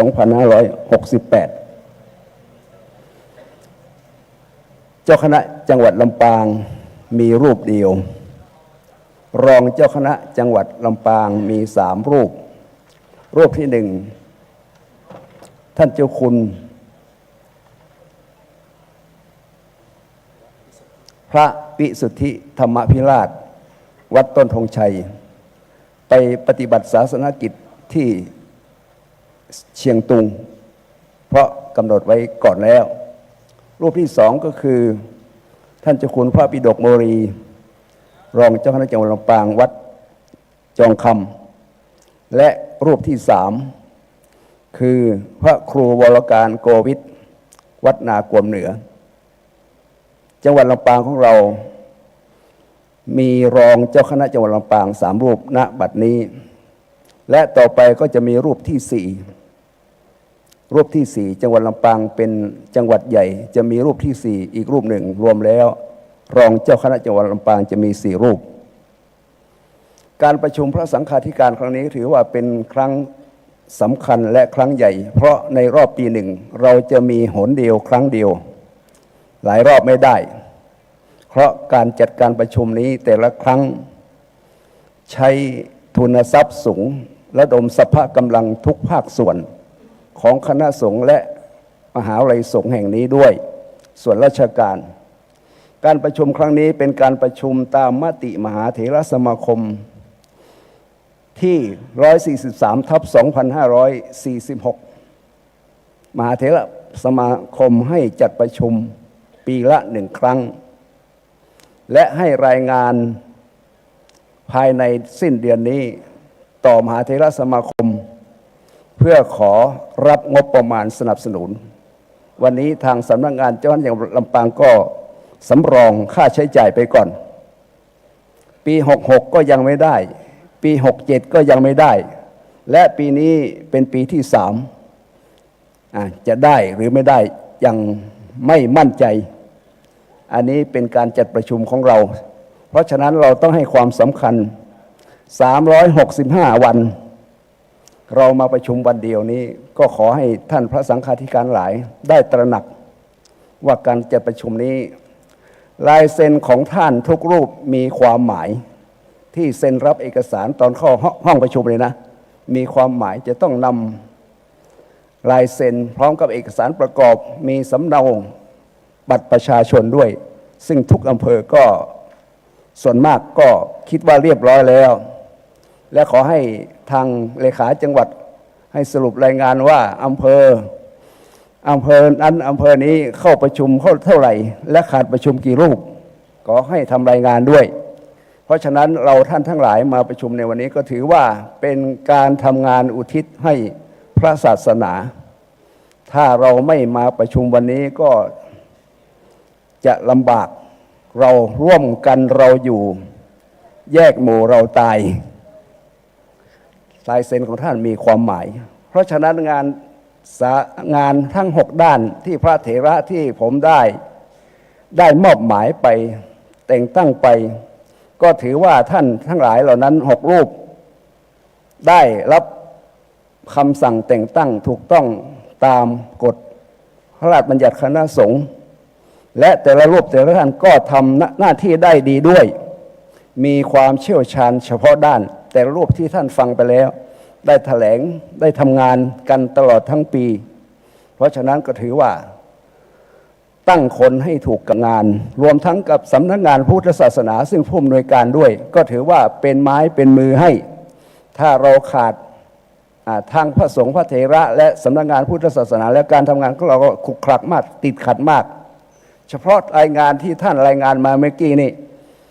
ลำพังเจ้าคณะจังหวัดลำปางทำไม่ได้แน่นอน ก็อาศัยท่านทั้งหลายได้ช่วยกันคนละไม้ละมือเสียสละกำลังทรัพย์เสียสละกำลังกายกำลังใจสติปัญญาทุกสิ่งทุกอย่างเพราะฉะนั้นงานอันดับแรกคืองานการปกครองคณะสงฆ์ก็ได้มอบหมายให้พระครูอนุศาสตร์วรธรรมเป็นหัวหน้าฝ่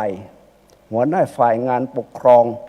ซึ่งท่านก็ได้ทำหน้าที่ดังที่ท่านได้แถลงไปแล้วงานของการปกครองนี้นับตั้งแต่การสร้างวัดตั้งวัดขอพระราชทานวิสุงคามสีมาควบคุมด้านนโยบายงานสร้างวัดจังหวัดลำปางของเราปัจจุบันนี้มี750กว่าวัดรวมกับที่พักสงฆ์157วัดก็รวมแล้ว907วัดแห่งก็ถือว่ามากงานที่ขอฝากกับท่านทั้งหลายก็คือการตั้งเจ้าอาวาสเจ้าคณะตำบลนี้เป็นอำนาจของเจ้าคณะจังหวัดในการแต่งตั้งเจ้าอาวาสเจ้าคณะตำบลหรือรองเจ้าอาวาสผู้ช่วยเจ้าอาวาสวัดใดที่มีคุณสมบัติครบถ้วนถ้าส่งรายงานมาผมก็จะตรวจรายงานบทเมื่อไรอุปสมบทเมื่อไรต้องอ่านให้ประวัติทุกคนถ้ามีคุณสมบัติถูกต้องก็ตั้งได้ถ้าคุณสมบัติไม่ครบหรือมีความสงสัยอย่างใดอย่างหนึ่งก็บางทีก็จะต้องสอบถามไปโดยตรงซึ่งในเอกสารที่ท่านได้รับแจกนี้ก็ถือว่าเป็นเอกสารที่สมบูรณ์วัดชื่อฉายาอายุพรรษาตลอดถึงเบอร์โทรศัพท์นี้สำคัญสมบูรณ์มากข้อมูลทุกอย่างก็อยู่ที่นี่หมายเลขโทรศัพท์สำคัญโทรศัพท์มือถือบางทีก็จะต้องโทรเข้าไปหาท่านโดยตรงเพื่อติดตามงานขอให้ท่านทั้งหลายได้รักษาไว้นะเล่มหนึ่งราคาเท่าไหร่เลขานุการต้นทุนเท่าไหร่บาทครับ80กว่าบาท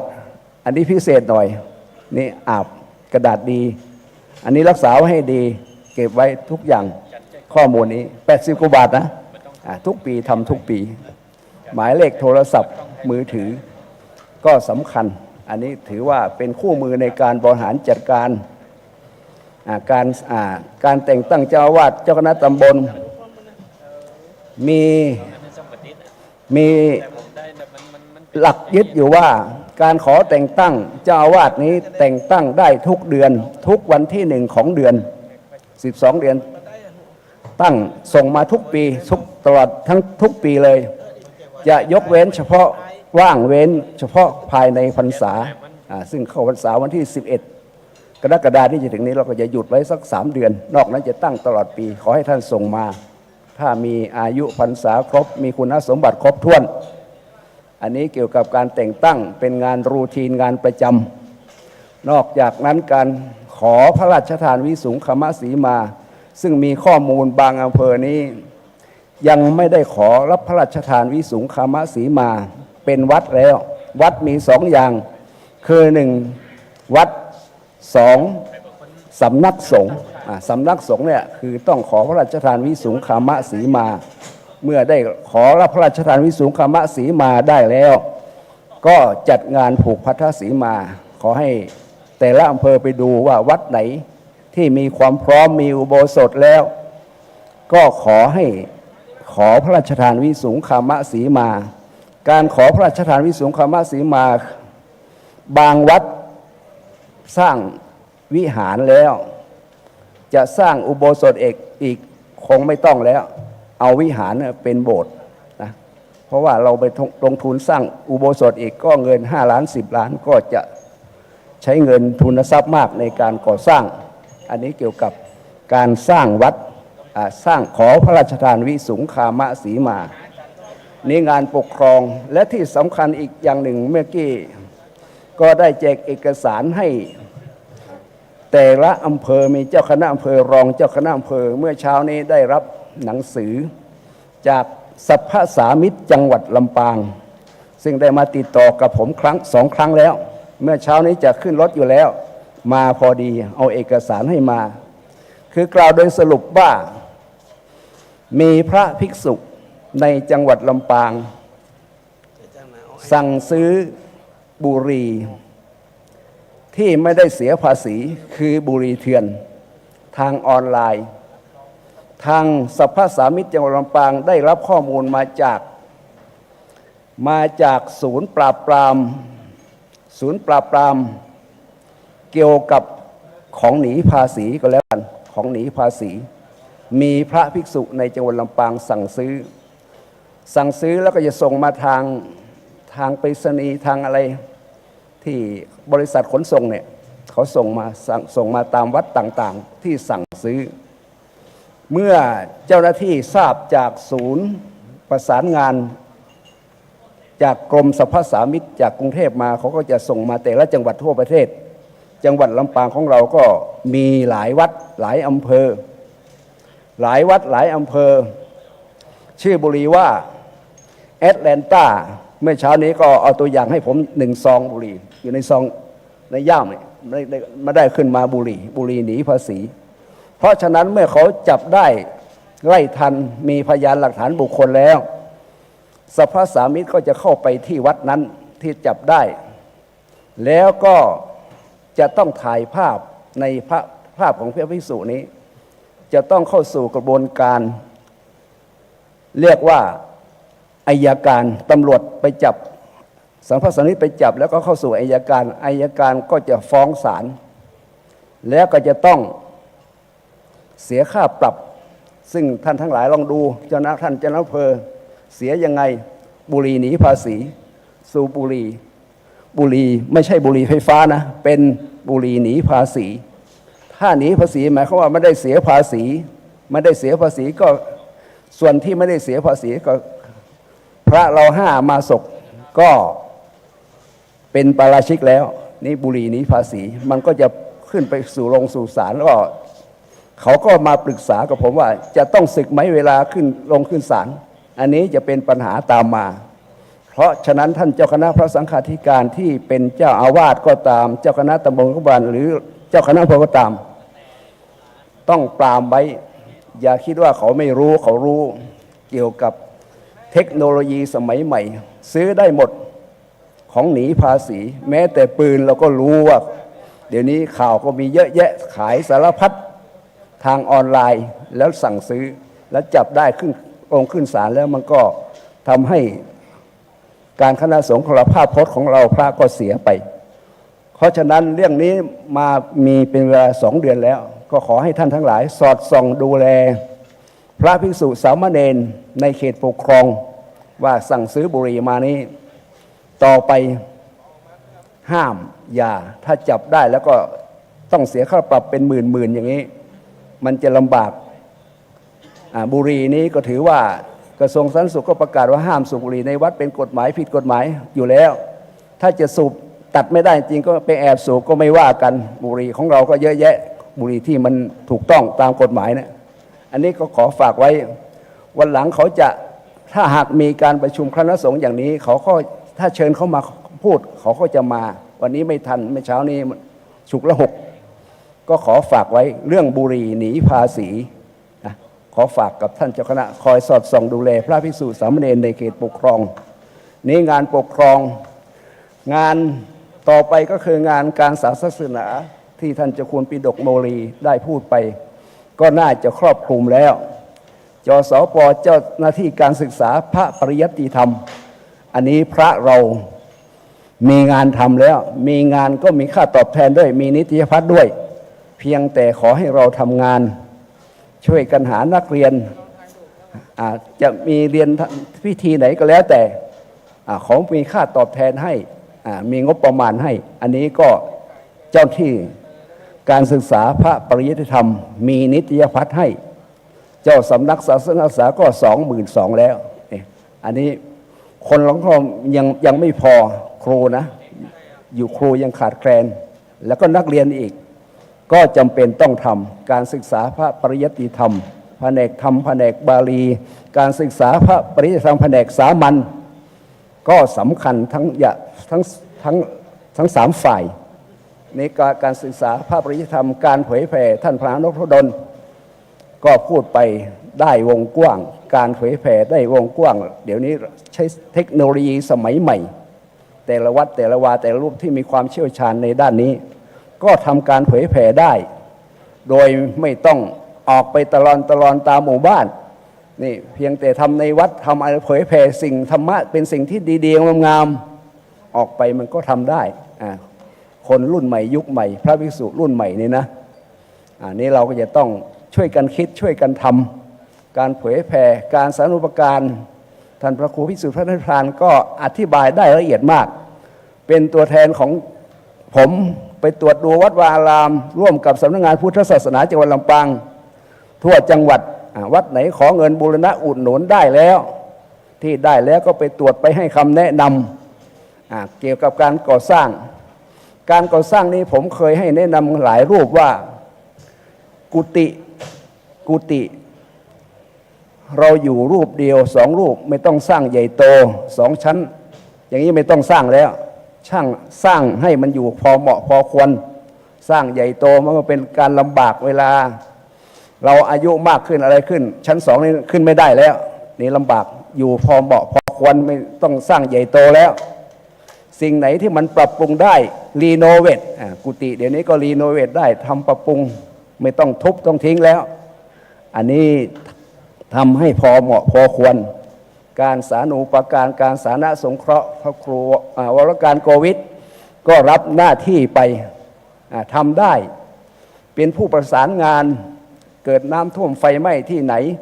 อำเภอไหนจังหวัดไหนเราช่วยกันอย่างที่ปีที่ผ่านมาจังหวัดเชียงรายจังหวัดพะเยาแพร่น่านเกิดน้ำท่วมอุทกภัยจังหวัดไม่ต้องทำหนังสือออกเพียงแต่ใช้เทคโนโลยีสมัยใหม่เชิญชวนคณะสงฆ์ร่วมช่วยน้ำท่วมไม่ได้ทำหนังสือขอเป็นลายลักษณ์อักษรก็มีคณะสงฆ์เราเนี่ยช่วยกันได้เงินตั้ง800,000 กว่าบาท800,000 กว่าบาทสาธารณสงเคราะห์800,000 กว่าบาทเงินมากไม่ได้ขอเราก็จัดถวายไปคราวสอบนักธรรมตรวจข้อสอบนักธรรมชั้นตรีจังหวัดละ160,000 กว่าบาทก็ถือว่าเป็นเงินมากได้มาโดยที่ไม่คาดคิดว่าจะได้อันนี้ก็เป็นน้ำใจของพระมหาเถรานุเถระทั้งหลายท่านเลขานุการเจ้าคณะตำบลเจ้าคณะอำเภอพยายามเก็บรวบรวมข้อมูลต่างๆรูปภาพที่เราถ่ายเรามีโทรศัพท์มือถือเนี่ยเป็นแฟ้มสะสมงานไว้ในรอบเดือนรอบปีของเราทำอะไรที่ไหนเมื่อไรอย่างไรมีคำอธิบายใต้อักษรใต้ภาพนั้นอย่างล่าสุดนี้ที่อำเภอเสริมงามโรงพยาบาลเสริมงามจัดทอดผ้าป่าเพื่อซื้ออุปกรณ์ทางการแพทย์ทางผู้อำนวยการก็มาหาผมเอาซองผ้าป่ามา1 ซองว่านิมนต์ไปรับผ้าป่าความจริงเขามาขอความสนับสนุนผมก็บริจาคไปบริจาคเสร็จแล้วทอดผ้าป่าเสร็จแล้วถามว่าได้เงินเท่าไหร่3,500,000 หลวงพ่อพระพรหมมงคลวัชโรดมให้3 ล้านนอกนั้นอำเภอเสริมงามและเครือข่ายก็ได้400,000 3.5 ล้านก็สามารถซื้ออุปกรณ์การแพทย์ได้อันนี้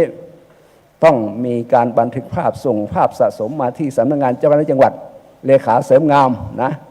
ท่านเจ้าอำเภอพระเถรานุเถระบันทึกภาพไว้ก็จะเป็นสิ่งที่เราทำงานที่ได้ปริมาณงานมากและเงินมากด้วย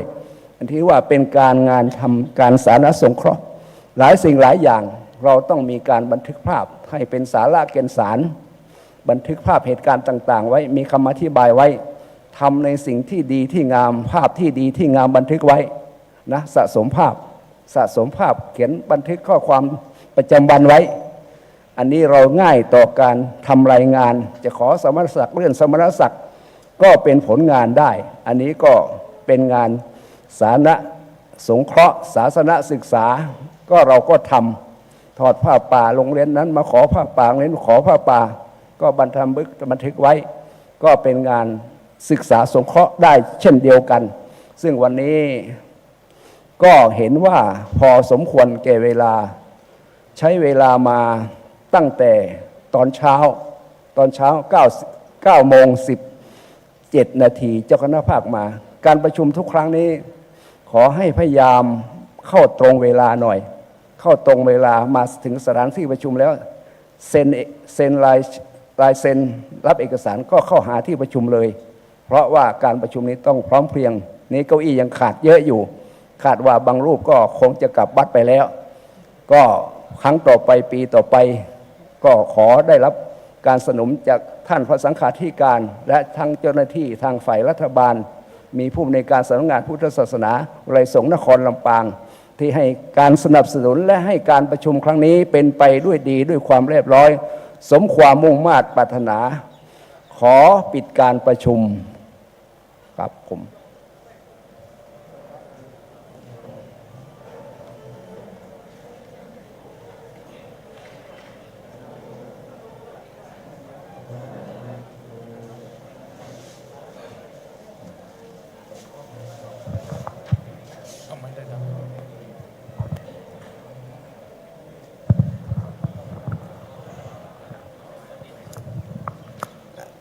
อะระหังสัมมาสัมพุทโธภะคะวาพุทธังภะคะวันตังอภิวาเทมิ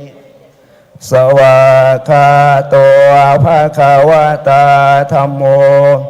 ธัมมังนะมัสสามิสุปฏิปันโนภะคะวะโตสาวกสังโฆสังฆังนะมา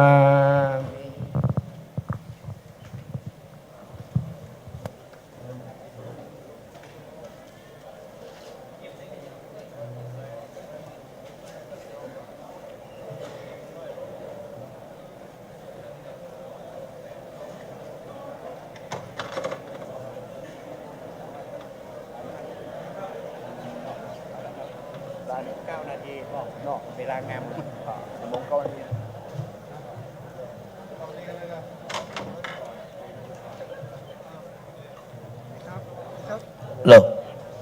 กับโอกาสนี้ในสำนักงานเจ้าคณะจังหวัดลำปางกับมหาวิทยาลัยมหาจุฬาลงกรณราชวิทยาลัยวิทยาเขตวิทยาลัยนครวิทยาลัยสงฆ์นครลำปางกราบขอบพระคุณพระเดชพระคุณทุกรูปนะครับต่อไปนี้ก็เป็นหน้าที่ของเลเบอร์นะครับที่จะต้องทำงานครับ